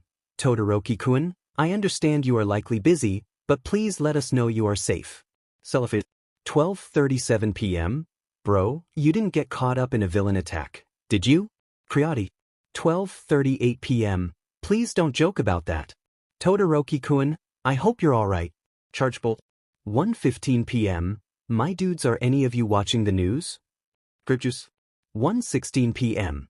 They interrupted the Christmas special on female hero costumes for this? Froppy. 1:16 p.m. What's going on? Gripjuice. 1:18 p.m. Whoa, Todoroki got the sheet beat out of him. Uravity. 1:18 p.m. Wait, what's wrong with Todoroki-kun? Chargebolt. 1:19 p.m. Hero News Japan, you guys gotta see this. Red Riot. 1:19 p.m. Mineta, bro, that's super not manly. Gripjuice. 1:19 p.m. DMN Todoroki's siblings are super hot. Ingenium. 1:20 p.m. Let's not get distracted. I just turned on the news. What happened? Tsukuyami. 1:21 p.m. If what Todoroki-kun's siblings say is true, I foresee dark times ahead for our society. Cellophane. 1:22 p.m. Brothers, do you really think Endeavor did that? To do bro looks pretty rough. Bakugo planned to ignore his phone all day, knowing that it would just be inane drabbles of the extras that surrounded him on a daily basis, not friends. Bakugo would insist, even if it made Kirishima laugh and say that he was glad they were best friends. But hearing the incessant pinging of messages, he finally gave in, taking a quick glance at the screen. Sure, it was an a-hole move of Shudo to just ghost the group chat on Christmas, when his friends are clearly worried for him and they've all been known to get caught up in trouble. But honestly, Bakugo wasn't too concerned. He trained with Shudo through their remedial courses, often in class, and they got paired up together a lot as two of the strongest students in class. If anyone could handle themselves, it was Shudo, and pestering him on what is probably one of the only days he gets to see his mom was obnoxious. Not that Bakugo would say anything, nobody, not even Shudo, knew that he had the insight he did to the boy's life, and Bakugo wasn't going to say anything if Shudo wasn't going to. He knew how much privacy mattered to him, seeing as Bakugo was the same way. The last message, sent by Siro, triggered Bakugo's nerves, however. There wasn't a good outcome Bakugo could imagine from a message involving Endeavor and Shudo, especially if he was looking pretty rough. His mom was in the kitchen, loudly arguing with one of her cousins, while his dad was helping her cook dinner.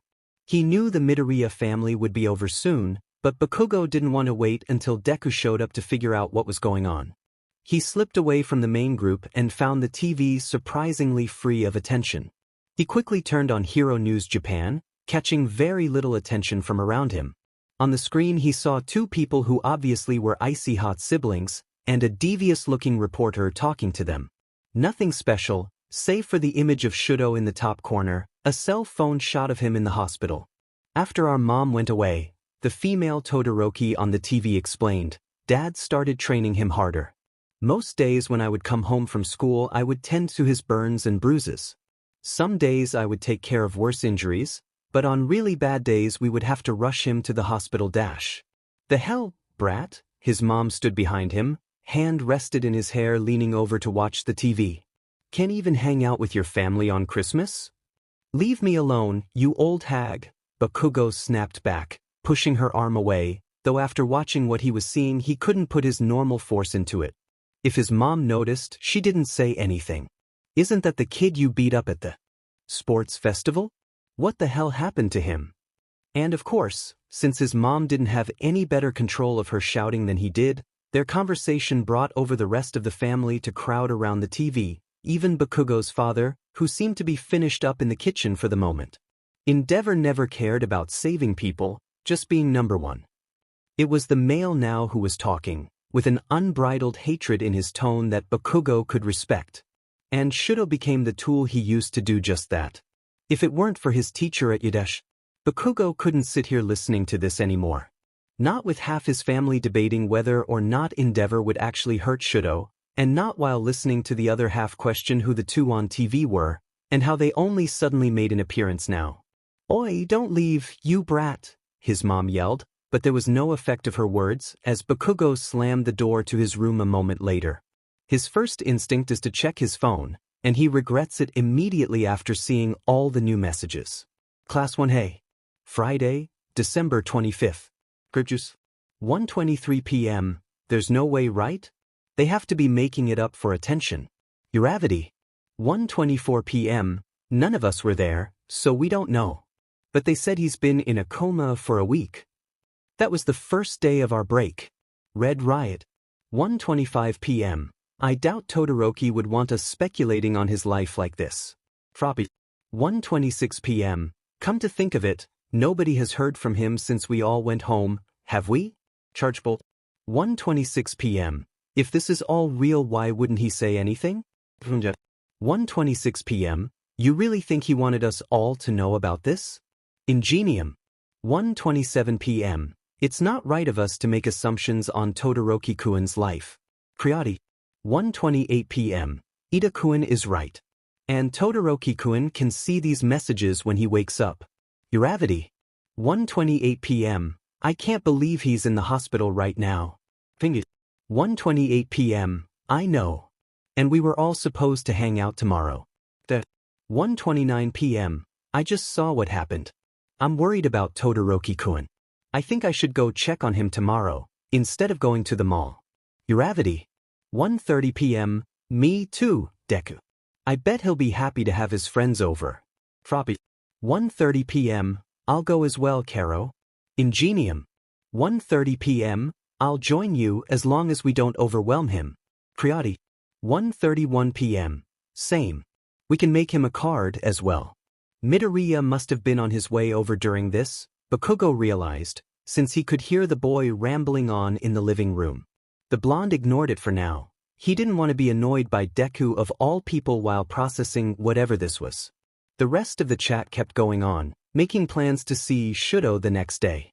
Just as he went to put his phone down, his eyes strayed over to his desk. Sitting there, innocent and offensively joyful in the moment, was the stupid gift Shudo gave him before the break. Bright blue paper shined underneath his room light, taunting him with its whimsy. He wanted to explode the gift, destroy it, and never think about the stupid icy hot BSRD who gave it to him. Why the hell did he anyway? As far as Bakugo knew, he didn't give gifts to any of the other students. What made Bakugo special? And why the hell did Bakugo want to be special? Instead of throwing it away or destroying it, Bakugo carefully slid his finger under the beautifully wrapped paper. No doubt the idiot who couldn't even cut chives had someone else wrap this. And Bakugo was a perfectionist at everything he did, so after unwrapping the gift he gently folded up the paper so that it was undamaged and neatly placed it in his wastebasket. He was greeted by a small white box, which he carefully took the lid off, careful not to disturb what was inside, and no, not because he was afraid of what he would see, thank you very much. He pulled out a small ceramic container, holding a bright red spiky plant. He fought the urge to touch his fingers against the spikes, remembering what little he knew about cactus care. He set the plant aside, grabbing the small card that was in the box.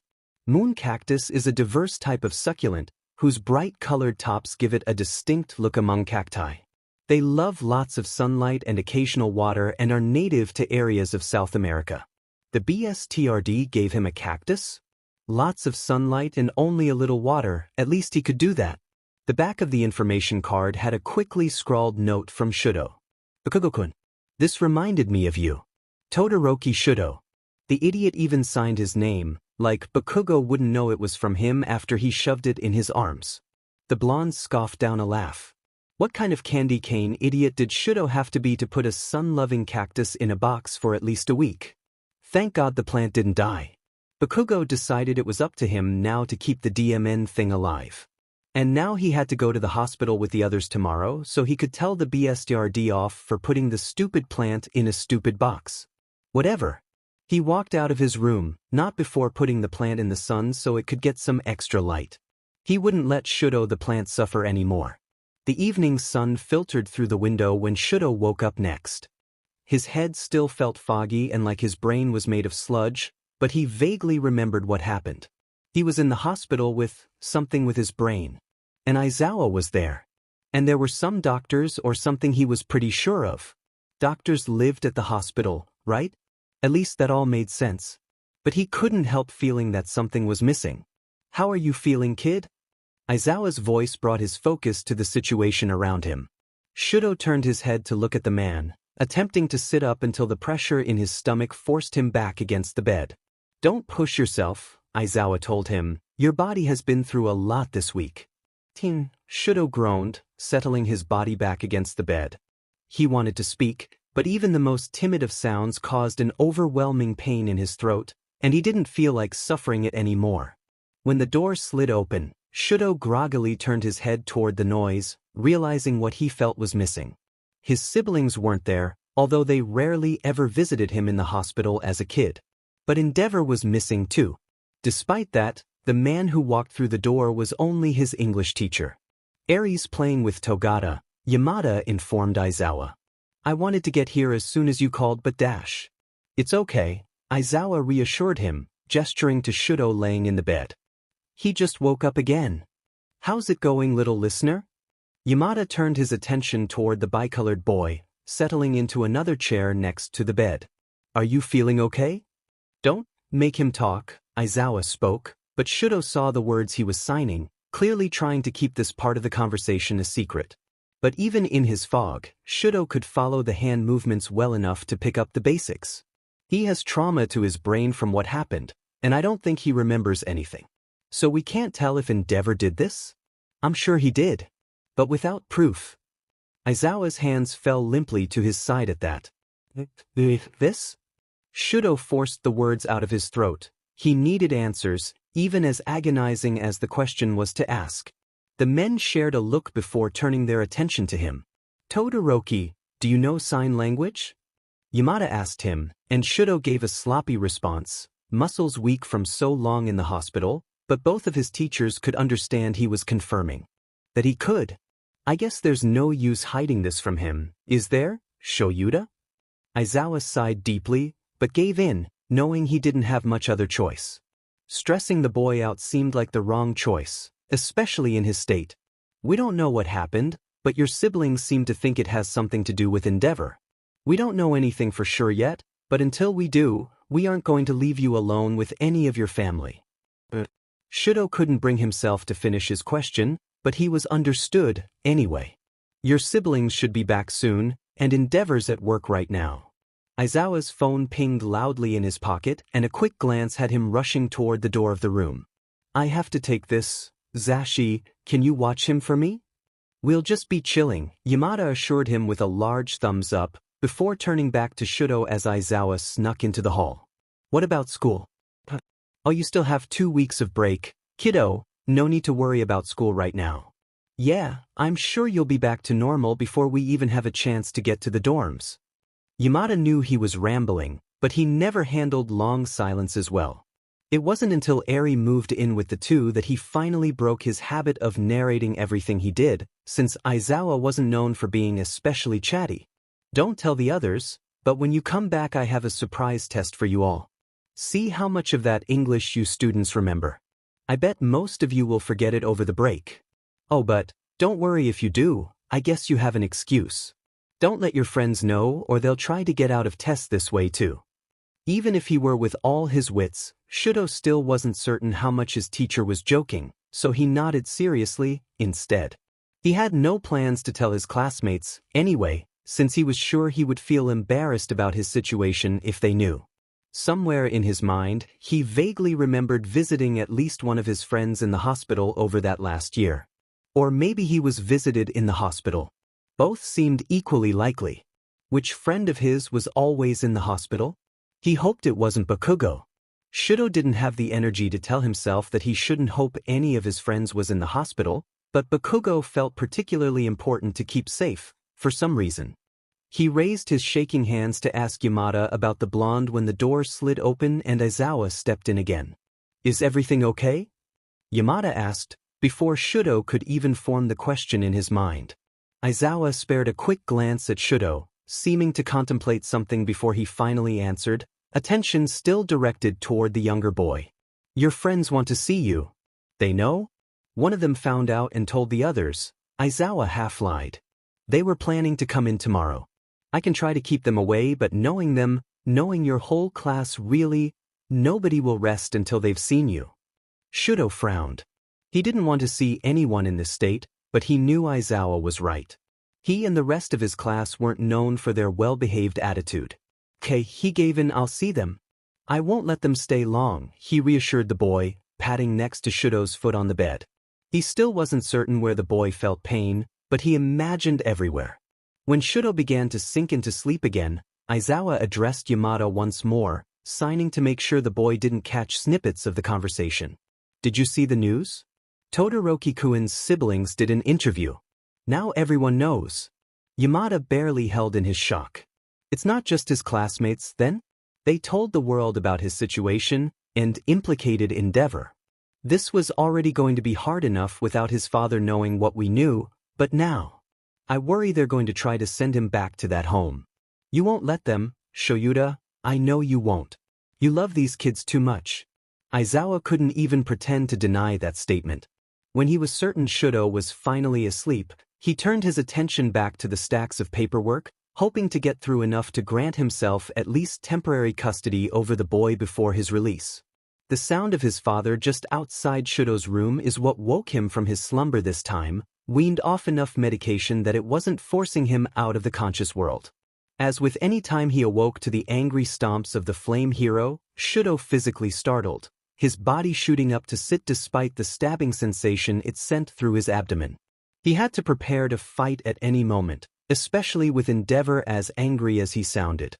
The frantic beating of his heart was made audible for the entire room thanks to the heart monitor, the beeping reminding Shudo that he was, for now, safe in the hospital. His father wouldn't force him to fight here, especially when Aizawa and Yamada were still in the room. Just as his heart rate settled, the door slid open, Endeavor forcing his way past a nurse and into the room. From what Shudo could gather underneath his panic, the nurse was trying to keep him out of the room, not that she had any chance of success against the #1 hero. "What the hell?" Endeavor scowls at Aizawa and Yamada, making no notice of his son. "First you refused to let me see my son and now you have his siblings trying to accuse me of abuse?" "A pleasure to see you as well, Endeavor." Yamada greets him with forced enthusiasm while Aizawa tends to the child in the bed. "I can assure you we had nothing to do with what Todoroki-kun's siblings did. They left here earlier this afternoon," Aizawa explained. Shudo looked over just enough to see the darkened sky beyond the window, busy lights littered throughout the city. It was snowing, he noticed, and he could vaguely remember something about Christmas? Or was that weeks ago? He had no sense of time in this hospital room, especially with all the medications he was on. Not that Christmas ever meant much to him, anyway. But he had been hoping to see his mother. Endeavor snorted with disdain, his attention such to his kid, not seeming to pay any mind to his sudden consciousness. His siblings always had such incredible notions in their heads. Must have been their mother's influence. As if on cue, the door opened again, the two older siblings, as well as Yagi and Kayama, entering the room. Shudo felt overwhelmed but didn't say anything. Why were there so many people here? Endeavor. Natsuo crossed his arms and glared at the man. Aizawa wondered if it was Endeavor's choice to be called by his hero name at home, or if the others gave that to him.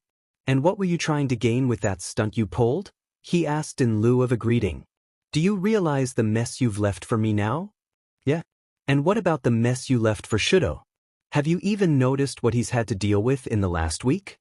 He's been unconscious here because of you and Dash." "Stop," Aizawa commands from next to Shudo's bedside, and for the first time the others look up to see the half-man-half boy awake. "He doesn't need you arguing right now." "Shudo." Fuyumi steps toward the bed nervously. "You're awake." He doesn't want to talk, not with all the pain in his throat, so instead Shudo signs to Aizawa and allows the man to translate. His father never bothered having his other children learn sign language, and the hero himself only knew enough for tactical purposes. Shudo's tutor gave him extra lessons when he was younger. He wants to know what's going on, Aizawa explains, following loosely strung together signs. He's asking what happened. Dark eyes landed on the three members of Shudo's family, waiting expectantly. Yagi and Kiyama made their way to the side of the room that Yamada and Aizawa were in, giving the family what space they could. "I'll tell him if you won't," Aizawa threatens. "Shudo, it was for your own good," Fuyumi reassures him, not giving him any actual knowledge. "Natsu and I just wanted to help and dash." "Help!" Endeavor shouted. "What part of you thinks your ridiculous act was helping anybody?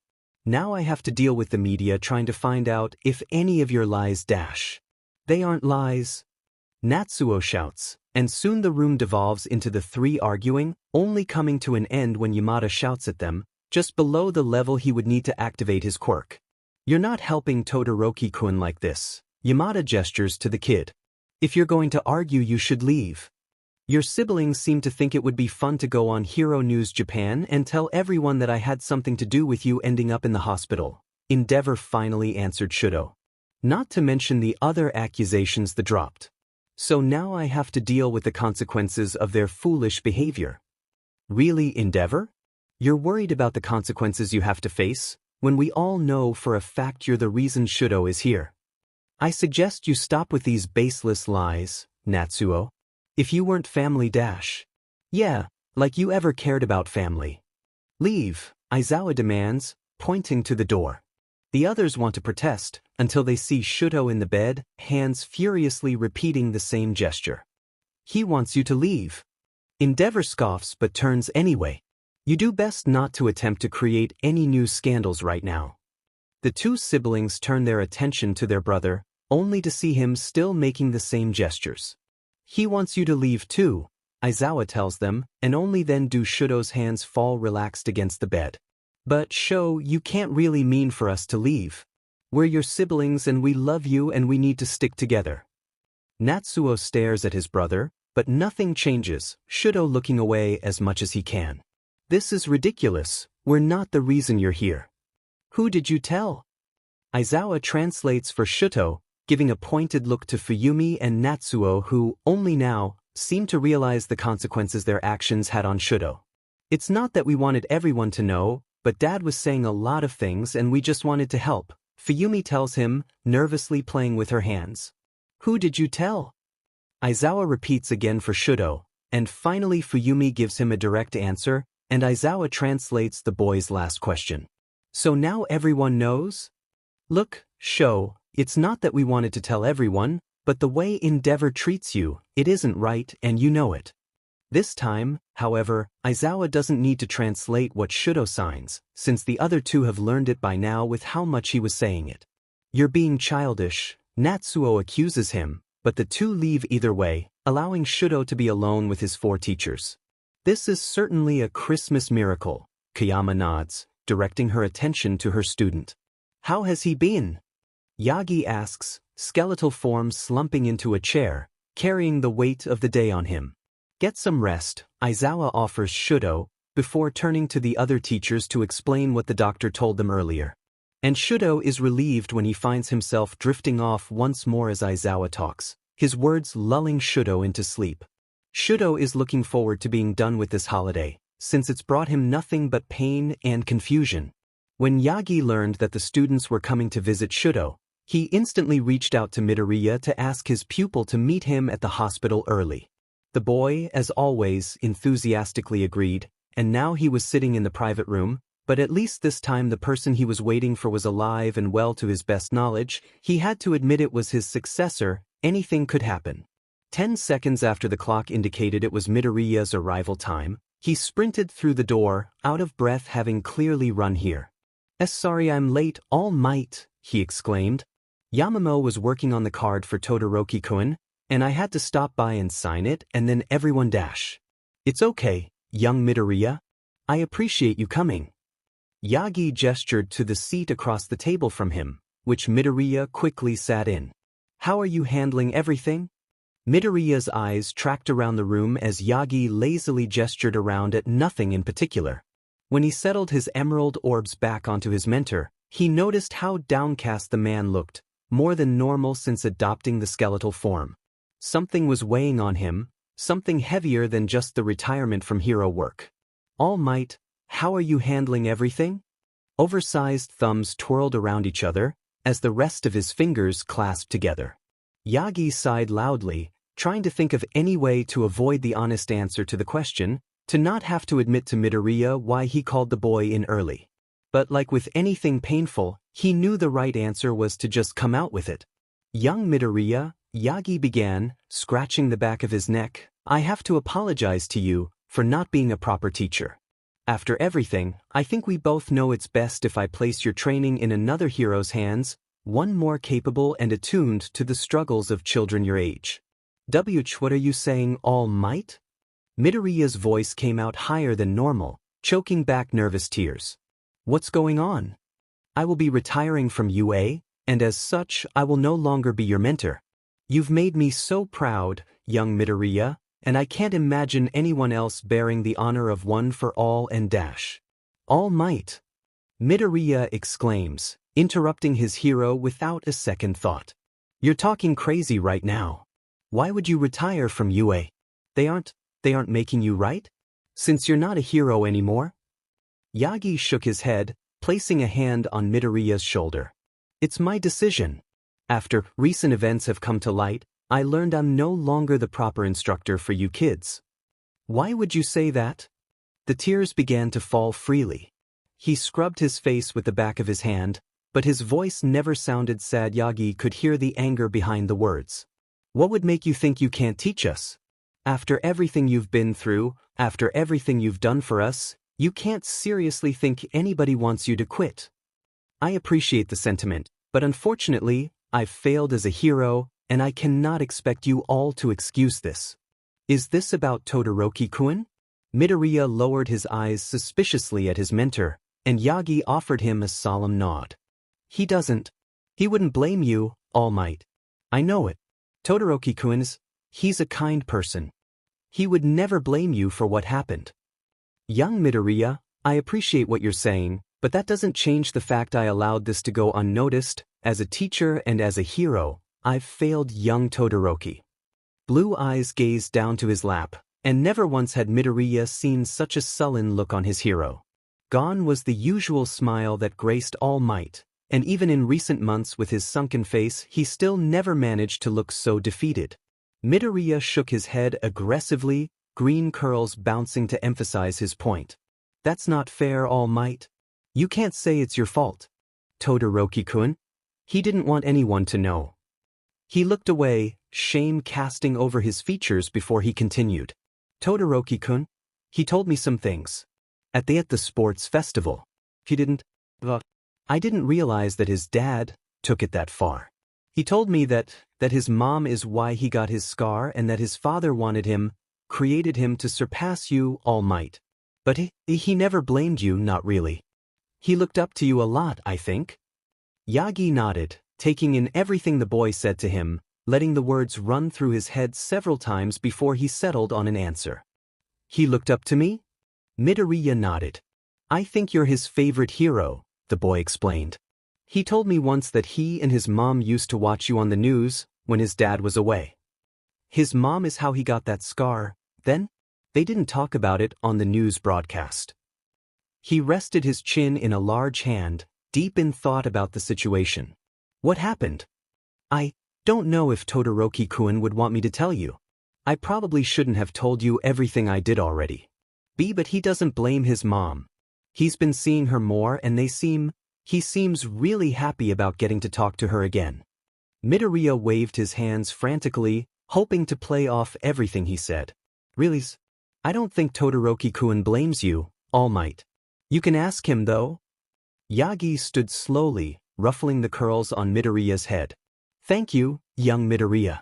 I appreciate your reassurance and optimism at a time like this. I will hold off submitting my resignation to Nizu until I talk to young Todoroki. You'll make a fine hero one day. Why don't you wait here for your friends? I'll go talk to the boy before you all visit. Sure. Thanks, All Might. Midoriya sounded overjoyed to hear the enthusiasm in his mentor's voice, almost as much as he was to know he wasn't losing the man from his life. He couldn't imagine what UA would be like without Yagi as their teacher.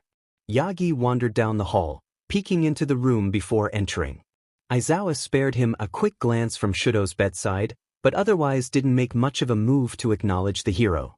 Shuto, feeling well enough to sit up in the bed, looked over toward his teacher, blinking slowly as he pushed himself to recognize the man. Might? He murmured underneath the oxygen mask. YFC here? Don't try to talk so much, Todoroki-kun, Aizawa reminded him gently, still not looking up from the stacks of papers. Yagi could tell he was trying to get as much done as possible before they risked Shuto leaving the hospital. Hizashi and I can translate for you if you need. Giving his husband a chance to focus on paperwork, Yamada looked up from his seat, signing to Shuto that he was happy to help. He spoke out loud each word Shuto signed. He said, "Why is All Might here?" Blue and gray eyes stared at Yagi, but Yamada kept his focus on Shuto's hands. "I wanted to talk to you, young Todoroki. If that's all right?" He said, "Of course, All Might."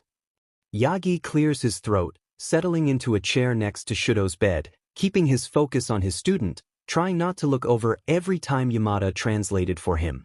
"Young Todoroki, I owe you an apology." Shuto's head tilts to the side, eyes widening like a cat's. He blinks a few times, slowly, before he manages to make any words with his hands. "Why are you sorry, All Might?" Yamada had to resist the urge to add his own commentary, knowing now was not the time for him to begin questioning the other teacher as well.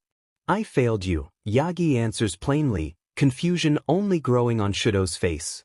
"I wasn't there for you, as your hero or as your teacher. You were suffering and I didn't do anything to stop it. I'm so sorry, young Todoroki, and I don't expect you to forgive me but dash." "It's okay," Yamada interrupts the other as he starts to translate Shuto's shaky sign language. "It's not your fault. You protected me before. You're a real hero, All Might." "Young Todoroki," Yagi's voice falls quiet, and it's Aizawa who interrupts him next time. "You can't blame yourself for what happened," the teacher chided, still not looking up from his paperwork. "If Todoroki-kun doesn't blame you, then we should focus on what we can do to help him. Dwelling on it isn't going to fix the situation." "Shuto," Yamada whispers, causing Aizawa to look up, and Yagi gives the man his attention. "What did he say?" Yagi asks, and when Yamada doesn't respond, Shuto repeats his sign, causing Aizawa to shift uncomfortably as well, but the raven-haired teacher finally translates. "He wants to know what's going to happen now." The room grows heavy with silence, which only increases Shuto's frustration.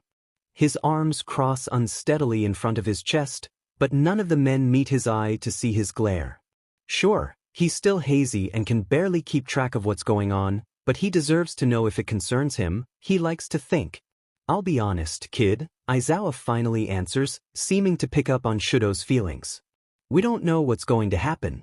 For now we need to keep you safe, until we have more information on what happened. I've taken temporary guardianship of you while you're at the hospital, and Hizashi and I are working on a more long-term plan when you're released." "Long-term?" Shuto signs, eyes empty with confusion. "Once you're out the hospital, Shoyuta and I were hoping you would live with us, little listener. At least, until we know if you can go home or not." Yamada spoke carefully, as if any of the words he said would shatter the boy, even without using his quirk. Shuto finds himself unable to answer, staring down at the bedsheets. The room remains quiet until a gentle knock sounds at the door, and Yagi stands to let in the guests, Shuto's classmates. "I'll give you some space," Yagi offers, and Yamada agrees to join him, leaving Shuto with Aizawa and the rest of Class 1. Aizawa shoves the paperwork aside, carefully kept out of view of his nosy students, before addressing his class. "Since you wouldn't accept it when I told you, now you can see Todoroki-kun is alive. If you want to stay, there are a few rules. Don't all of you talk at once and overwhelm him. You leave when he or I say it's time to leave, and if I catch one of you misbehaving, I will work every single one of you running laps around UA until Niza forces me to stop." Aizawa lowers his eyes with his threat, but the students nod quietly in agreement. Yaoyorozu is the first to step forward, encouraged by the other classmates. She holds out a card to him, which Shudo takes, fingers tracing along the written words. "We got you a card, Todoroki-gun," she supplies, watching empty eyes try to take in the contents of the card, suddenly worrying she overstepped. "I hope it's okay, we all signed it." "I guess it really isn't much, I'm sorry if dash." "He can't read," Aizawa interrupts her, before one of his top students can continue down her path of self-doubt. "I'm sure he appreciates the gesture." Shudo nods slowly in agreement, eyes still focused on the multicolored scribbles all over the card. He can't tell who wrote what at this point, but he's sure he could if his brain weren't so foggy. "You can't read?" Kaminari pipes up from the group, voice excitable. "I wasn't even able to tell with your test scores, dude. If you want, I'm sure I can teach you how." He's talking about the brain injury, dumbass. Bakugo snaps at Kaminari, rolling his eyes. "He could read before that." "Oh," Kaminari laughs, scratching the back of his neck. "That makes more sense. At least you won't be last in our class, even if you can't read," Bakugo tells Shudo, shooting a mocking look to Kaminari. "Come on man, don't be like that." Kaminari whines. "Super not manly," Kirishima shakes his head. Kaminari tries his best. Just as Aizawa is about to tell his class to calm down and control themselves, a scratchy noise catches everyone's attention. Shudo sits in the bed, bent as much as his tender abdomen will allow, an almost smile on his face. The damage to his throat still prevents the sound from being clear, but they realize that he's laughing, the first emotion besides frustration he's shown since he woke up. The class relaxes at this, falling into a steady rhythm of catching Shudo up on their breaks, talking even between themselves on what they did for Christmas, though any talk of the news broadcast is quickly shut down by a glare from Aizawa. Bakugo hangs back from the rest of them, but his eyes never leave Shudo, as if he's worried the boy will fall into a coma again if he isn't watching. "Do you know when you get to go home?" Midoriya asks, and Shudo shakes his head. "When you're back at the dorms with us, we have to have a sleepover." Hagakure cheers, frilly dress bouncing in the air with her excitement. "Doesn't being in the dorms count as a sleepover?" Ojiro comments. Ashido laughs at that. "Like a real sleepover," she cheers. "All of us in the common room, staying up and watching movies all night." "We're hero students," Ida reminds her strictly, right arm chopping the air at the declaration. "We can't stay up watching movies all night when we have class."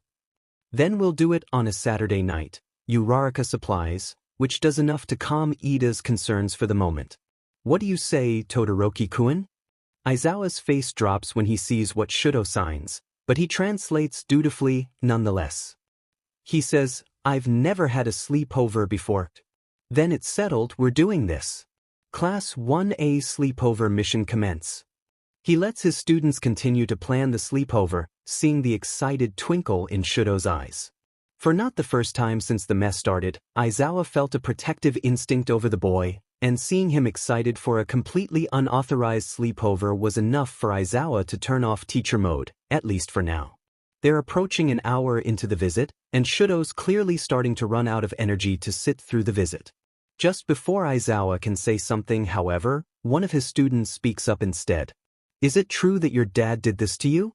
Silence falls over the class, but each one of them turns to look at Satu, who at the very least has the mindfulness to look uncomfortable at his own question. No fing tact. Bakugo scoffs from his position against the wall, but the other students quickly come to his aid. "We all were wondering, Karo," Azui mutters, looking at the ground. "You're our friend, Todoroki-kun." "If it was your dad," Siro looks away from everyone else, "we just want to help you out, man." Midoriya speaks up next. "It's true, Todoroki-kun. None of us are going to think any differently of you if your dad did do this." Shudo shifts uncomfortably, suddenly feeling on display in front of his friends. He doesn't let Aizawa answer for him, however, signing to his temporary guardian what he wants to say to his friends. "It was a villain attack," Shudo claims. "My father is a good hero, he would never hurt me like this." Aizawa tells the rest of them what he said, but he can't help feeling that this is a well-practiced response for the boy. How many hospital visits has he had to explain away before? "Are you sure?" Kirishima offers him an out. Your siblings were pretty convinced it was Endeavor when they were on the news. It was a villain attack, he repeats. My siblings have always blamed my father for things like this. Please ignore them. His stomach grows heavier with each word he has to translate, but Aizawa's not going to talk over the boy, not when he's his only hope of talking to the others right now. I think it's time to leave, Aizawa tells his class, who give him surprisingly no resistance. Shudo needs rest, and the doctors have tests they want to run on him later. The class gives him a chorus of goodbyes, most trying to forget the last part of the conversation they had. A few of them promise to try and visit again during break, and Shudo quietly thanks them all for visiting. Once they're alone, Aizawa turns his attention to Shudo. Did you remember what happened? He asks dubiously. I'm tired, Shudo responds instead. I want to sleep. We're talking when you wake up, Aizawa informs him, but Shudo can't bother to think about that now. Right now, all he wants is sleep. Aizawa doesn't know how many hours he's spent staring at the endless documents, his eyes more tired than when he overuses his quirk. But while Shudo sleeps through the night, he manages to finish the entire packet of papers right before the sun begins to peek through the window. Kayama joined him after the other students left but fell asleep during the night. He's taken the bare minimum of naps during this, not wanting to waste any time, and he's still not able to sleep just yet. Not until he knows this is settled. He sighs, standing up and stretching his aching back, when he hears a shuffling from Shudo's bed. He looks over to see the boy stirring awake, eyes filled with panic for just a moment before he settles down and remembers where he is. Morning, kid, Aizawa says, voice rough with forced wakefulness. Kayama stirs next to him, waking up now. Are you in any pain? Shudo shakes his head, much to Aizawa's relief. The doctors are going to talk about a treatment plan and see what we can do to get you healed up enough to leave the hospital. Sound good? The boy nods but doesn't sign anything to Aizawa. He just sighs, taking the paperwork and leaving Shudo with Kayama so he can make sure Shudo goes home with him at the end of it. How are you feeling, Todoroki-kun? Kayama asks him. Shudo signs to her, but she nods in a lack of understanding. Sorry, kid, I only know the basics from Shoyuta and Hizashi. That and the names of their cats. Cats? Shudo signs, and Kayama has to hold back her excitement when she sees his interest. Yeah, they have 7 cats. Have you had cats before? Shudo shakes his head, and Kayama latches onto the chance for conversation. They're sweet, though Furu can be very skittish. She runs away when you first see her. One time I fell asleep there and woke up and she was sleeping on me. She likes to sneak up on you like that. Let's see, there's also Yatsu. Kayama rambles about the cats to a completely enraptured Shudo, not even noticing when, 40 minutes later, Aizawa enters the room again with Dr. Sasaki. Kayama allows them to do their work, feeling a sense of excitement when she realizes Shudo can remember the name of each of the cats she said, even if he can't remember which was which. This is a lot of improvement, Dr. Sasaki says with a smile. I know it may not feel like it right now, Todoroki-san, but you'll get there. I feel comfortable letting you go home with Aizawa-san tomorrow, as long as your labs come back normal. I'll have a nurse come draw some blood in a bit. She speaks with Aizawa and Kayama a bit more, but Shudo tunes her out at this point. He's tired of the medical jargon that he won't remember in 10 minutes, and even if he managed to remember the names of Aizawa and Yamada's cats, he still can't remember all of classmates' names. What's going on? Kayama asks him after Dr. Sasaki leaves. She and Aizawa sit in chairs next to his bed, their eyes focused on him but kind. You seem upset, Todoroki-kun. He watches her but signs his words for Aizawa to translate. After the initial argument of neither teacher accepting that he's fine, he finally admits what's going on. I'm useless. I can't remember my classmates, I can't read and write, what kind of hero am I supposed to be? Don't take this too hard, kid, Aizawa tells him. You'll get there. This is just a setback and dash. It is, Kayama says, leaning back against her chair. Aizawa shoots her a glare, but she ignores him and continues on. You feel like you're falling behind and that you're going to fail, right? Namuri dash. Aizawa stops when he sees Shudo nod, a look of acceptance on his face. Clearly he needs to trust his colleague with this. Well, maybe you will, maybe you won't. But you're definitely going to if you don't do something about it, right? So how about we work on getting you home with Shoyuta, working with Recovery Girl, and see when we can get you back to hero studies, okay? Shudo spends a long moment staring at her in frustration before Kayama's words sink in. She's right, he knows this. There isn't much he can do about what happened, but whining about it isn't going to stop the future. Still, he hates it. Fine, he signs, earning a slight smile from his teachers. Good job, Kayama says. Shoyuta still has more paperwork to do, but I can tell you more about Scream and Shout now, if you want. Those two came home the same day. The next 24 hours are an exhausting flurry of activity for Shudo and Aizawa both. Shudo is put through more tests, more plans written out and visits with Recovery Girl and various doctors, while Aizawa rushes around to get the paperwork sorted out and ready so that Shudo can come home with him. They are both, however, successful, and the next morning Aizawa has Shudo in a wheelchair, Yamada carrying a large stack of discharge paperwork, a paper bag of prescriptions, and a small duffel bag of clothing and other items taken from Shudo's dorm room. You ready, kid? Aizawa asks, and Shudo nods, allowing him to push him out of the room. It's almost eerie, being outside of the hospital for the first time. He wears a large hat and ducks his head, keeping himself as unnoticeable as possible. It also helps to not see anything going on around him, ignoring what is most certainly news headlines scandalizing his life even further. Here we are, Yamada says as he helps Shudo into the back seat of the purple minivan, the side spray painted with the words, Free Love, in bright pink, wheelchair being stored in the trunk. The inside is even more gaudy than the outside. The seat covers are bright yellow and fuzzy. Shudo enjoys running his hands over them. Several of Eri's toys are scattered on the seats next to him, but his eyes are drawn to the soft cartoon character dangling from the rearview mirror. It was a gift from one of your classmates, Aizawa grumbles as he starts the car. Trying to force me into retirement at this point. Shoyuta can't say no to the gifts from his students. One time dash. I think Shudo is tired of our talking, Hisashi. I'm sure he just wants to sleep. I think it's you who just wants to sleep, Yamada laughs, turning back to see Shudo as well, dozing off. But let's get us all home. You've both had a rough several days. The drive is quiet, Shudo dozes in and out, but it doesn't take long before they're home. Yamada helps him into the wheelchair again, pushing him into the house. Eri comes running up but stops short when Aizawa holds up a hand. Be gentle, her dad warns, and she nods eagerly, tiptoeing in a dramatic, childlike fashion instead, until she is at the edge of his chair. Are you going to live with us now? She asks gently. Shudo will be staying with us for now, Aizawa explains. He's been through a rough week, so don't bother him too much, okay? I promise, Eri says, stepping aside as Yamada leads Shudo to a room at the bottom floor. Here, you should be able to get some rest here, he says as he helps Shudo into the bed. Shoyuta needs to get some sleep too, but I'll be right here if you need me, okay? I have to prepare some quizzes for when you get back from break. He shoots Shudo a quick thumbs up, but it doesn't take long for the boy to pass out. It takes longer, however, for Yamada to finally convince Aizawa to get some sleep. I've got him, don't worry. Nobody will hurt him here. If anything happens dash.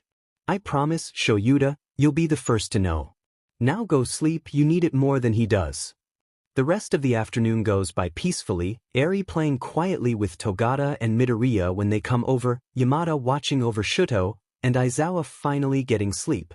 If it could just last for more than a day, that would be great.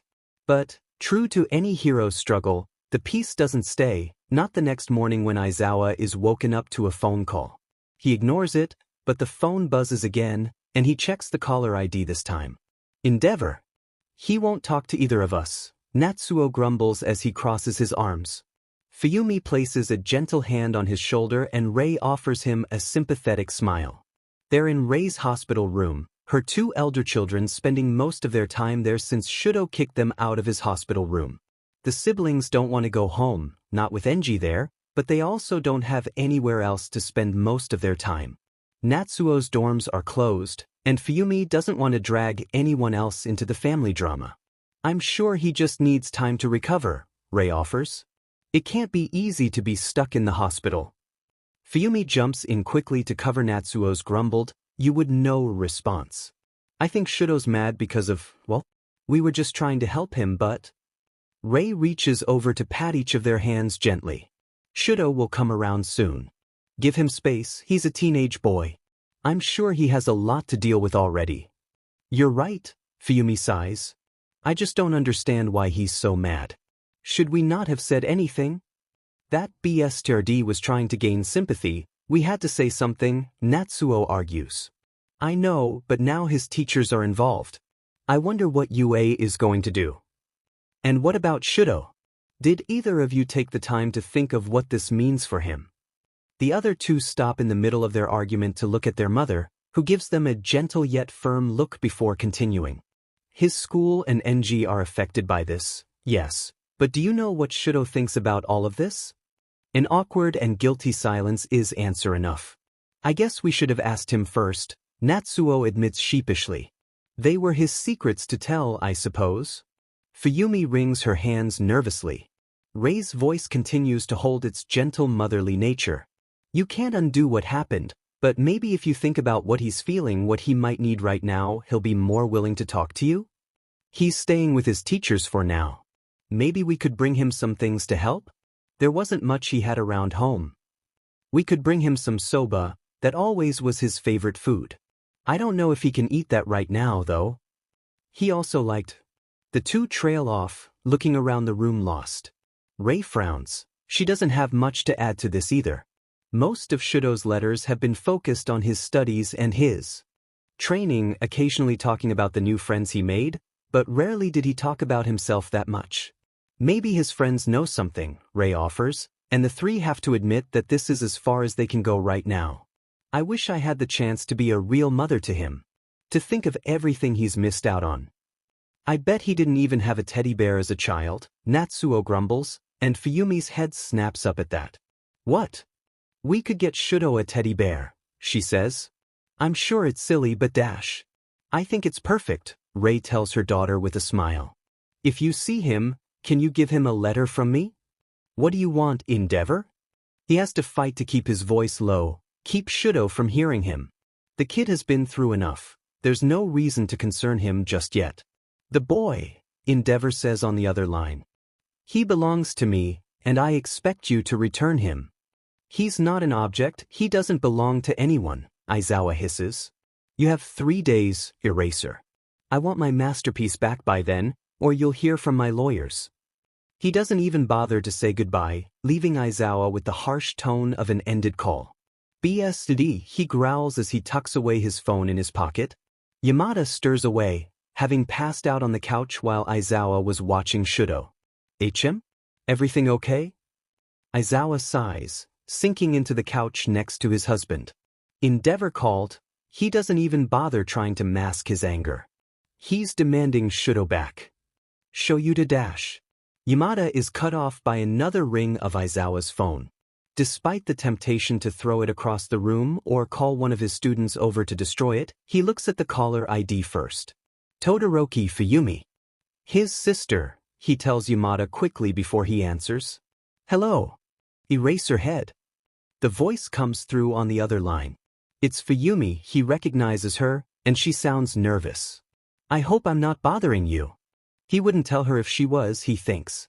Not with their entire situation being so precarious. "What's going on?" "Natsu and I had a few things we wanted to drop off for Shudo. I know he probably doesn't want to see us, but can we at least give them to you to get to him? Please?" He wants to say no, wants to tell them to stay away from Shudo. But it's not his choice, not really. It's Shudo's, and if he wants the kid to open up to him, he has to trust the boy. Aizawa hasn't taught teenagers for years to not know that. But he's also asleep. So, taking the gifts sounds like a good compromise to him. You can bring them by, but he needs his rest. I'll give them to Shudo, but if he doesn't want anything else, you have to stop. I promise, and Aizawa can take that for now. It's not perfect, but it's what he has to do to help his kid. His kid. A year ago, Aizawa didn't plan to have any children. He and Yamada were happy to be married, no kids, nobody waiting for them at home aside from each other. And now they have 2. Eri, rescued from the Yakuza, and Shuto, rescued from the #1 hero. And of course, Aizawa has his protege, Shinso Hitoshi, who, if not for the fact he already had a loving and supportive family, would have his own room in the Aizawa Yamada house. Aizawa can never say no to these kids. He's thankful that Natsuo and Fuyumi don't try to bring him into a long conversation. He tells them that he won't let them see Shuto until the boy says he wants to see them. They respect it, and Aizawa thinks it has something to do with the fact he can make good on keeping them away. But they hand over a large bag of items, thanking him for his time, and leave. It's nice of them, Yamada comments once the door is shut. It would be nice if they listened to Shuto in the first place, he mumbles bitterly. It's not fair to him. Yamada doesn't bother arguing, there's nothing he can say there. It isn't fair to Shuto, and he's bearing the brunt of his family's argument. Let's go check on him, yeah? He offers instead. I bet he's tired of sleeping all day by now. Aizawa doesn't even bother with a sarcastic comment, just following Yamada back to Shuto's room. He doesn't like being away from the boy for long. And with good timing, since Shuto is starting to stir awake. A dreamless sleep, it seems, and Aizawa is grateful. He knows the nightmares will start soon, but he wants to avoid them for now. How are you feeling? Fine. They expect that one, but they don't press, not this time. No need to rile Shuto up, not when they won't get anywhere with it. The old lady is coming over tomorrow to start your recovery, Aizawa tells him, settling at the foot of the bed. She'll know more after she works with you tomorrow, but the hope is we can get you walking in a couple of days. It won't be perfect, but even a few steps is progress. I need you to remember that, okay? A pout, and it's cute enough that Aizawa nearly bursts out in laughter. But he restrains himself, this time at least. And Shuto nods, finally, after a long moment. We'll go plus ultra, okay, little listener? Yamada smirks, friendly and bright. For a moment it almost seems like Shuto feels the excitement, as well, but maybe he imagined that. Plus ultra, Shuto finally signs in resigned agreement. Go beyond. Good job, kid, Aizawa pats his head. You got it right. It feels like he's setting himself up for failure at this point, but Aizawa can't help but see this as the first step toward progress they've been waiting on. Aizawa nearly forgets to give Shuto the bag. It's halfway through dinner, Shuto eating small servings of miso soup with nutrition powders, when Aizawa suddenly spots the bag in the corner of the room. Your siblings came by, he tells Shuto, and the boy looks up at him with uncertain eyes. They wanted to bring you some things. I told them I'll take it for now, but it's up to you if you want to see them, or if you want them to stop talking to you completely. Shuto frowns, staring down at his soup. The spoon he uses is large and awkward, designed similar to utensils a very young child would use. He doesn't have the energy to be angry about that, not yet. He places the spoon aside, ignoring the way it clatters clumsily on the table. Aizawa promised he'll have his coordination back eventually. Shuto just needs to be patient. And maybe he wonders he can be patient with his siblings. He knows he's mad at them, knows they did something wrong to him, even if he can't break down what it is and how it hurt him. He also knows that they barely saw him before that, and that's not their fault. What did they say? They said it was a few things they hoped would help you feel better, Aizawa explains. Do you want it? A pause, frustration growing on his face. He is trying to think this through, but thinking is still so difficult, like he's right there but there's just one step missing. You can always wait, Yamada offers. If you want, Shoyuta and I can keep it safe for when you're ready. I like that he signs to them, relieved to have the pressure lifted. Aizawa gives him a quick pat on the head, and Shuto feels like he did something good. He doesn't think Aizawa is happy because he answered right, but Shuto still isn't sure what he did. A loud slurp catches their attention, Eri finishing the last of her dinner. Can I play with Todoroki tonight? I want to show him my crayon book. The two look over to Shuto, reminding themselves that he needs to be his own advocate. The boy seems curious, and after a moment nods. I'd like to see the books. He stumbles over the last sign. His hands stutter, shake, and at first Aizawa worries he's having a reaction to the medications, but then realization hits him. Shuto doesn't know the sign for crayon, and worse, Aizawa thinks he doesn't even know what a crayon is. Crayon, Yamada says while signing it slowly. He and Shudo sign back and forth until Shudo is able to do the sign on his own with confidence. They're like sticks of wax you can use to make pictures. The confusion deepens, and it's almost adorable to watch Shudo try to work out the process of wax pictures.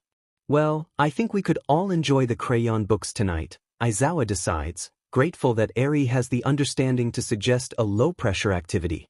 You're kind of like a crayon, Eri tells him, only further mystifying the concept. Aizawa wheels Shuto to the living room while Yamada and Eri clean up from dinner. If it's too much, let me know, okay, kid? A nod. Good. You don't need to push yourself to color. You need rest for when the old lady comes tomorrow. Do you have siblings? Nah, only child, Aizawa shrugs, nonchalant about it. I wasn't close to many people when I was younger, at least not until I started at UA.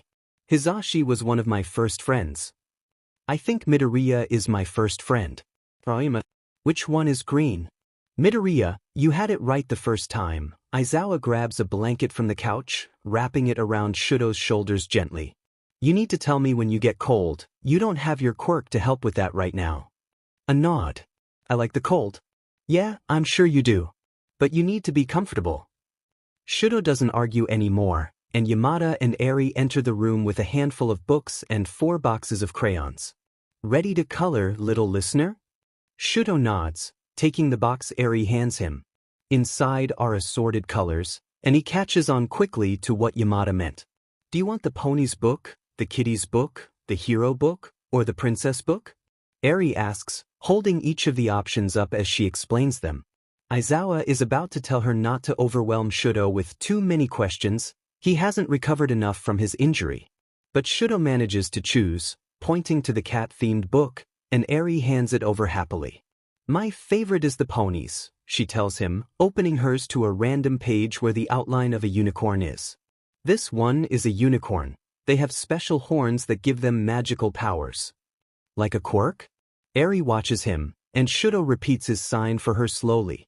Quirk, Aizawa explains, catching on to her confusion. He explains to Shudo, she's still learning sign language. She's doing great for how recently she learned. Oh, quirk? No, not like a quirk. Like magic. They're different. Eri pulls out a pink crayon, setting to color the unicorn. Aizawa and Yamada each start in their books. Aizawa with the princess book and Yamada with the hero book. Shudo opens his, seeing a few hastily drawn pages, but finds a blank page about halfway through. It depicts 2 cats, a few simple flowers, and a sun. Easy enough, he thinks. A glance around the table shows Eri's page scribbled with pinks, purples, and blues. Yamada takes his seriously, attempting to get whatever shading and lighting he can with the crayons, and Aizawa's simpler, but still inside the lines.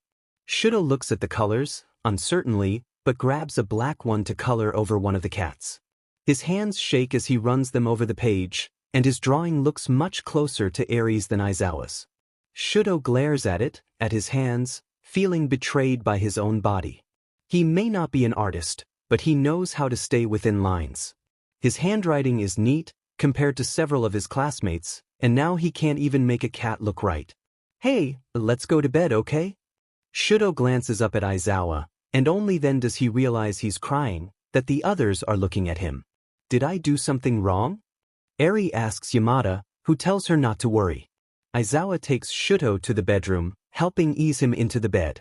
You're upset. What's up? I'm fine. Good luck getting anyone to believe that right now.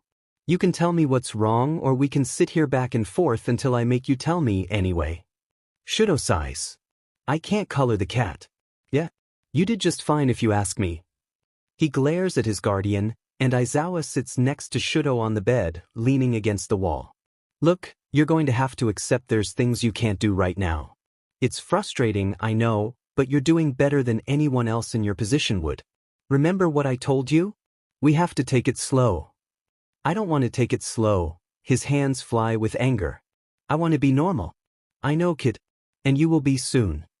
Aizawa settles in, so he's laying in the bed now, wrapping his arms around Shudo and gently pulling the boy to his chest. Shudo makes no noise as he cries, but Aizawa can feel the shaking of his body, feel the way he wets Aizawa's shirt. But Aizawa says nothing, letting the boy get everything out. By the time Shudo falls asleep, Aizawa finds himself drifting as well. Just tonight, he figures. He can keep the boy company for now. Yamada wakes him up the next morning, and both turn their attention to the sleeping boy. Shizenji says she's on her way. Yamada says with a mild tone of disappointment, "We should wake him up." Aizawa agrees, as difficult as it is to think of disturbing the kid. "Hey, problem child, time to wake up." He stretches gently, sleepily, just to the edge of where he starts to feel pain. "Morning?" "Yeah, it's morning. Recovery girl is on her way, so let's get you dressed, okay?" Shudo nods, allowing Aizawa to move him to the wheelchair, assisting him in a quick routine to freshen up, wear clean clothes, use the bathroom. Shudo tries not to think about how weak he feels. "You're looking much better than when I saw you last time," Shizenji says as she enters the boy's room, seeing him laying on his bed.